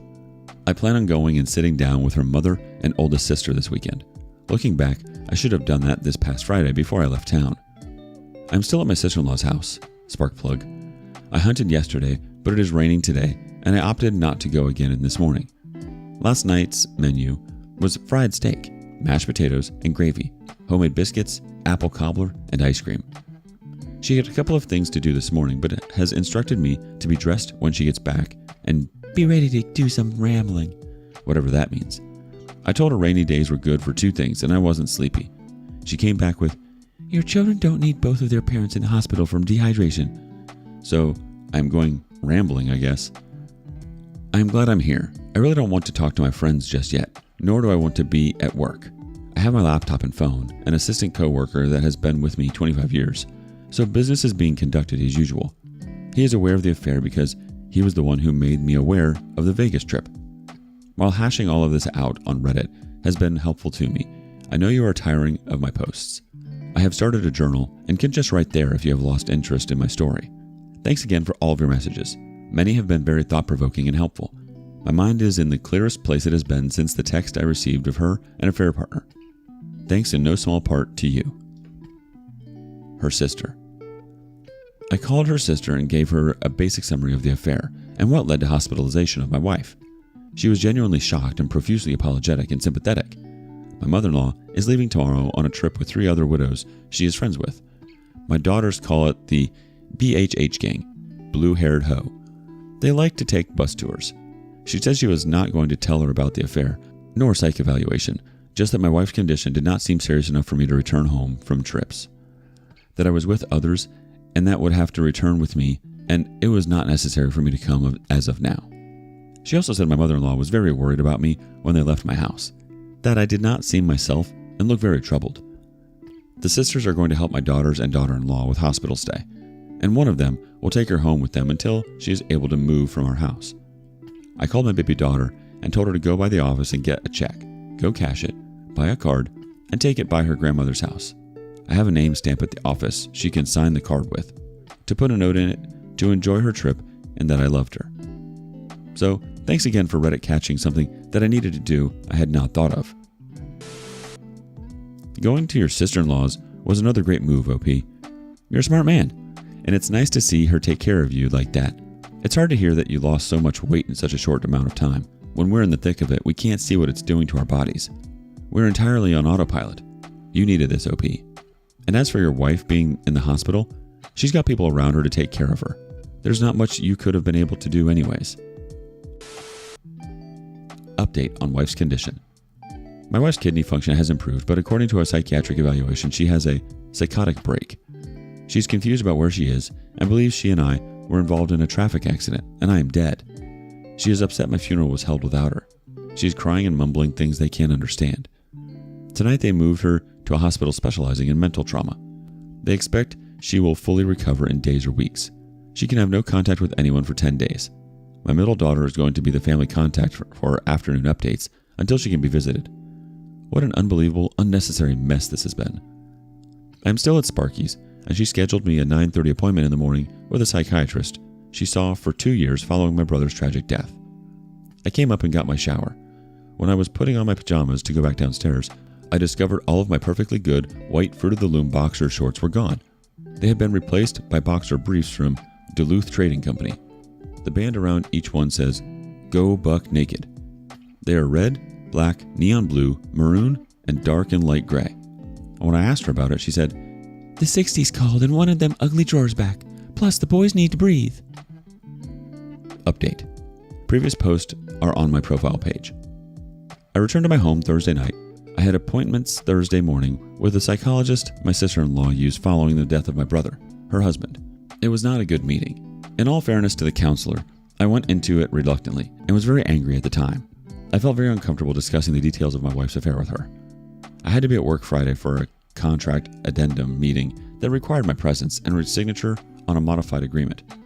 I met with my children Friday afternoon to discuss their mother's status. The clinician requested we submit a plan for her discharge to help them fully prepare her in her treatment. I remained firm she couldn't return home to live, and they should prepare her to move into a rental property. Her status report today was encouraging in the progress she made over the weekend. They are also wanting sessions with her family as early as the end of this week. I explained to my children I would not be attending any family sessions. I expressed to them her recovery was not on me, and I was not going to participate in it. I'm not sure they fully agree with my approach, but that is the approach I'm taking. I did commit to not filing for divorce in the next 6 months. I went to church Sunday and sat where we have sat for nearly 40 years. None of the affair partner's family was there, and I didn't inquire of my pastor as to their status because I don't give a darn. I met this afternoon with a psychologist recommended by my pastor. It was a productive meeting to me. He is 74 years old. He works part-time from an office behind his home. He explained to me the goals he would like to reach with me. I agreed I needed to obtain every step he outlined. I like him and am comfortable with him. I agreed to meet on a weekly basis. An investigator is scheduled to come to my office from the State Medical Board Examiner's office Wednesday morning. This follows a complaint filed by an attorney against affair partner. I will be required to give a sworn deposition concerning the affair. I resent every step I have to take as a result of her affair. I don't believe she is faking a mental breakdown. However, I am finding it difficult to be sympathetic. I think I have caught you up. Update. I have not posted an update recently because not much has happened. I will try to give you a brief summary. My wife is still in treatment and has agreed to stay there for 30 days. She is better, but my children concur she needs more in-house treatment. I have not spoken to her directly since December 27th. She withdrew from her retirement account to cover the costs. I have not sat down with my mother-in-law. She and her daughters have visited my wife. I texted her I would come by and talk when I felt I could. She has called to check on me several times. She is sad, but also strong. No news on affair partner, but his house is for sale. I don't know if they are separated or together. I have met twice for counseling, and I'm actually looking forward to my meeting Monday. It has helped me. The affair is well known and being rumored vigorously, it seems. I continue to go to church and hold my head up, even though I am thoroughly embarrassed by her actions. My children and grandchildren are well. I have made myself busy at work, and managing my son's re-election campaign has helped me be occupied. It seems I am noticing more pretty women than ever these days. I'm not sure if it's good or bad, just something I have become more aware of. I think that is all. Last update. My wife was released from hospital Tuesday. She went home from there to a rental property my company owns. It is an older house, but has been completely renovated from the stud walls. I still have not spoken to her since December 27th. She has written 2 letters stating her remorse as well as seeking my forgiveness. I have not responded with the exception of telling my children to let her know I have read them and that I will contact her when I am ready to discuss the past and the future with her. We have a lady who has worked as a housekeeper with my wife for over 20 years. I sent men to my house, and under the direction of my daughter and housekeeper, they moved a bedroom suite and other necessities to set up my wife a comfortable place to stay. They purchased new furniture, and all of this has been ready for her release from the hospital for over a week. She has made arrangements with the housekeeper to employ her every day for as long as necessary. This gives her a driver and sitter for the days. Her sisters are staying at night for as long as it is required. I had supper with my mother-in-law at her home Tuesday night and explained my position to her. She was very understanding and expressed her support for me. I understand from my son that his grandmother visited his mother last night and was less than sympathetic to her. Evidently, she did not spare my wife's feelings with what she told her. This is the first time they discussed my wife's betrayal. I'm going to Sparky's tomorrow. She has tickets for a concert Saturday night. She and a girlfriend were going, but the friend is not going due to the funeral of a coworker Saturday. We will fly tomorrow afternoon to North Carolina and return Sunday afternoon. I'm looking forward to doing something different, and hopefully I will enjoy it. I'm actually enjoying counseling and look forward to the weekly sessions. It seems to help me compartmentalize the pieces of my life. I think you are right not to attend the family sessions, OP. I think this is a situation that your wife really put herself into. It's not your responsibility to fix her. She needs to do that for herself. Your responsibility is taking care of what you can and do what's best for you. Moreover, it's nice to see you are going to therapy, and it's refreshing to hear that you're enjoying it. Additionally, there's no saying you have to come up with what you want to do regarding the divorce right away. Take your time. Create the space you need at first. You've done wonderfully. You'll know what to do. Wife cheated and abandoned me for a rich man. Came back after 5 years begging me to take her back. I, male 32, married my first wife, Olivia. Name changed. Female 32, at the age of 24. We were young when we fell in love. At the time, I thought that she was the perfect woman, but boy was I wrong. One moment, I thought we were madly in love, but she didn't give it a second thought when she left me for a wealthy businessman. That's when I realized what she really wanted from me. I can't exactly remember the first time I noticed Olivia. We grew up in the same small town and attended the same high school, but we didn't hang out in the same friend group back then. She was one of the most beautiful girls at our school, and I was just some geeky kid. Never in my wildest dreams did I think I would ever have a shot with her. Fast forward to a few years later, I just returned to our small town after graduating from university. I was preparing to start a job at the veterinary clinic and had just moved into a new condo. Of course, it was a big change coming back to a quiet small town from a fast-paced university lifestyle in the city, but I was looking forward to reconnecting with some old friends and being close to my family again. A few nights after settling into my condo, I went out to a bar downtown to hang out with some old friends. I offered to buy everyone a round of drinks and headed up to the bar. As I got closer to the bar, I noticed that there was something very familiar about the bartender. It took me a moment to recognize who it was. But then it hit me. That beautiful girl I used to see in the hallway every day in high school was now a woman. "What's your poison, honey?" she asked me. Now, I can't lie about this next part. My heart was racing and I was feeling nervous. At this moment, I felt like a geeky teenager all over again. I just stood there with a blank look on my face. It might have only been a few seconds, but it felt like a lifetime. I opened my mouth and the only thing to come out of it was an awkward, what? I felt like the biggest idiot on the planet. What was wrong with me? I had just spent the last 4 years living in the city, always going out and talking to women. Now, I was a nervous wreck. But there was something about Olivia that always made me nervous. "You went to Westbrook High, didn't you?" Olivia asked as she was pouring the drinks. At that moment, I was in complete shock. All these years, I thought I was invisible to her. As the night went on, I kept offering to buy rounds of drinks for the table. I was using any excuse to go up and chat with the bartender. I was meeting with my friends after many years, so none of us wanted that night to be over. Apart from my friends, I found another reason to not leave the bar that night. It was Olivia. I don't know if it was the alcohol or if Olivia was much more down to earth than I initially thought, but I was feeling a lot more comfortable approaching her as the night went on. Before closing, she asked for my phone and put her number in it. Over the next year, things went really well. The clinic I was working for extended its hours and I was making really good money. I was approved for a mortgage and preparing to move into my first house. Olivia and I started dating after that night at the bar. On our first date, I knew she was the one I wanted to spend the rest of my life with. I proposed to her 5 months into the relationship, and she said yes. We got married within a year. My friends and family thought I was crazy moving so fast with the relationship, but I didn't care. The first few years of our marriage, it seemed like a dream. I made enough at the clinic to support us both. We weren't millionaires or anything, but it was enough to pay the bills and get by. Olivia had left her job at the bar once we got married. She told me she wanted to take some time off work and focus on her art. This seemed strange to me at first because she had never shown interest in painting, drawing, or anything of the sort, but I wanted to be a supportive husband.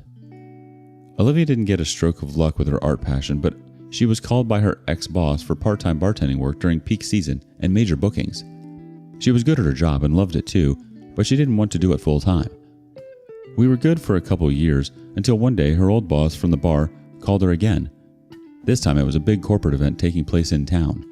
CEOs and business owners from all over the state were traveling to our small town for investment and expansion of their businesses. It was a month-long summit. Olivia's boss needed some skilled and seasoned employees for that event, and hence Olivia was called in for it temporarily. She too readily agreed to it because the pay was really good. I didn't think anything of it at first, but I started to feel like something wasn't right a few weeks into the gig.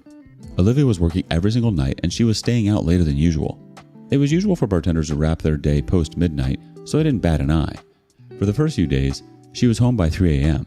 After a week, one morning my alarm went off at 7 a.m. Olivia wasn't in bed next to me.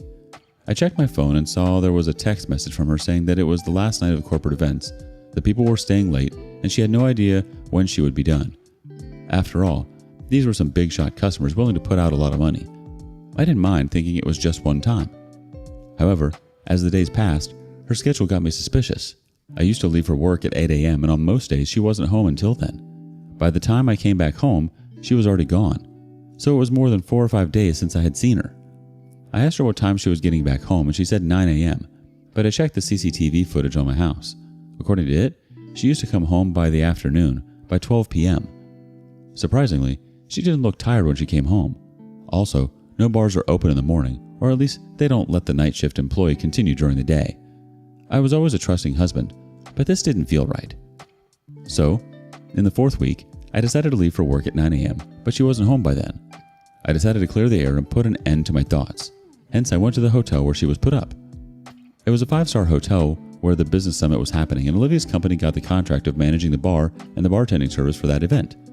On my way, I got her a berry smoothie, knowing they were her favorite, and a fresh croissant.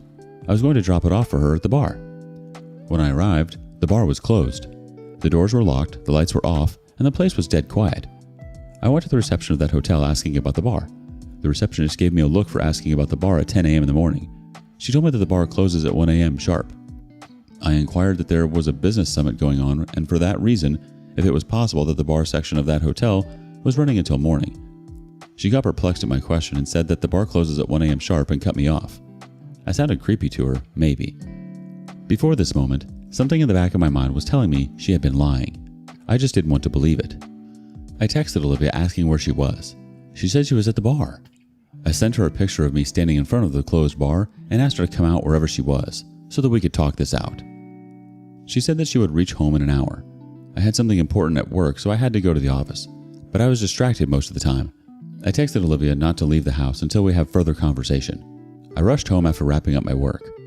As I reached home, Olivia's car was in the driveway. I somehow sensed that things were not going to be the same when I walked through that door, but I wasn't expecting the surprise that I got. When I stepped through our front door, I could tell something was different about our house. I was never one to pay attention to the little details.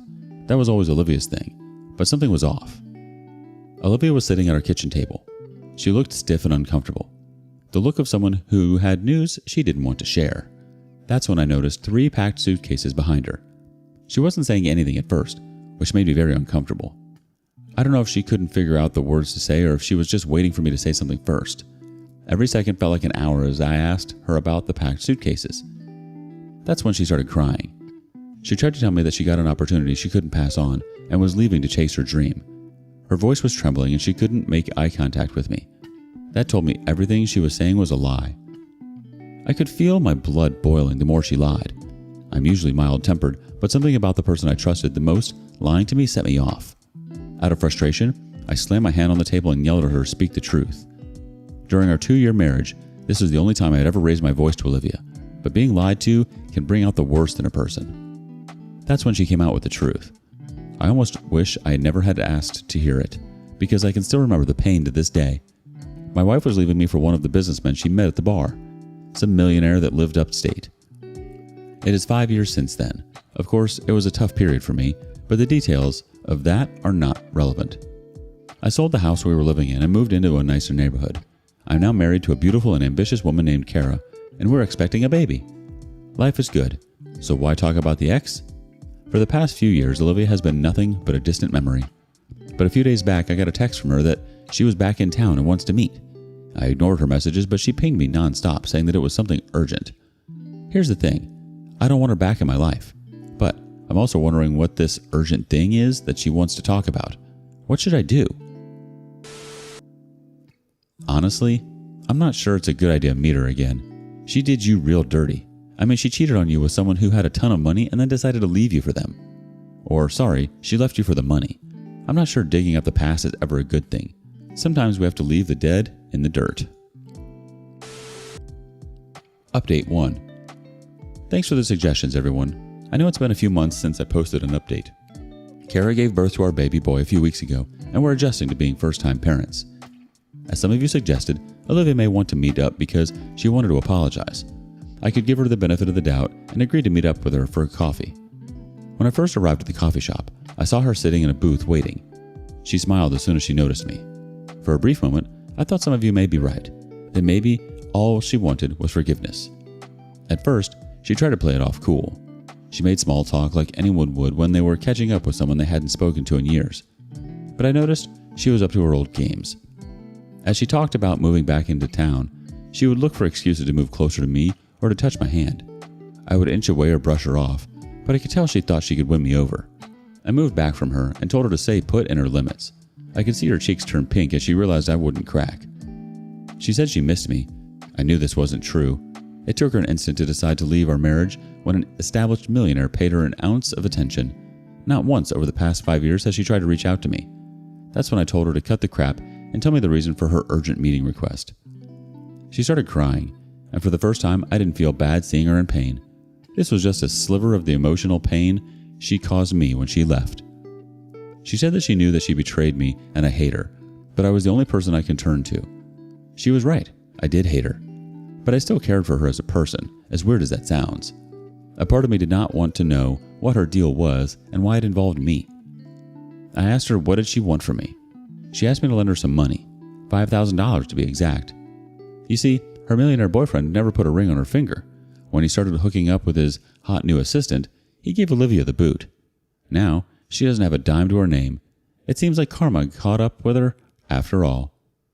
I don't know why I was so surprised that this was the reason she asked to meet up. When we were together, I was too blinded by love. But once she left, I realized what purpose I served her. You see, she never actually noticed me when we were kids, but that night at the bar, she overheard my friends and me catching up. She heard all about the good job I was starting in my new condo. Hell, after a few beers, I probably even let it slip how much money I was making. She only saw dollar signs and a man simple enough to fall for charm. Of course, I retrospect all these only after she left.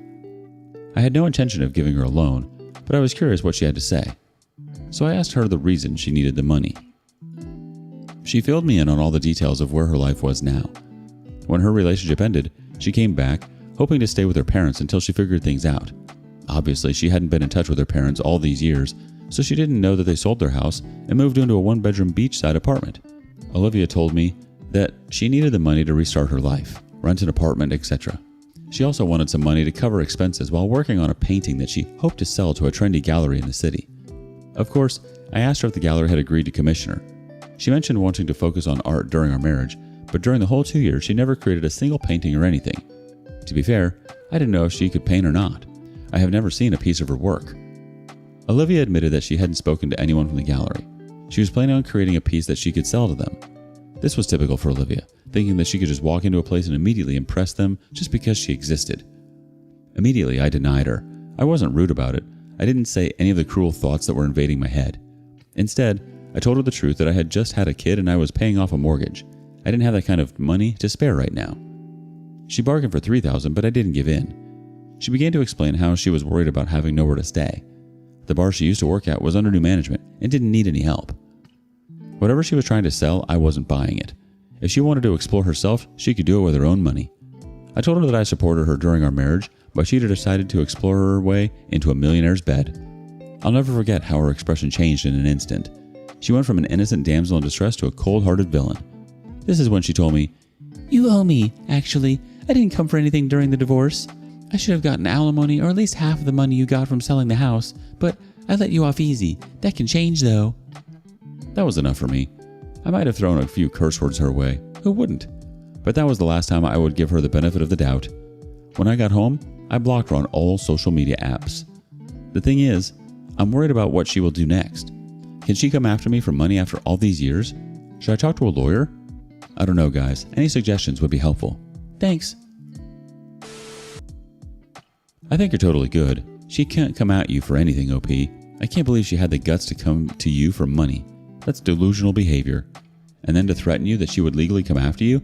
That totally came from a place of fear because she's desperate. Obviously, everything she said before that was a load of BS. It's scary to think that someone can look you in the eyes and tell you endless lies and pretend to be someone they're not. And she almost had you with the tears. Stay sharp, OP. Update 2. Hey everyone. I'm sorry I've taken so long to update you guys. Life has been insanely busy for us lately. But I know that's not why you're keeping up with my posts. You're probably wondering what happened after my exchange with Olivia. Well, I'm happy to say absolutely nothing. She was all biting with no bark. Just to be on the safe side, I did speak with a lawyer. Well, sort of. My colleague's brother works for a law firm and he lets me know that in this state, an ex-partner can't go after alimony after the original divorce case has been settled. Even if she did get a lawyer, she didn't have a case to move forward with. Plus, she doesn't have the money to fight a case. I'll give her props for trying, but she won't fool me again. I blocked her number as well as all social media apps. Of course, living in a small town does make it impossible to avoid hearing about someone completely. As much as you try to distance yourself from them, someone else will eventually bring up what they're doing. I was told she moved upstate to stay with one of her old high school friends. Luckily, she won't be around to sink her claws into my life anymore.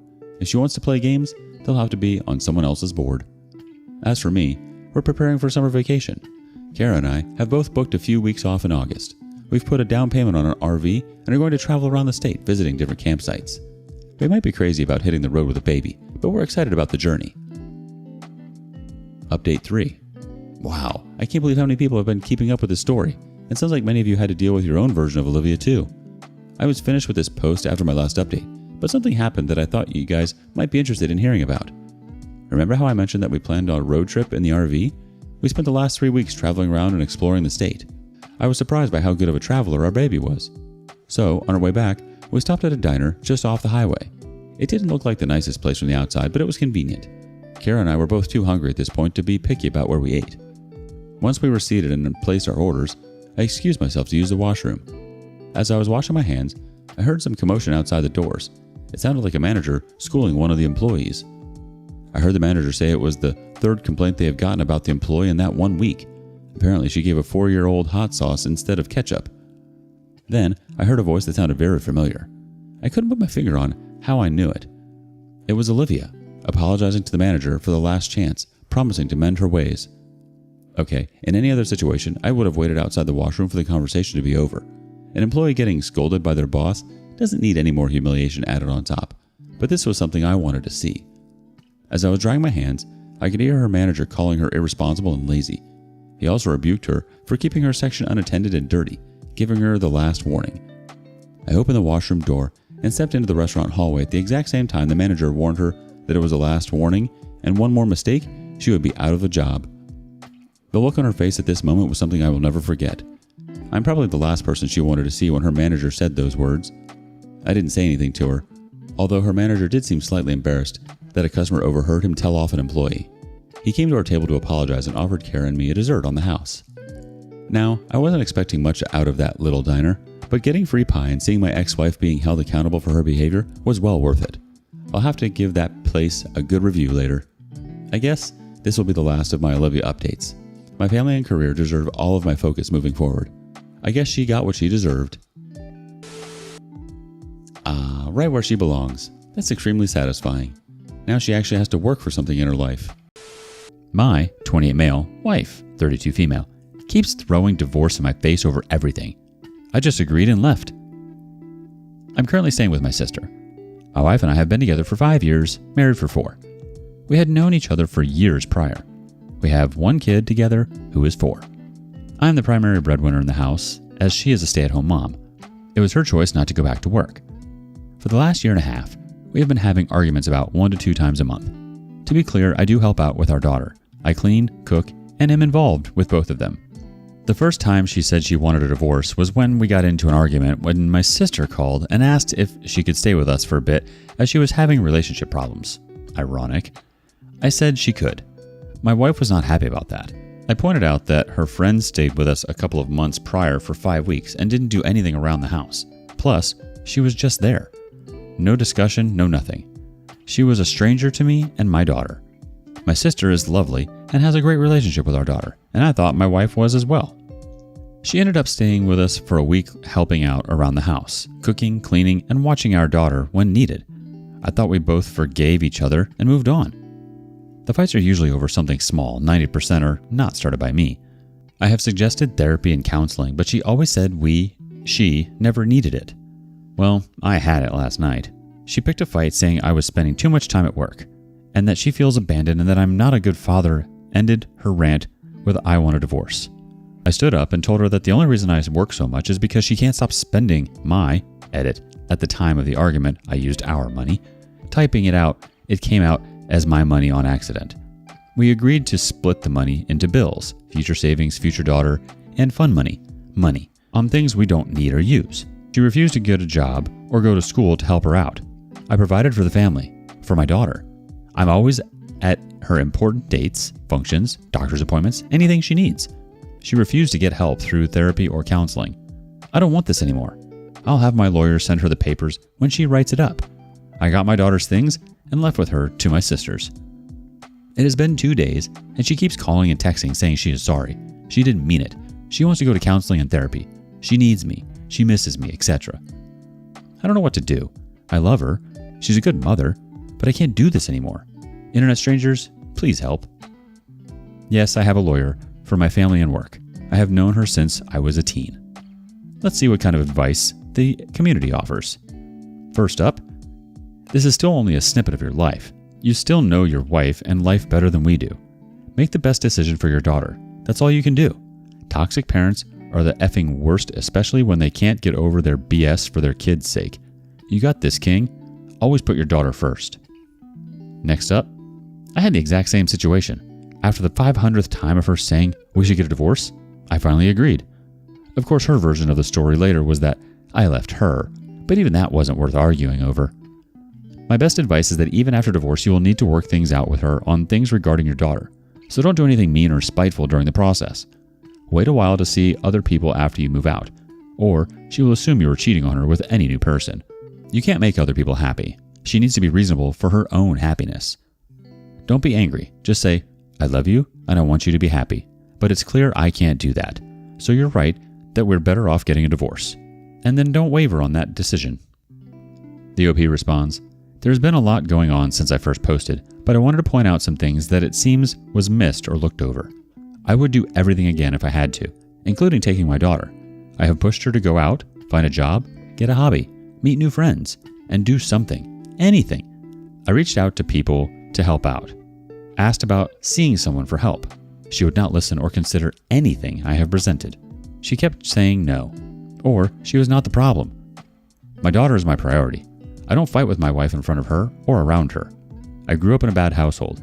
I have been in the position where my dad got angry at my mom. My mom left, and my dad took it out on me. I don't ever want that for her. I don't know what my wife was going to do that night. You can't force someone to get help. They have to want it. Actually want it. If you force someone, they will go through the motions just to make it look like they changed. I'm not blameless in this, but I can't raise my daughter with her thinking this is okay behavior. Or this is how relationships are supposed to be like. I decided when I was young that I would never be like my dad. I think there's a lot of truth here, OP. You can't make other people happy, and you certainly aren't responsible for their happiness. And I think you can handle only so much of someone saying they don't want to be with you and really holding that over your head for so long. That's not a game anyone wants to play. And I understand not wanting to continue that cycle with your daughter. The comments are right. Whatever decision you make it in the best interest of your daughter.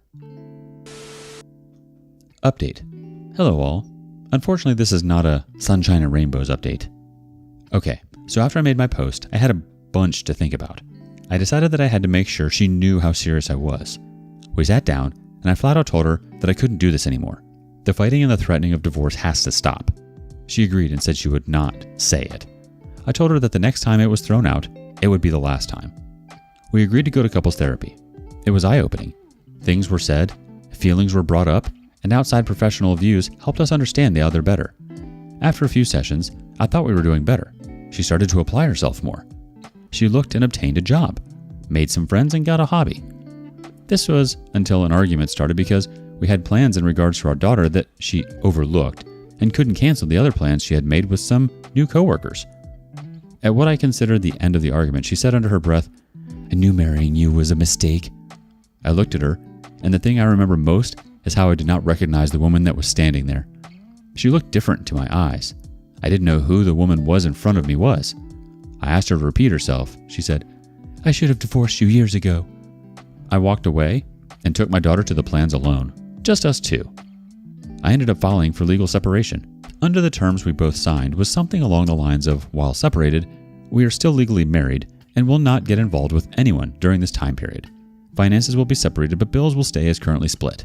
I would still pay for insurance through work. Other things that were in it were therapy sessions would continue both as individuals and couples. I would move in with my sister, and we had shared custody of our daughter, 70 me, 30 her. One day, when I had my daughter, I needed my wife to take her. I let her know a week before, and she agreed. The morning of at 7:30, I went to drop her off at the house and noticed an unfamiliar car in the driveway. My first thought was, she must have a friend-girlfriend over. I go ring the doorbell, out of respect, but still odd ringing your own doorbell, and wait with my daughter when a shirtless man about 20 opens the door and asks who I am and what do I want. I ask for my wife. He calls her, and she comes around the corner in a robe, and her face goes from curious, shocked, horrified, sad. Needless to say, in 3 months' time when the legal separation ends, I'm filing for a decree of dissolution of marriage. My daughter is safe. She doesn't understand what's going on other than daddy and mommy are not happy with each other. As stated above, she is my priority. I guess I did do the one thing I never wanted to do, the one thing I promised myself I would never become, but I guess it couldn't be helped. I ended up just like my parents. I don't know what a healthy relationship looks like. I hope I can just show how much love I have for my daughter and raise her the best I can. Thanks for the support, comments, love, and criticism. Let's see how the community reacts. First up, that's effing hard. One day your daughter will know what her dad did to protect her. I hope you find peace in your life, OP. The next commenter says, I'm so sorry, OP. You really did the best you could with what you were given. Don't beat yourself up too hard. ETA, I can tell you from experience that having separated parents is better than having parents that are together, but obviously unhappy. Next thought. From what you wrote, I don't think you are like your dad. You didn't do the same thing your parents did. You prioritized your daughter and took her from a household that was no longer healthy for her. I'd say that it's not the matter of knowing how a relationship should look like, but the fact we cannot always force how the people we love will change over time. We also never get to know someone as thoroughly as we think, only the bits they show us. I think you've made the best choice in this situation. The OP replies, I feel like I never knew her. I only know the side of her that she showed me. I just hope I'm doing right by my daughter. Thanks. The comments are right. You did the best you could with the cards you were handed, OP. You can't be the only one working to keep a marriage together. It takes two people. And I think you're far from different from your parents. You know your self-worth, and you'd never put your child in a negative situation. You're looking out for her, which is far more than your parents could ever say.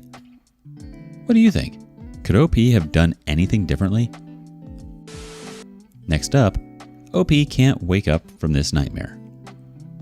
Pandemic locked me in the house with my cheating wife. Full story. I've pondered a lot the idea of me posting this story, and based on the title, I'm sure you realize this story is now closing in on 3 years old. However, I've felt at this point that it is good to get this off my chest. At the time, I, 30 male at the time, was happily married to my 30 female wife. We had been married around 6 years. I will refer to her from here on as Sarah, not her real name. We traveled, ate together, and spent time together basically every night for the first 6 years of the marriage. During 2019, I started to see some warning signs that, in retrospect, should have told me something was up. In early 2019, I had to be out of town for a work conference, the first time that I had ever been gone overnight from home without her. She immediately suggested that her friend might come visit and even stay over those days. Now for context, this friend, 29 male, I will refer to him as Mark, is someone she texted all the time. They were close friends, and I know for a fact had been intimate with me before we met. I put my foot down and said no, pointing out he never came over in 6 years, except the one time I was gone. While she got mad, she respected my wishes to the best of my knowledge and the scenes from the security cameras. There were other things as well that gave me pause, but for the interest of time, I will move on. Now we arrive at the end of 2019. As we were in a movie theater together, I noticed her writing messages to someone on her Apple Watch during the movie. This was very unusual for her to do, and the messages, although I can't remember them, were a bit strong for a coworker at a new job, but nothing overly sexual or romantic. I ask her about it after the movie, and she brushes it off. Her behavior changes, sitting away from me on the couch, changing in a different room, and so on. I start to wonder, am I being cheated on, or what is being hidden from me? I feel tremendous guilt for even thinking about checking her phone for confirmation, feeling that if I do, and I am wrong, there's no point in continuing to be married. After thinking about it for days, I decided to check in January 2020. Now, her phone is always close by, and I don't know the passcode. Luckily, her watch is accessible, and she made the code our anniversary. Irony abound. What I discover next is horrifying.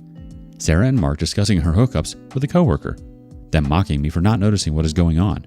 Sarah discussing how the ideas of me touching her is revolting, how she can't imagine having kids with me. We had been trying in mid-2019, so this especially hurt. Then I read the messages between Sarah and the coworker. We will call him Carl. Those messages are explicit, and Sarah shows more affection for him in every way that she shows me now. And each message tells me a new revelation that hurts more. That a trip she had was to console a friend was really so that the friend could meet Carl. That she began changing in the bathroom so I wouldn't see the hickeys on her body. That her therapist knows all of this and says I should be made aware, but that she should be happy with whoever. I stay up till 3 or 4 a.m., reading these messages and taking pictures of everything. I don't sleep that night. My jaw clenched so hard all night it caused issues for months. She leaves for work. I'm off that day, and my first phone call is to a lawyer.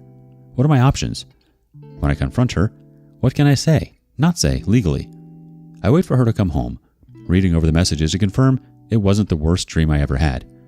When I confront her, I tell her what I know without revealing I had been in her texts. I tell her I spotted the hickey, a lie, but she mentioned it in the messages, that I know she's texting someone.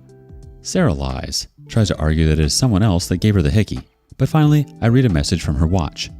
I guess what I expected was for her to break down and admit everything. Instead, Sarah explodes in rage that I violated her privacy. The insanity and gaslighting of trying to convince me that I was the bad guy here blew me away. She stormed out of the house and disappeared for 3 days. No communication as to where she was, even though I asked her to tell me where she was staying, so I knew she'd be safe. To this day, I only know a small part about where she went or what she did. When she comes back, she tells me she wants to try to fix things and spend some time together. It doesn't go well. I catch her sneaking off to meet with him once again, as she foolishly leaves the watch behind and I can read the messages in real time. I finally tell her in February 2020 that I contacted a lawyer. She insists she won't sign anything until we attend couples counseling. I humor it, but it goes off the rails immediately when, after I explain we're here because she had an affair, that she argues my word choice. Affair was too strong a word? She also lies about the fact that she cheated on me before Carl with a married man, something I discovered at a later date going through her watch once again. She admits her plan was to find an apartment, then hand me papers without me ever knowing what was going on. She even tries to blame the whole affair on me, using, in the therapist's view, minor disagreements as proof of my cold and uncaring demeanor. One example, I don't immediately scream at my parents for a Christmas gift she didn't like, or at her parents when they playfully made fun of her. At this point, the decision is made. I need to divorce her, as she will never tell the truth. We agree Sarah will move out of our house, and I even help her find an apartment, anything to get her out of the house faster. One day in March 2020, I watched the news of COVID come in, and all construction work stops. Her apartment was almost ready, but was being renovated. Now, there's nowhere for her to go. I'm stuck in the house with her from March to June of 2020. For those wondering, she has enough legal knowledge to know that leaving would make her case harder and might still have to pay expenses. Those 3 or so months were hell. Trying to do my job and live in a house with a person who had wronged me and ridiculed me was unbearable at times. We tried, as best we could, to keep it civil and not scream at each other every time we passed each other. Imagine spending 90+ days cooking meals, passing by, and seeing no one else in the world but the person who ended your marriage and broke your heart. Every day featured me essentially locking myself in a room for 8 hours, then doing yard work or working out to avoid speaking with her. She moved out for the most part in late June once the world started to open up a bit, and had all of her items out by July. Knowing that I wanted the house, she definitely manipulated the situation to her advantage to avoid her being publicly shamed. Her family, to this day, doesn't know what caused the divorce. She didn't tell them the divorce was happening at all till after the papers were signed, and essentially forced me to pretend we were still together until then. At which point I told her to tell her parents, or I would. They never asked me what was the cause, although one of two did wish me well. I never felt the need to tell them, as despite the pain of gaslighting she caused, I didn't feel the need to hurt them. Her parents never wronged me. Carl and Sarah didn't last. When I found out, Carl told her to leave me and be with him, but she tried to mend our relationship and he walked away from her, so she ended up with no one. Sarah and I rarely speak now unless it's absolutely necessary, which is rare. I wondered at times if maybe I was wrong for not publicly outing our infidelity. The people who are important to me know the truth. I also never confronted or spoke to, for that matter, Carl or Mark, or her friend, who knew about all of this but never warned me. As for me, I found someone who was truly a good person and have a great relationship. I've never told Sarah as it's none of her business, much like telling her family about her cheating. I thought about telling Sarah how well I'm doing, but I think that is just schadenfreude. Thanks for reading, and I'd love to hear your thoughts. Ask for some thoughts, the community has them. First up, I applaud you for the way you handled it. I, on the other hand, am an a-hole. I would have told everyone why we divorced, every detail about what she did. I did that with my first wife. Glad you are finally truly happy. As for Sarah, I hope she has a miserable existence for the rest of her life. Sorry, not sorry. Next comment says, dude, you got out and moved on with someone else. Getting in contact with your ex-wife to rub it in her face will give a few minutes of happiness, but staying no contact and blocking her will give a lifetime of happiness. She knows that you're happy and she regrets her actions, but she will never tell you that. She won't admit that she was wrong, and you don't need that admission. Leave her alone. Karma will get her. P.S. Congratulations on your new relationship. Hope it's a nice lady, and if she's not, you know the drill, and you can see the red flags. Good luck. Wow, I can't believe she tried to turn it around on you for discovering the hickeys and the messages on her watch. She was just upset at herself for getting caught and was projecting that onto you. I'm actually shocked you tried to make it work after all of that. You sound like a very patient man, but you might have wasted your time there, especially pretending the marriage still existed just to please her. You didn't have to do that, but I guess that gave you some good karma. Anyways, I'm glad you found someone else. Wishing you much happiness. Cheating wife wanted an open relationship to justify her affair, so I ghosted her. I, male 32, am a regular guy, married to Kat, name changed, female 30, for the last 2 years. We dated for 2 years before getting married. Things are not good between us lately. It all started 2 months ago, when my wife came up to me and suggested that we open up the marriage to spice up our life. I was shocked at her recommendation. I never imagined that she would ask for this. Guys, I'm not being an entitled or a controlling husband, but after knowing Kat for so many years, it is hard to believe that she wants to try this out. Let's admit that open marriage is a risky game, and more often than not, it ends up hurting at least one of the partners, and in most cases, both of them. I made it very clear to her that open marriage is complete no for me. It's not that I don't want to explore things or spice up our married life, but I want those to be within the realm of a closed marriage, with no third human being involved in it. She was disappointed because it's a rare occasion that I deny her something. I love her dearly and, more often than not, oblige to all her demands even if it becomes a compromise for me. Although she didn't say anything after that conversation, but I could sense that she was not taking it well. I wanted to get into the roots of the situation. I wanted to understand her thought process behind this suggestion. I started questioning my ability in bed. I wanted to talk her out, but she kept herself shut. Kat is a consultant and has a hectic work schedule. She often has to work in different time zones, which takes her work-life balance for a toss. I too have a busy work schedule, but I don't have to stretch beyond our time zone, so I'm better off in that way. Due to our work schedule, I wasn't able to discuss my concerns with her. I blamed myself for snapping at her with an impulsive no. I should have asked for more context before passing on my decision. I felt awful. Nearly 2 weeks after the incident, one day, I got home early from work and prepared her favorite meal for dinner. She was delighted at my gesture. We hugged and spent quality time with each other. I used that opportunity to ask her about her proposal for an open marriage. She immediately switched the gear into a frustration mode, accusing me of tricking her into a mind game. I did not trick her into anything. I just want to have a good time with her and understand her point of view on open marriage. That's it. I lost my mind at her accusations and asked her blatantly if I was unable to satisfy her needs. She opened up after that. She told me that she got a bunch of interns in her office who are just out of college and are in their early 20s. They party wildly and hook up at any given opportunity. Their interesting tales of adventure have put these ideas of open marriage in her head. She admitted to having a FOMO when her young colleagues discussed their cool lives of wild parties and thrilling hookups. I heard her out, and I got her point of view. It is natural for any human being to get swayed by shiny objects. I told her that I'm not very comfortable opening up our marriage because I treasure our relationship. Our bond is very special to me.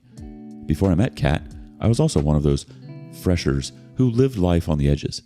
I used to do the exact same thing as anyone in their 20s does, but I experienced the emotional turmoil that everyone does, hollowness. These excitements turn into emptiness after a while, and so when I met Kat, I found solace. After dating her, I never wanted to go back to my previous life. I proposed to her and got married. She was the one I wanted to have a baby and grow old with.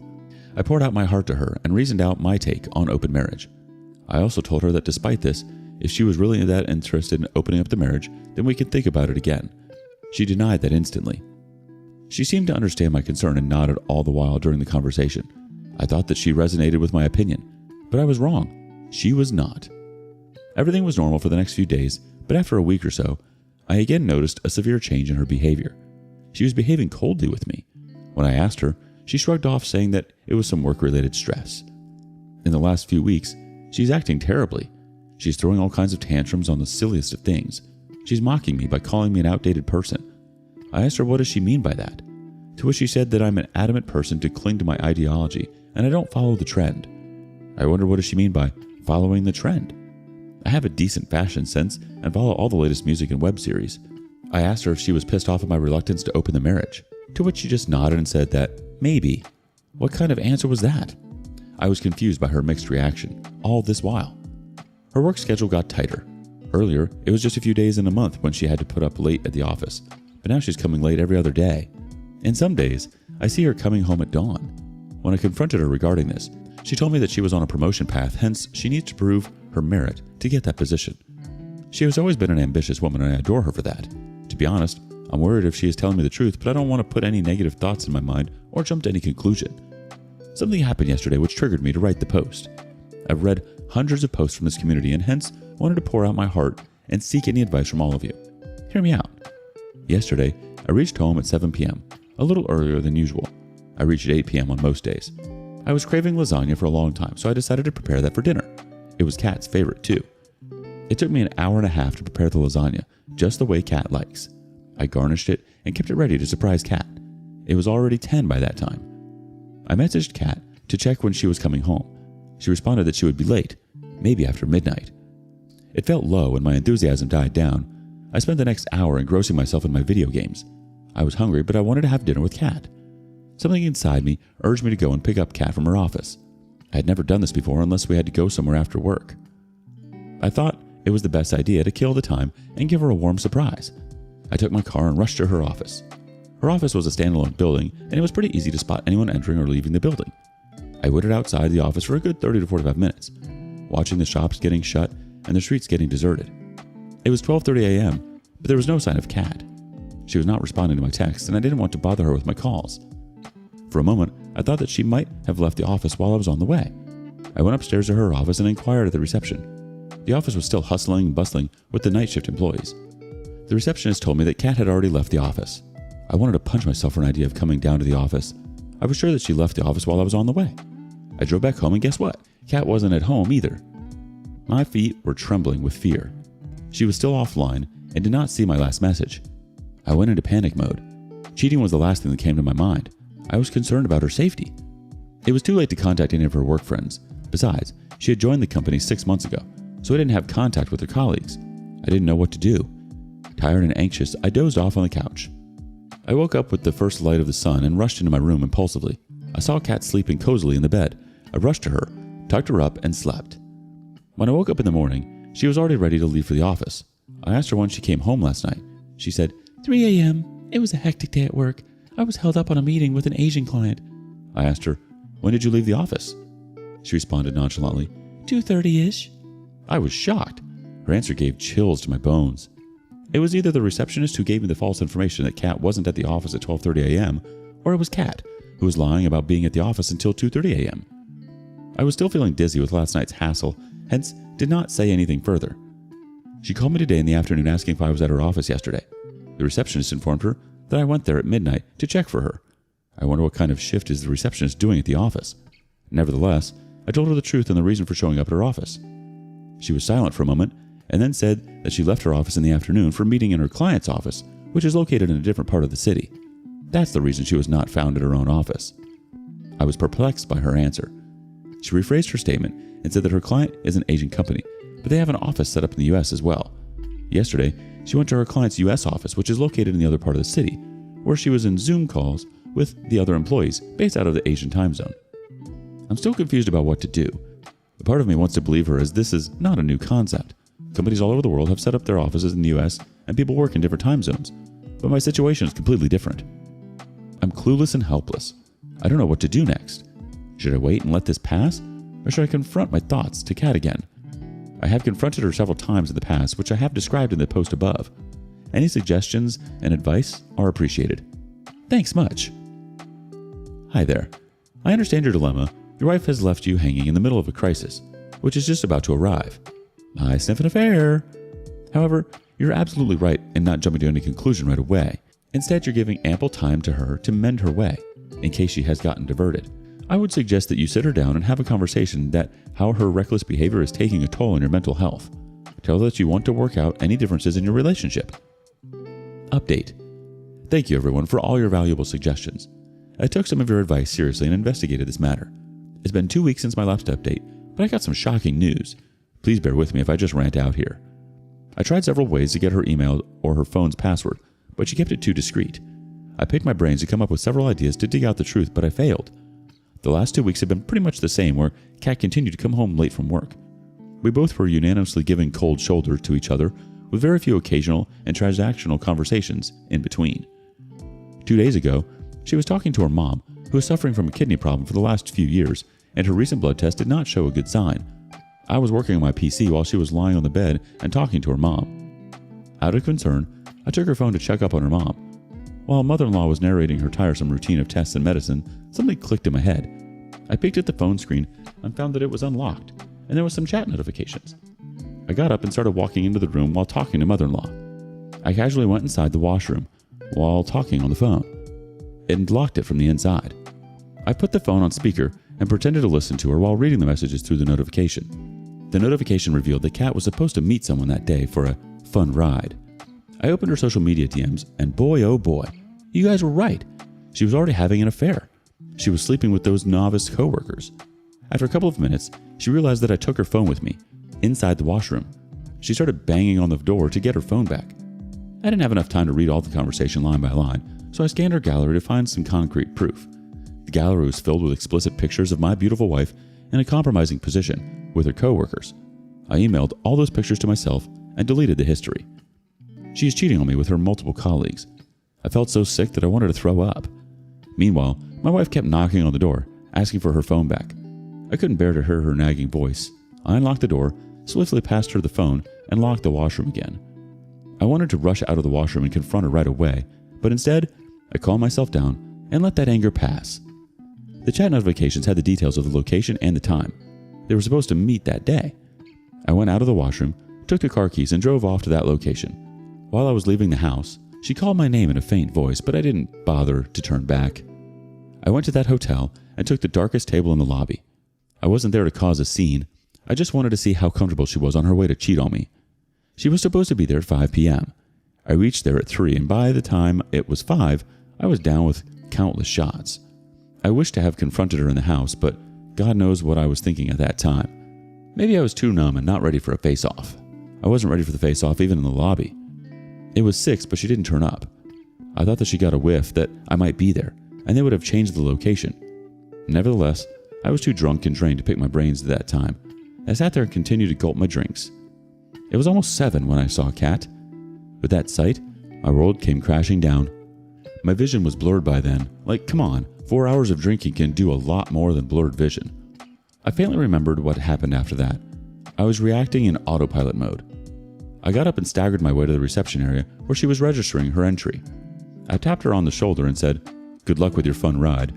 I might have said something else too, but this is the summarized version of whatever I blurted out at the moment. She held my hand and said that she could explain. I don't remember what else she said. I could only recollect that I shrugged her off, freeing my arms from her claws, and stormed out of the hotel. I hailed a cab to my friend's place and passed out at his door. The next thing I remember is waking up on my friend's couch yesterday afternoon. I slept for 16 hours straight. It was Sunday afternoon.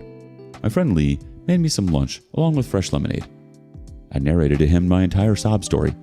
He asked me to immediately freeze all the joint accounts, change the passwords, and get an STD done right away. For someone who had been betrayed so badly, money and all these privacy checks was the last of the concern. I reached out to my phone, which was lying dead. I plugged it into the charger and switched it on. The moment the screen appeared, it got flooded with notifications of 100+ missed calls, 50+ voicemails, and countless messages of pleading. I ignored all of it. After a few minutes of switching on the phone, I started getting calls and messages from her again. I blocked her from all platforms. I felt so disgusted that I didn't even read her messages and emails completely. Today is Monday. I've called in sick for the next few days at my office. I don't know how to deal with this. I've been drinking heavily and want to run away from all of this. I don't know what to do now. My friend is Googling some of the best lawyers in the vicinity as I write this post. I'll keep you all posted. Hey, please don't waste yourself. Don't punish yourself for your wife's mistakes. Your friend is right. You need to freeze your bank accounts and get all the tests done to ensure your safety. Your wife was with the people who are regularly into hookups. You never know how something can travel to you. It's better to be safe, you know? Take care. And dude, you need to wake up and take back control of your life. She can ruin you if you don't take appropriate measures. It looks like she's under the influence of the wrong people. DM me if you need any help. I know some good law firms that specialize in this sort of case. Update 2. It's 2 months since the last update. Thank you for all the PMs and care on my posts. After reading the comments on my last update, I decided to take back charge of my life, and as suggested, I immediately froze all the joint accounts, changed the password of all the vulnerable data, and got STD tests done. Thank God nothing came out in the tests. Lee helped me find a lawyer, and I shared all the pictures with him that I collected from Kat's phone. I settled with Lee for a while until the divorce is settled. He was looking for a roommate, so it's a fair deal for him too. All this while, Kat has been trying to contact me, pleading with me to get back together and start fresh. She contacted Lee and begged him to help her reconcile the marriage. She told him that she loved me and all those hookups meant nothing to her. She was just exploring herself. She wanted to feel desirable. I don't know, guys, if I'm MIA on these Gen Z concepts of feeling desirable, or if this entire concept itself is a sham. I don't know. After a few days of my last update, I sent Lee to my house with the keys to pick up my stuff. I was hoping that she would be at the office considering that it was a normal working day, but Lee found her at home. She broke down in front of Lee and asked him for help. He was smart enough to tell her that I was put up in a hotel and not at his home. He knew that she can show up at his apartment and create a scene. She informed Lee that she has left that job. She confessed that it all started when those bunch of interns started flirting with her at work. They made her feel desirable and beautiful again. They got her to taste all kinds of stuff and experience all those activities in which they were involved, including the illicit ones. She started the physical thing as a one-time experience, but later got addicted to that thrill. Those guys were interns and did not make enough money, so they preyed upon their senior, Kat, to pay their bills. Eventually, she did realize that they were sucking on to her money, but by then, she was already enjoying that life.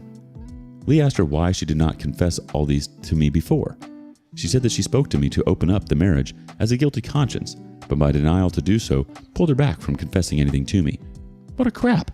What was the point of asking for an open marriage after cheating on me? Kat has been resisting signing the divorce papers and has shifted the blame on me that it was I who has motivated her to go for those one-night stands to gain some experience. What a lame excuse. Nonetheless, she could not prove her false claims. Now, she's asking for alimony for her mental distraught, which is caused due to the divorce. If there's anyone who needs to be compensated, it's me. I had to go through the terrible feelings of betrayal. Later that month, her sister Amy, name changed, contacted me and pleaded for reconciliation. She told me how Kat is going through the tough times, which is leading to severe depression because those interns have maligned her reputation at the office. They have apparently shown pictures of Kat in a compromising state, having fun with them to other senior employees. They mocked Kat for being an easy catch. She became the center of gossip at the office, hence she had to leave. The senior employees have passed on the hot gossip to others in their network, outside of the office, and now Kat is having a difficult time getting a referral from her network. I told her that Kat was the one who ditched our stable married life for a thrilling experience, and now she has to deal with the mess which comes with it. Anyways, I'm moving on with my life. I've kept my drinking habits in check and have been concentrating on working out, eating healthy, and keeping myself busy at work. The divorce proceeding is going on. Thanks to Kat's resistance, it got delayed, but my lawyer assured me that it will wind up soon. Good luck with the new phase. Hope you come out of this situation stronger. And what a narcissistic behavior. How can she just shift the blame on you? Ridiculous. You need to get rid of this girl ASAP. Don't fall into any trap of reconciliation. Wife divorced me because I took care of my ailing father. Comes back begging when I inherit his $1 million wealth. I'm 36 male, married for 8 years with 2 children. Along with this, I'm the only son of my ailing father. You see, my dad is suffering from kidney problems for many years now. But in the last 2 to 3 years, his condition has worsened, and he has to go for dialysis twice a week.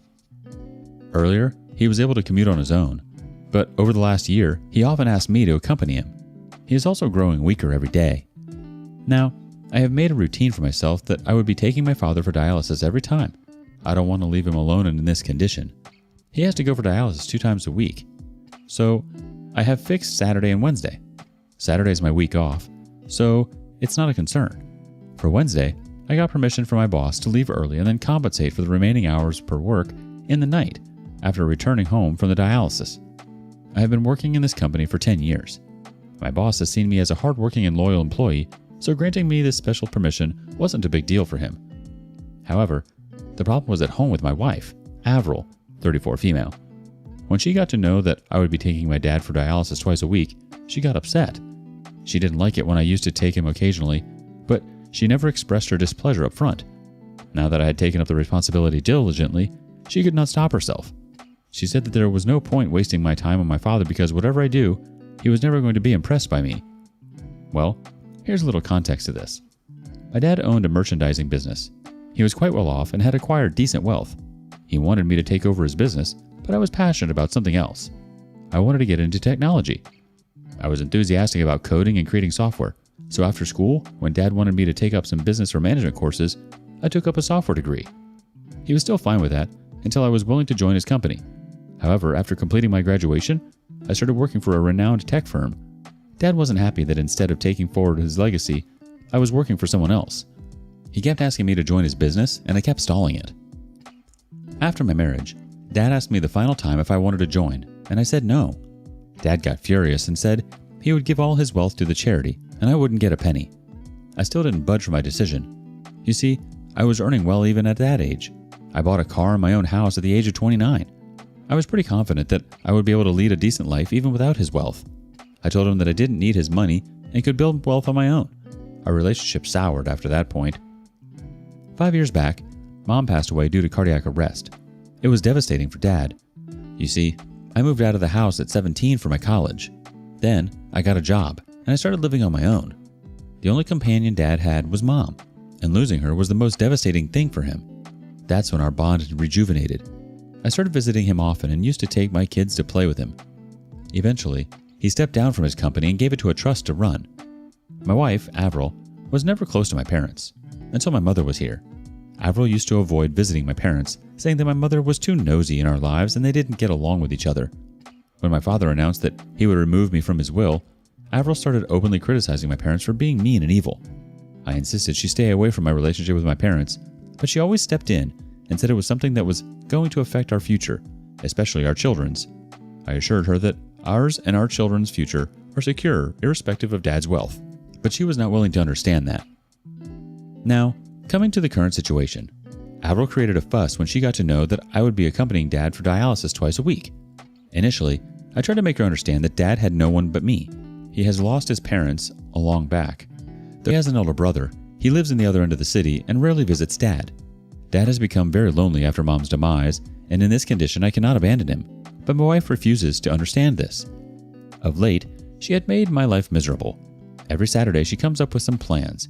Either it is hosting a party at the house, deep cleaning the house, outing with the children, or as stupid as grocery pickup. I made her understand that she can plan anything she wants on Sundays because, on Saturdays, I have to take my dad for dialysis. But she continues with her plans and then later rebukes me for being late or missing it.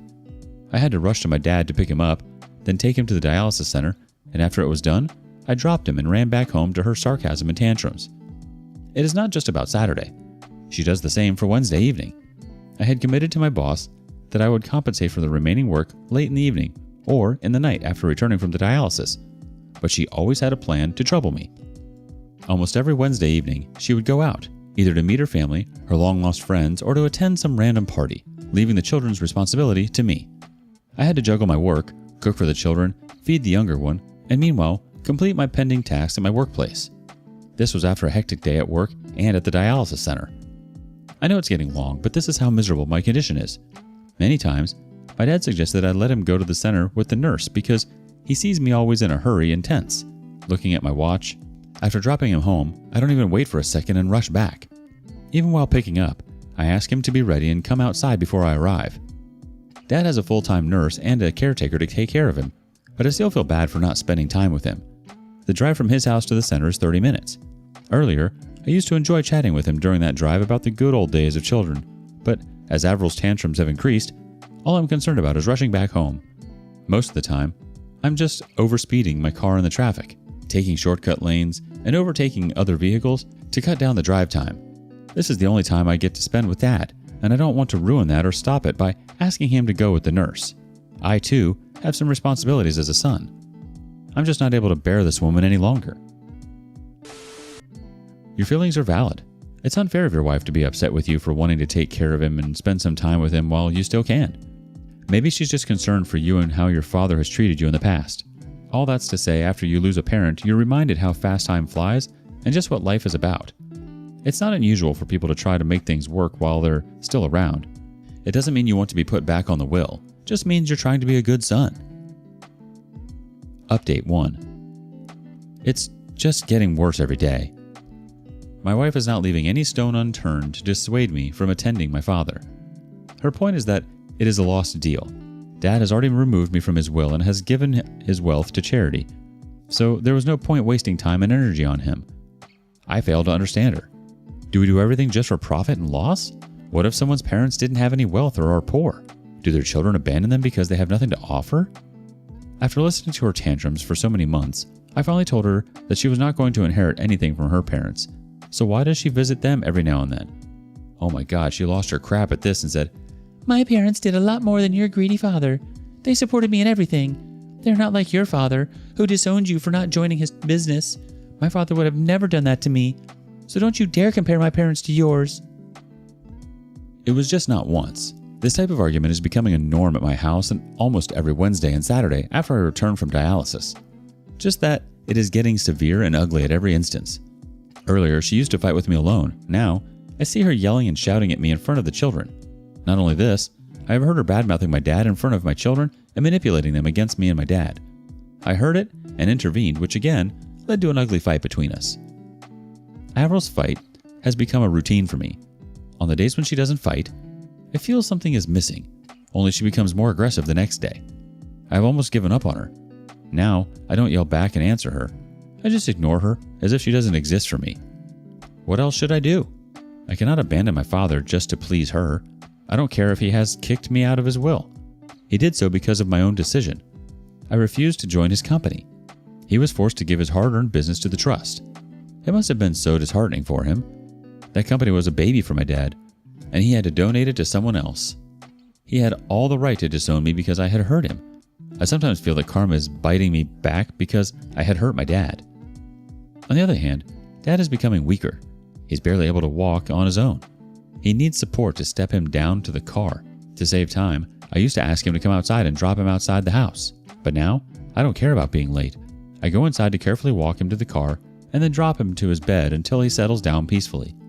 He's also having shortness of breath, so I make sure to walk him as slowly as he wants. Also, while driving, I drive carefully so as not to overspeed and increase his heart rate. I don't care about going late to my house because rushing to the house was also not helping.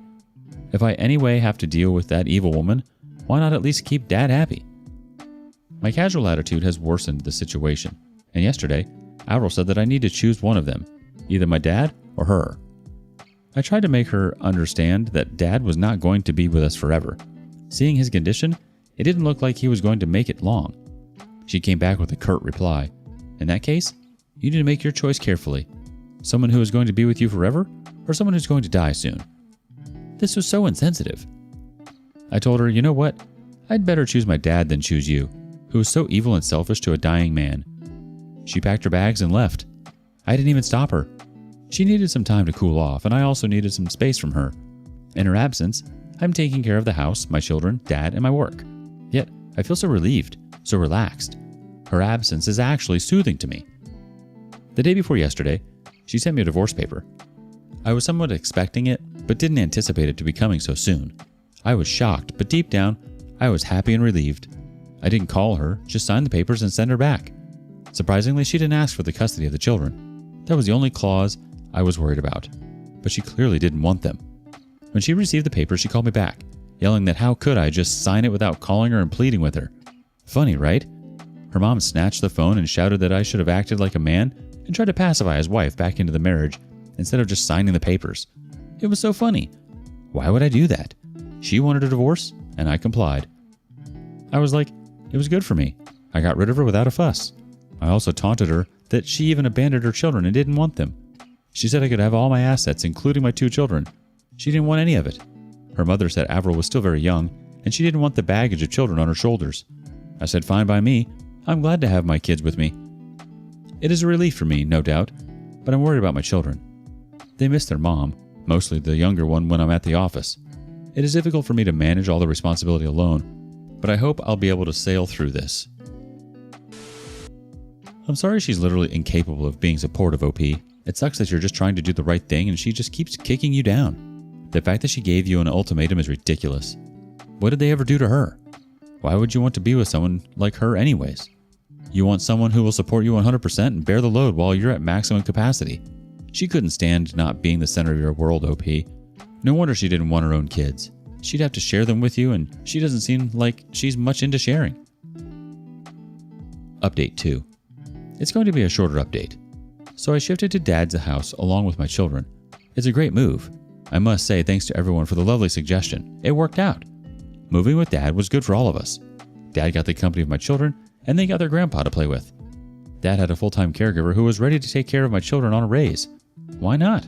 Someone to take care of my children under my dad's supervision. The best deal, right? It is such a happy feeling to see my dad playing and laughing with my children and then them enjoying themselves with their grandpa. Avril didn't think this to be coming. She wanted to make my life miserable by divorcing me. She thought I would not be able to juggle all the responsibilities together. Taking care of the children, my dad, house, and work. But you see, all is set perfectly. I'm definitely having the last laugh. The divorce was the best thing ever. Ha! This sounds like the best medicine for your father. Update 3. It's a sad news. Dad passed away last week in his sleep. He went to bed happy and content after playing with my children and never woke up again. The doctor said he died peacefully. The doctor, his nurse, and even his caregiver said Dad was happy after I moved in with him, and it actually increased his lifespan to these many months. He was already on the verge of giving up before I moved in. It is very sad to lose your only parent, but I'm glad that he got to spend the last few months of his life happily. My children are also very sad to lose him, but Dad has imparted good values to them. They say that Grandpa used to teach them to accept reality and move on. Life never stops for anyone.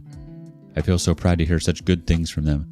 They are indeed my strength in this moment of despair. But there is one more shocking news that came after my dad's demise. Dad's lawyer reached out to me, asking me to come over to his office to reveal Dad's will. I said I wasn't required. Dad had already told me that he had given all his wealth to the trust, so I'm fine with that, and he can proceed with the paperwork to transfer everything to them. I asked him if I needed to vacate Dad's house because I was guessing that also was given to the charity trust. He laughed at me and asked me to just come over. When I went there, I found the trust members were already present. The lawyer had called them as well. When the lawyer started reading the will, I was in tears. Dad had actually willed me his heir. All his business, his house, his wealth was for me. I asked the lawyer if this change was made recently. I thought he made this change after I started taking care of him. The lawyer smiled and said, I was always his heir, and the will was never altered. I was inconsolably crying that my dad never abandoned me. Maybe he threatened to disown me so that I could take forward his business and his legacy. I was still crying when Dad's attorney pacified me. I said it kills me from inside that I hurt my dad all his life, but he always cared for me. The lawyer said that Dad was actually very proud that I didn't give up on my passion under his pressure, and that I was happy to lose my generational wealth to pursue my passion. Dad was very proud of me. The lawyer said that I'm the decision maker of the business, and if I want, I can take the company back from the trust and run it myself. I'm thinking of doing that. I did whatever I wanted to do. Dad indirectly supported me. Now it was my time to pay him back. I'm thinking of taking it back from the trust and scaling it to the level Dad wanted his business to fly. I came back home and told my children about their grandpa's will. He has given some portion of his wealth to my children as well after they turn 18. Today, we went to his grave with some flowers and spent some time in serenity. It is a very emotional phase for me. I'm so sorry for your loss, OP. The support your father showed you is the exact support that your wife should have shown you. Update 4. Oh, you know, the ants came back running on seeing the sugar candy. A month later to Dad's demise, I started taking over his business and the community service work. First of all, I quit my job and took over the business. Then I rented my house because my children and I decided to live at my parents' house. They feel connected to their grandpa in this house. This house has my childhood memories, so I also don't want to leave it. With this news that I had inherited my father's $1 million wealth, I got many visitors at my house, long-lost relatives, friends, and neighbors, but the most surprising visitor was my ex-wife, Avril, and her parents. They entered the house sobbing that they didn't know about my father's demise, or else they would have attended the funeral. Her parents went on to say all good things about my dad. Avril hugged the children and cried about how much she missed them. I asked her if she missed them so much and why she didn't visit them in the last 7 to 8 months. She said she went to our house, but it was locked. What BS? I was like, weren't you worried about your children when you saw the house was locked? Didn't you feel it necessary to contact me and check if the kids were fine? She had no answer.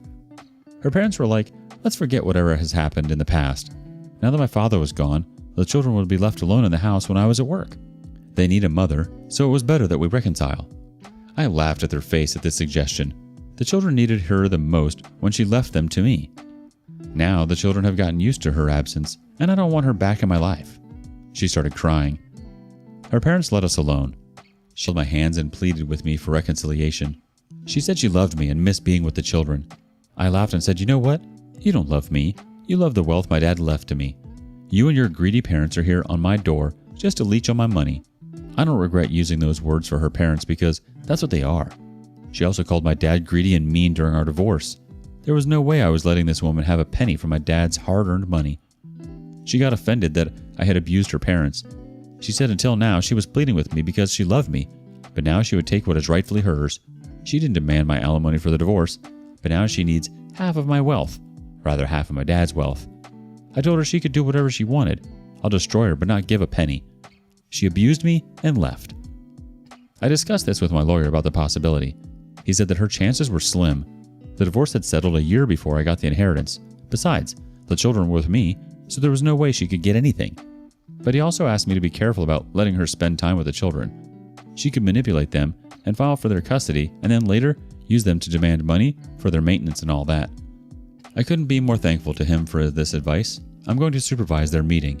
I'm also spending a lot of time with the kids these days to help them cope with the loss so that they don't run to their mommy for emotional support. I've undertaken my dad's company, so it gives me a lot of flexibility to manage my well-being and personal life. I'm planning to take the kids on a vacation to the Bahamas. Yeah, why not? They deserve this lavish vacation. No, it's about overspending my dad's wealth. I could have also afforded it, but I didn't have the time earlier, juggling work and taking care of dad. Now that I can, I want to take them out. As far as Avril is concerned, she hasn't contacted me since their last visit. I think she is busy knocking on every lawyer's office to file a suit against me. Honestly, not surprised. She was just looking for some quick cash to support her lifestyle. And you're right, OP. She doesn't deserve a cent of what your father left you. She's not interested in you or the kids. She hasn't even bothered to see them. She just wants the cash. Honestly, she might have been jealous about the relationship you had with your parents prior to the drama. Anyways, you're not just a good man, OP. You're also a great father. Best wishes to you and your children. Wife cheated on me with stepdad for mansion. Regrets because the mansion was mine. I'm in such a huge mess that I feel so embarrassed to even admit my situation. With embarrassment, I mean core humiliation.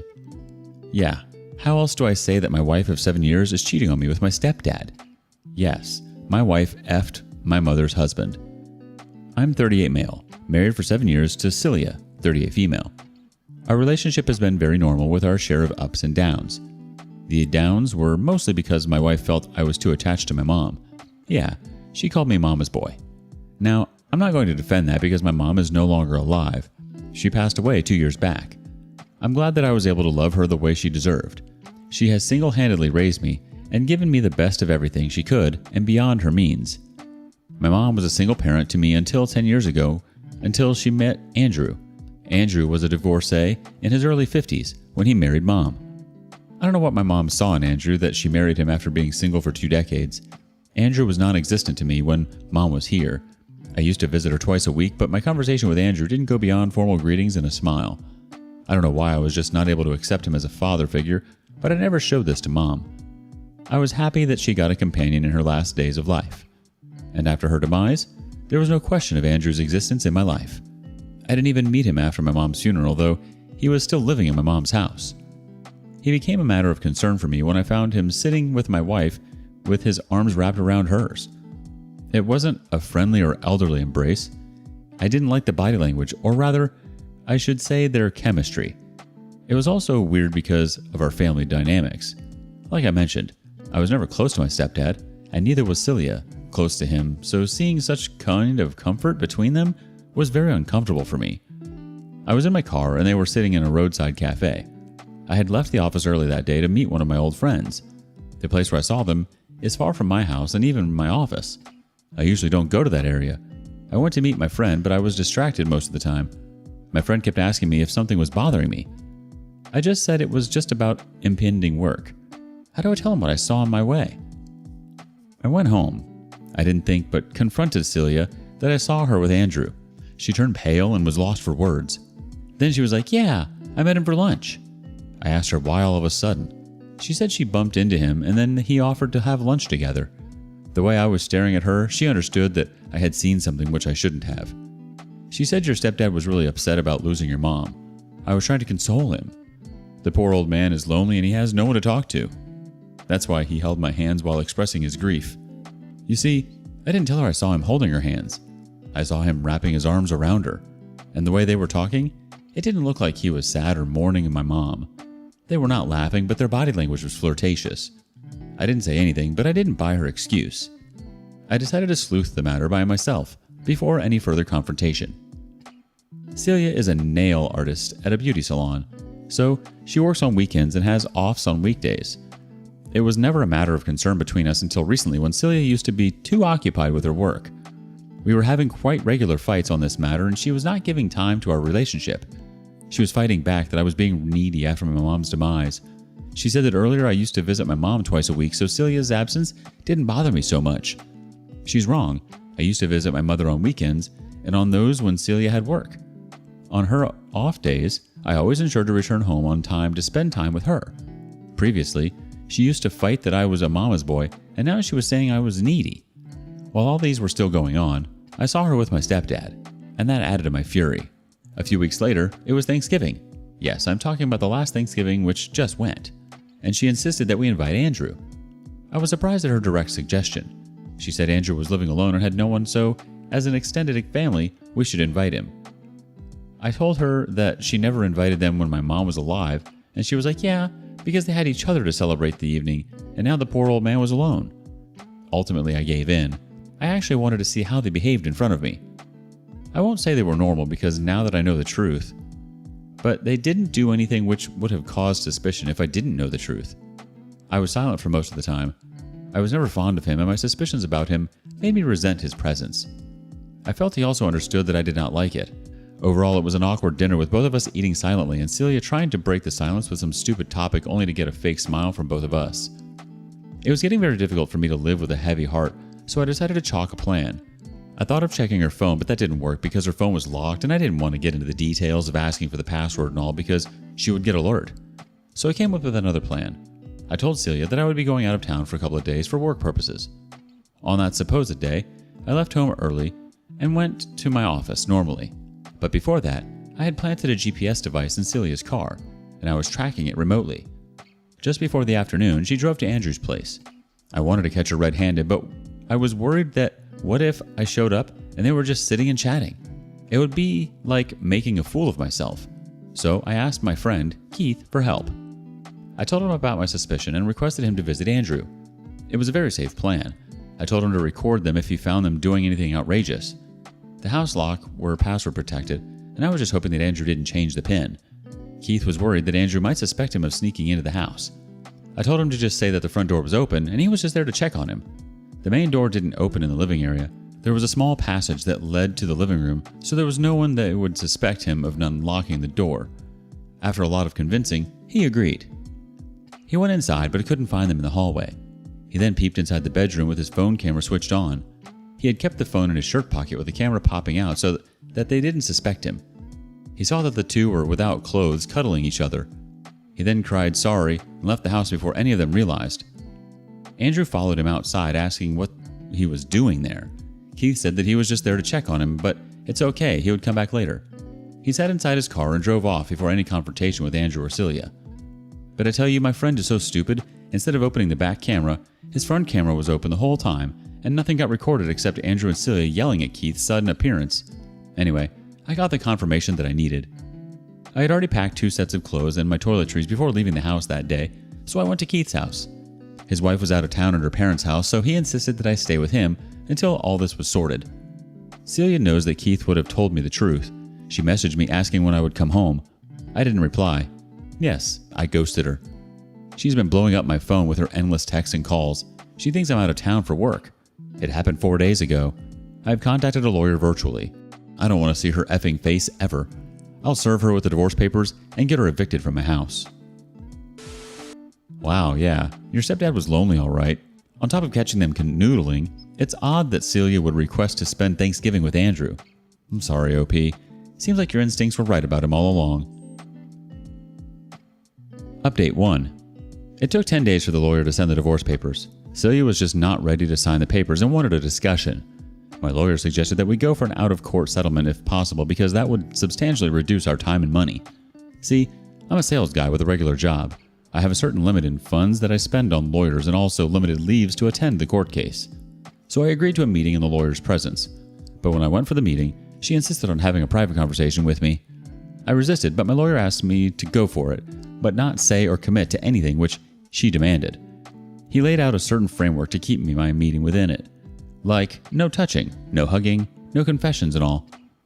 I felt disgusted at her presence. She tried to hug me, but I pushed her away. She said it was all a misunderstanding. After reading so many cheating stories on Reddit, I know what all cheaters say. I was like, yeah, sure, you're trying to help out a poor old man from his loneliness, right? She said whatever Keith saw was true, and she's not denying it, but it was only cuddling and nothing else.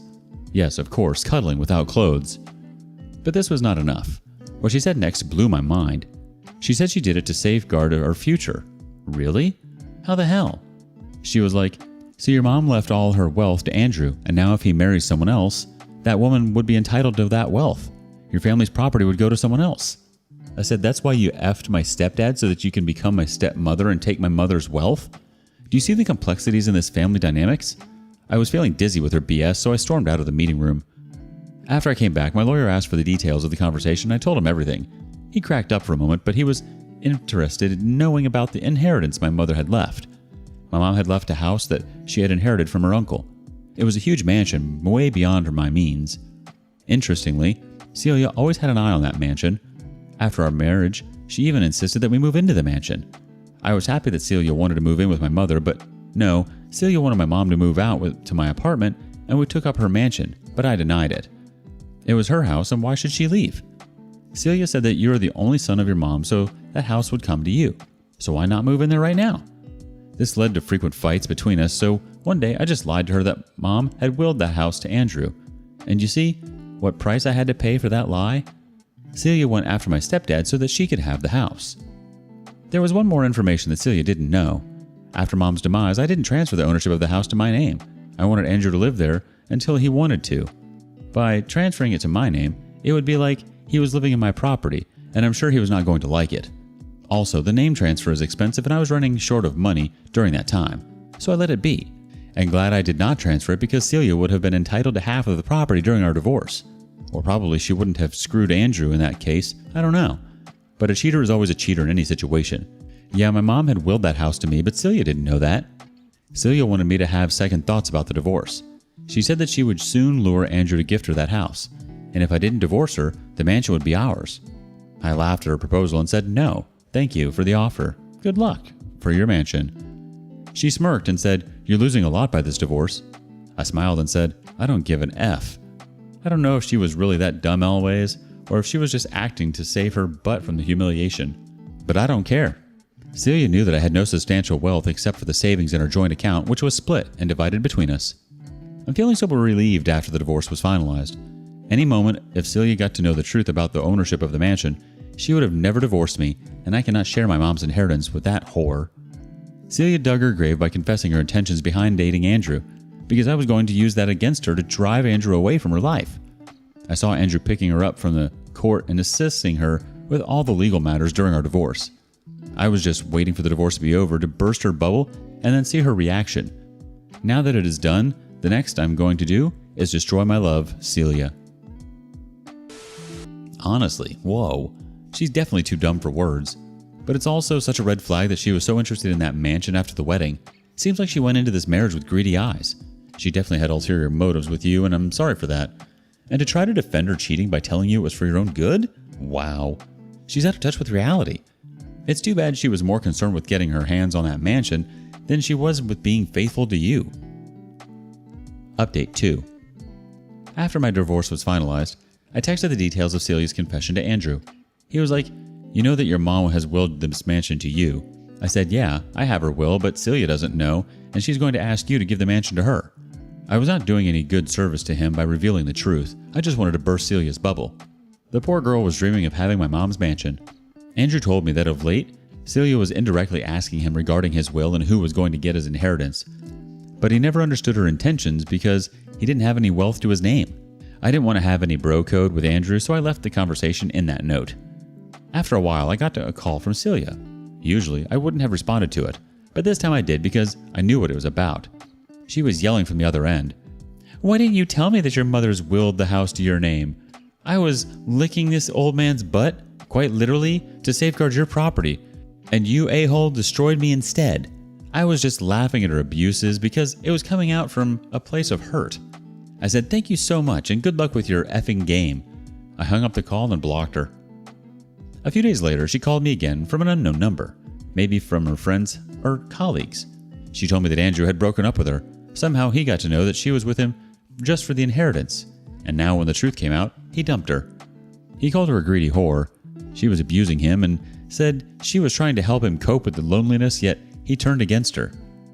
I don't know why she was still trying to pose herself as a pious woman when her truth had already come out. I sarcastically replied that, yes, you F everyone selflessly and only for the other's good. You have no underlying intention. She said she was with Andrew for my sake so that she could get the mansion for me, and now she is saying that she was trying to help Andrew cope with the loss of loneliness. Wow! Such a pure soul she was. She didn't give up there. She tried all means to contact me, pleading with me, sometimes gaslighting me to get back together. She showed up at my house, my office, and even at some of the regular public places I went. Yeah, it was so unbelievable that she showed up at the gym and tried to corner me to speak to her. It was a hell of a lot of nightmare, but I ignored her as if she was just a stranger to me. Technically, she was a stranger because our divorce was over.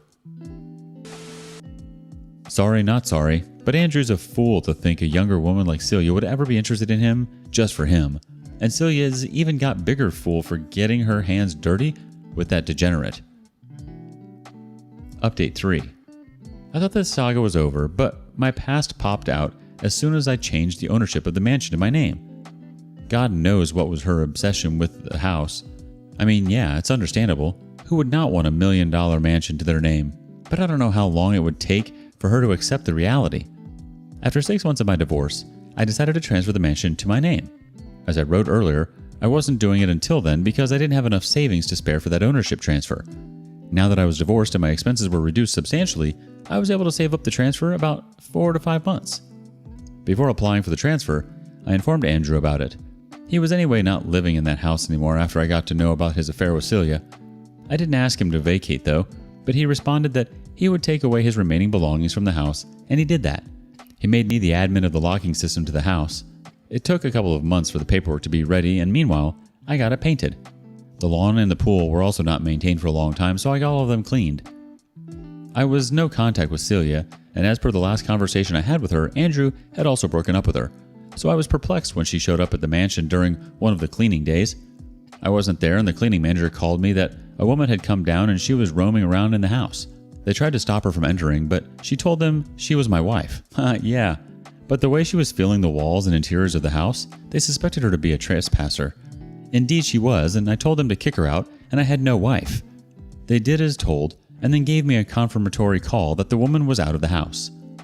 No prize for guessing if she showed up at my house. Yes, she did. She was crying and wailing that I had abandoned her when she did no wrong and that her intentions were pure. I told her to seek therapy and that she needed to check out a mental hospital instead of my house. She wanted me to let her inside the house and have a conversation, but I didn't. I closed the door on her face. Last month, I rented out that mansion to a family. Initially, I thought of shifting it there to save the rent of my current apartment, but then I did the calculation. The rent for that mansion is at least twice, if not more, than what I pay for my apartment, so it didn't make sense for me to move there. Also, that house is too huge for a single man. If I get married in the future and have kids, I'll surely move in there. But as of now, I don't see that happening anytime soon. I have also taken a restraining order against Celia on my mansion property. The chances of her sneaking into that place or vandalizing it were low because she had not been violent yet. Still, I didn't trust her, and I had to do this to safeguard the interest of the new tenants of that house. I don't want Celia to trouble them unnecessarily. It has been smooth until now, and I hope I don't have to make any further updates on this thread. I want Celia's chapter to end, so that I can move on with my life. I certainly wouldn't trust her either after all that she did. She hasn't given you a reason to trust her. I love how cheaters always try to say the one that got cheated on abandoned them, when in reality the cheater abandoned the relationship as soon as they entertained the idea of cheating. I'm sorry, OP. But also, I commend your choices and your foresight into not transferring the house into your name. You're a smart man. Your mama raised you right. Unusual behavior from my wife. Preface. I work nights and she works a day shift. Her job is a male-dominated field and she seems to be with coworkers more frequently. There is female support staff like office jobs, parts rooms, etc. We're both in our 40s and been together since 17 years old. She only started a career in the last couple years, so a workplace relationship wouldn't have presented itself in the past. Here recently, she's been hanging out with her female coworkers after work many nights.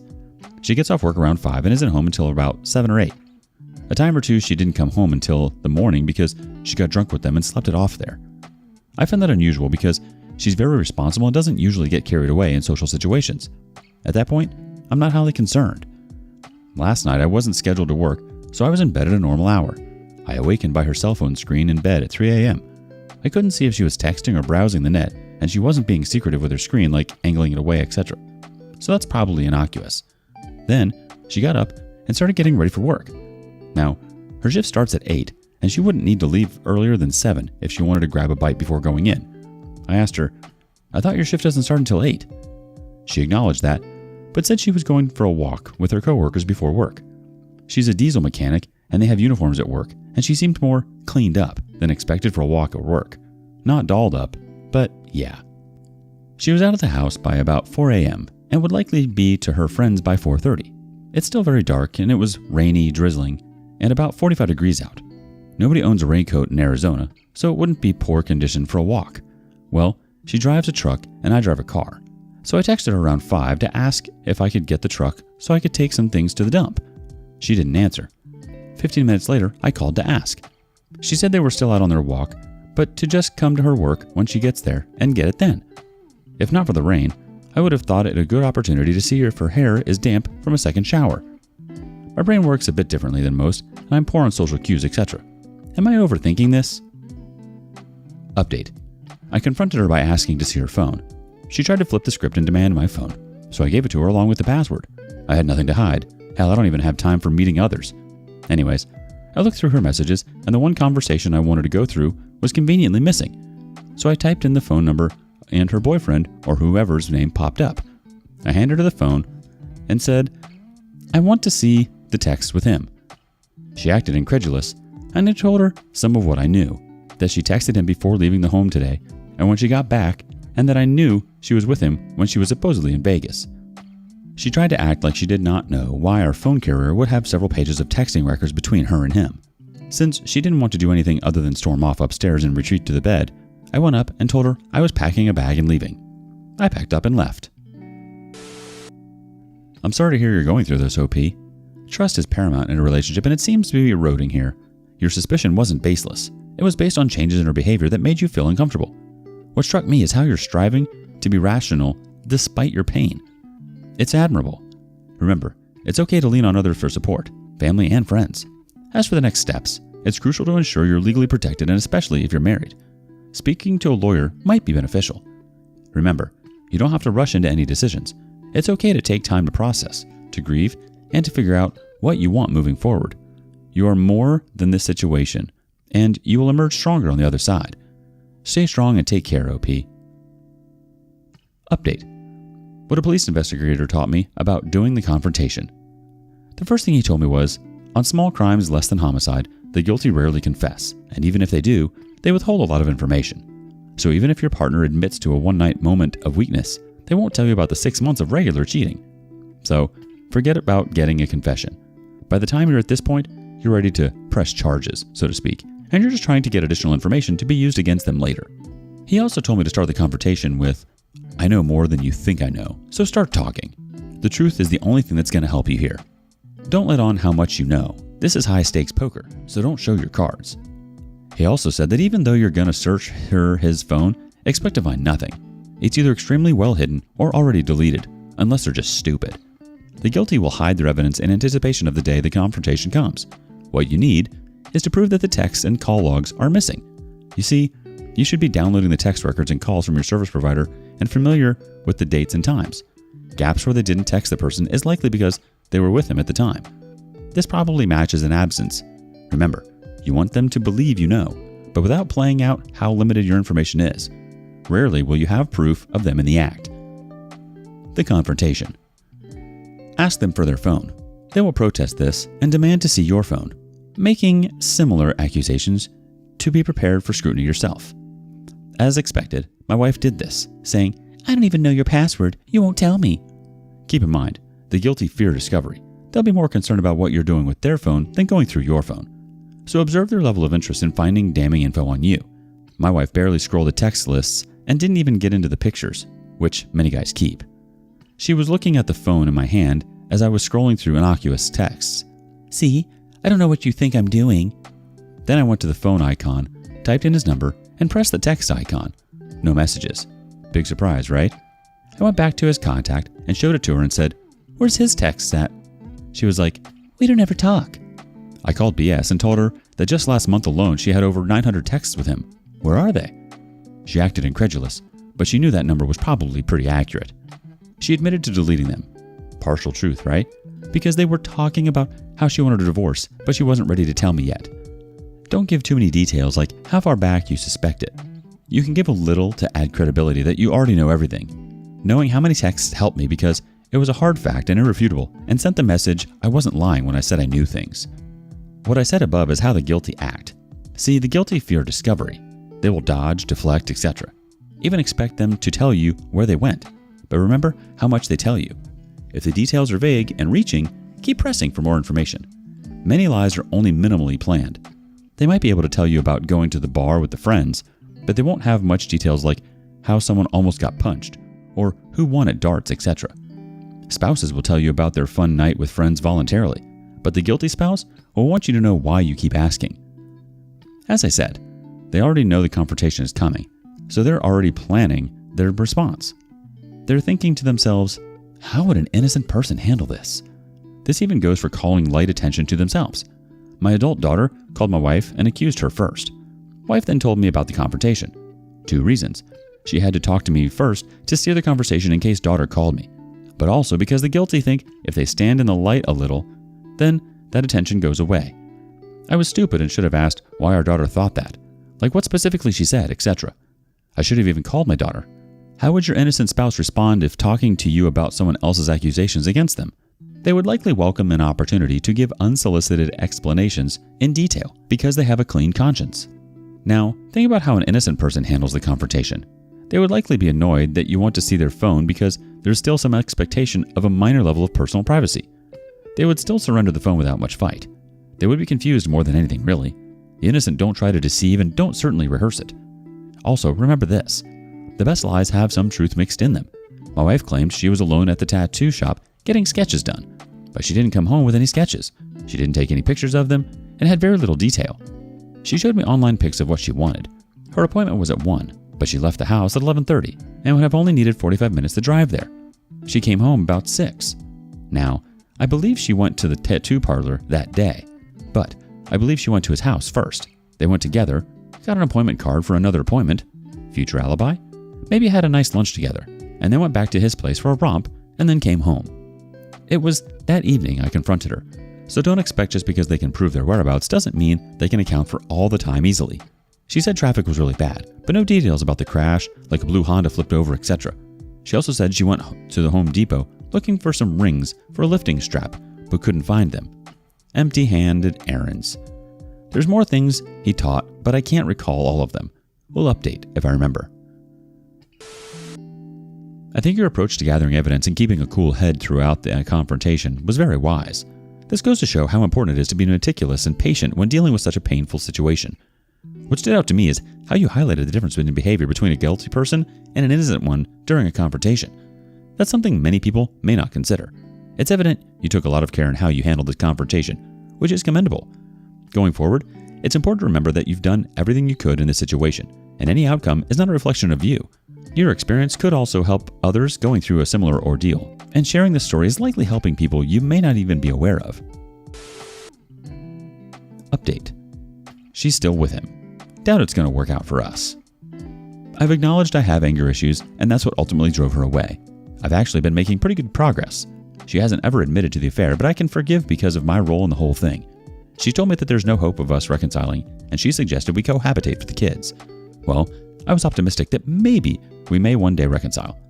I am concerned that the cohabitation was a compromise she was offering because she was still afraid.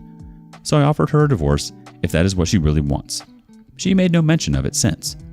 I took that to mean maybe she doesn't want that. Who knows? Maybe even she was softening up a little. We even took the kids to dinner last night and she was pleasant and conversational, even looking at me while talking. I really thought maybe the ice around her heart was melting. Then on the way home, she took a little barb at me, like to remind herself she doesn't love me. Well, this morning she was gone. I knew where she was. Unknown to her, I know where he lives. I took photos of her truck and his trailer carport before. I don't know why I even bothered, but maybe to get a gauge on her emotions. When I got there, it was just his truck in the drive, but then I saw her truck parked nearby. She didn't know I was there, but she texted me asking if we needed garbage bags, etc. I told her we were low and then asked if she was at the grocery store and if she was to get me some more creamer, as if I believed her. I wasn't getting a response, but soon I saw him pull his truck out of the drive, her truck backed in, and his truck leave. I couldn't get too good a view, but I'm sure they left together, so I went to the door to ring the bell. No answer. I texted her to ask if she got the email mentioned earlier. She said she didn't see it, etc. So I told her what it was, and she said we'd talk when she got back. She texted she was at Costco. I said, no, you're not. About 45 minutes, she texted a picture of the Costco building. So yeah, she just got there and laying down a cover story. I told her to text a picture of the truck if she wanted me to believe her. She said she honestly doesn't care. I texted back, you're a good person and I know you're trying to spare me from hurting even more, or maybe you're afraid of me, and I'm sorry for that. The lies hurt more than the truth at this point. She sent me a selfie of her in Costco. I haven't responded. I'm really conflicted because I've constantly walked out on her and the kids. I don't want to do that again.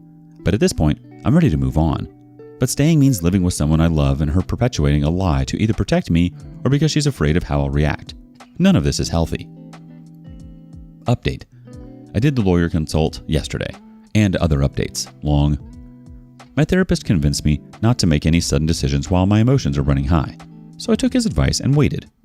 The wife and I are cohabitating for the kids. Yeah, I'm a sap who's paying for a roof over my soon-to-be ex-wife's while she's out screwing this guy. She has a separate group chat with the kids and tells them things like, she's out with Maria getting drinks, of course at 4 a.m., and she's got to be at work in a couple hours, and the bars aren't open. My youngest, who's high-functioning autistic, looks up things like when the bars are open or when the gym is open, so they are not catching her in lies to them. She can lie her butt off to me all she wants, but she's screwing it up with the kids now. Well, after a couple good nights of sleep, I'm not losing sleep over her anymore, I did the lawyer consult. Well, the lawyer says with equal time, child support would only be $42 a month. My wife doesn't want to sell the family home, and she wouldn't be able to buy me out, and she couldn't afford it by herself. Lawyer says if I want to sell the house will be sold. So I'm on a bit of a power play here. I've got way more saved up than her, so that's at risk of equal division. However, some of those things like 401k and company stock haven't vested yet, and so the lawyer says that's a valid point for not being able to claim them because there's still an uncertainty. She said I could protect all of that by using the house as leverage. Basically, if I opt to continue paying half the house until the kids are grown in 5 years, I could negotiate for half the future equity, and using that as a concession, I could protect my savings. It would essentially be a real estate transaction at that point. As far as my personal life, I did crack under pressure from a lot of sleep and wanting to end the grieving and tried to reconcile with my wife, basically doing the pick-me dance. I think that was about 2 weeks ago. I came home from work because I couldn't function. I prayed, never do that, her truck would still be there, and I prayed that God would put a little love in her heart for me. I tried to talk to her, but that didn't work. I was pretty pathetic. It felt like God didn't answer. Fast forward to last Sunday. I didn't have anywhere to go, but I told her that I would be out of the house until work. And she can see the kids without me around. She bought them pizza before dipping out again soon after. Well, I sat in my car, reading this forum, and that forum, and other things. I don't know why, but I downloaded Tinder and set up a profile. I wasn't looking for a hookup, and just casually scrolled profiles, swiping left on everything. Talked to a girl, but felt nothing. After work, the next morning, I see a profile and swipe right again. Not sure why. Instant match. She messaged me with, "Hello, handsome." I tell you, it couldn't have come at a much better time to hear someone share kindness towards me. So we talked and it went well. We had I guess it's a date on Tuesday night, a couple of drinks. I was honest with her about my situation because, on the off chance this goes anywhere, I'm not going to start on a lie. She had been cheated on as well, and was divorced a while but wanting to date again. I walked her to her car and we kissed. Mind you, my wife ended the marriage, so all we have at this point is a piece of paper. I'm not going to lie, thinking about this woman and having hope again is what calms my mind and lets me sleep again. Maybe it's God's mercy that he ignored my request and sent someone instead to show me I can be valued by someone because I do have hope for my future again. It would be nice if it went somewhere, but if it is just a passing moment, I'm still thankful. I know this is all fast, but my marriage was in trouble for years. I had contemplated divorce for a long time but didn't act on it, nor did I act to save the marriage either. Her affair was the final catalyst for ending it, and maybe it needed to happen because neither of us were happy, and neither of us were going to end it. At this point, if I was the one being tested, I wonder if I would have failed. I have worried that I'm a risk as far as that goes, so I've always kept my distance around other women. Anyways, the happy memories of my wife are all too distant. This all feels like when someone who has been terminally ill dies. You grieve the loss as soon as it happens, but I think acceptance comes much faster because you've been aware of the inevitability of it. Update. I paid the retainer today. Yep, I got the ball rolling on divorce now. Cohabitation is looking to come to an end soon. My oldest son, 23 male, and I are going to roommate a place. He's not on speaking terms with his mom right now because of her cheating on me. I'm seeking to sell the house and get my equity. She doesn't want to sell. Problem for her is she can't afford the payment and won't get enough from the divorce to buy me out. It cost me $2,500. Ouch, but worth it. Day trading is my hobby, and I'm really good at it. I'll have more money to execute bigger trades. Also, I've always wanted a 1979 Fiat Spider convertible and never could justify it as a responsible married man. Now I don't have to. So when this is all said and done, I'm going to be driving around in a car I've wanted for a really long time. I hope the vanity plate SPDR man is available when I get the car. When I walked out of the lawyer's office today, I was hearing, "Damn, it feels good to be a gangsta," in my head. I'm wondering if she's going to go full volcano when she gets served and sees I'm pushing the sale of the house. Dumb thing is, we would both walk away with enough cash to get our own homes, and she can move him in with her, and I can do my own thing as well. Update. Wayward wife is surrendering her truck back to the bank. Update.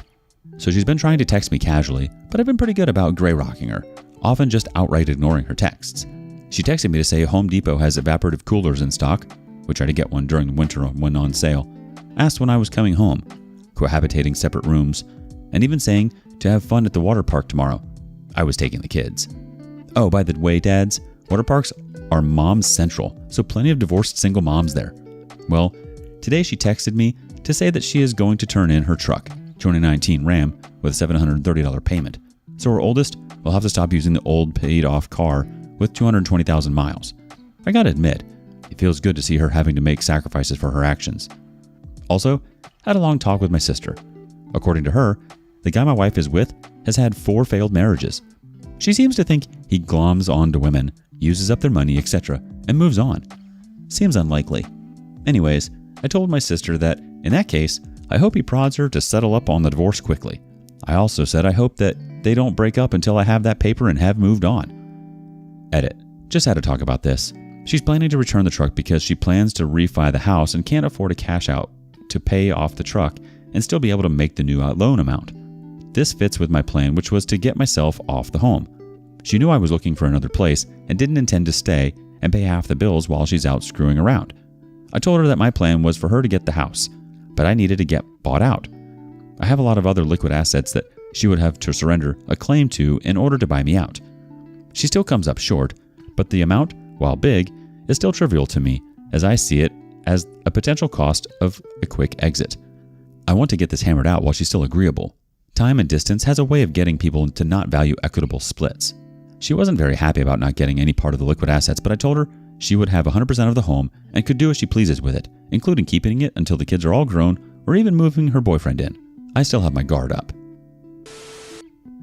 It seems like your emotions are still running high and there's a lot of anger and hurt, but the calm and clear-headed approach you're taking with the legal and financial side of things is a good sign that you're going to be able to navigate through this tough time. I'm rooting for you, and I hope things start to look up soon. As a side note, I really admire your strength in being able to admit your own mistakes and work on them. That's a rare trait and something that will serve you well in the future. Keep on keeping on. You've got this. Update. Tomorrow I get my new house and sign affidavits with my lawyer. Update. So if you followed my story, you know my soon-to-be ex-wife of 19 years decided to have an exit affair that I discovered in March. I did the pick-me thing, but after counseling, realized my life will be better without her. I found a rental house within walking distance of our house so that the children, 13 male, 14 male, can come and go as they please. I changed shifts at work so I can get them to and from school more easily. I get the keys and move in tomorrow. I already have the utilities turned on. I can afford to start over because I've been the financially stable one. I also have to meet with my lawyer to sign the affidavits for the divorce paperwork. The soon-to-be ex-wife and I have an email agreement, and the lawyer will model the paperwork accordingly. So, hopefully, we'll have signed on everything and just have to wait out the waiting period. I may well have the decree by late June, early July. I'm getting a little less than half, but if my sanity comes at a higher price, then so be it. I have some future unrealized restricted stock units from my work that have yet to vest, and the agreement includes her forfeiting any future claim to them. So if I continue to stay at my job, those shares will be worth a lot. I see no reason to leave the company I'm at because they have been totally supportive with a 30-day leave of absence, including short-term disability. This whole experience has made me more loyal to my employer. Since she has a good job that pays well above the poverty line, I won't have to pay spousal maintenance. Also, with equal time and being the one who pays for the health, dental, vision insurance for the kids, I only have to pay $42 a month for child support for less than 60 months, and we're negotiating that away as well. I think in 5 years, when the children are fully grown, I'll have enough money to possibly retire abroad at 47 instead of working here in the US until I'm 70. As a married man, I know I was financially trapped, forever wasting money on giant houses and other material excesses that I don't want. I guess you could say that living on the other side of the planet from her would be a fringe benefit in itself as well. As far as relationships go, she broke my heart, but she isn't taking that heart from me. There's a girl out there somewhere that I will entrust it to, even if it means being vulnerable again. Love and hope are the greatest things, and you should not ever let a cheating spouse take those things from you. Around here, however, we don't look backwards for very long. We keep moving forward, opening up new doors and doing new things. And curiosity keeps leading us down new paths. Walt Disney. Update. Moving on. Crossing things off my bucket list and traveling abroad in a few hours. So I've taken the month of July off from work and I'm going to Thailand. I think the key to being single again is that you have to rediscover the you that you have neglected.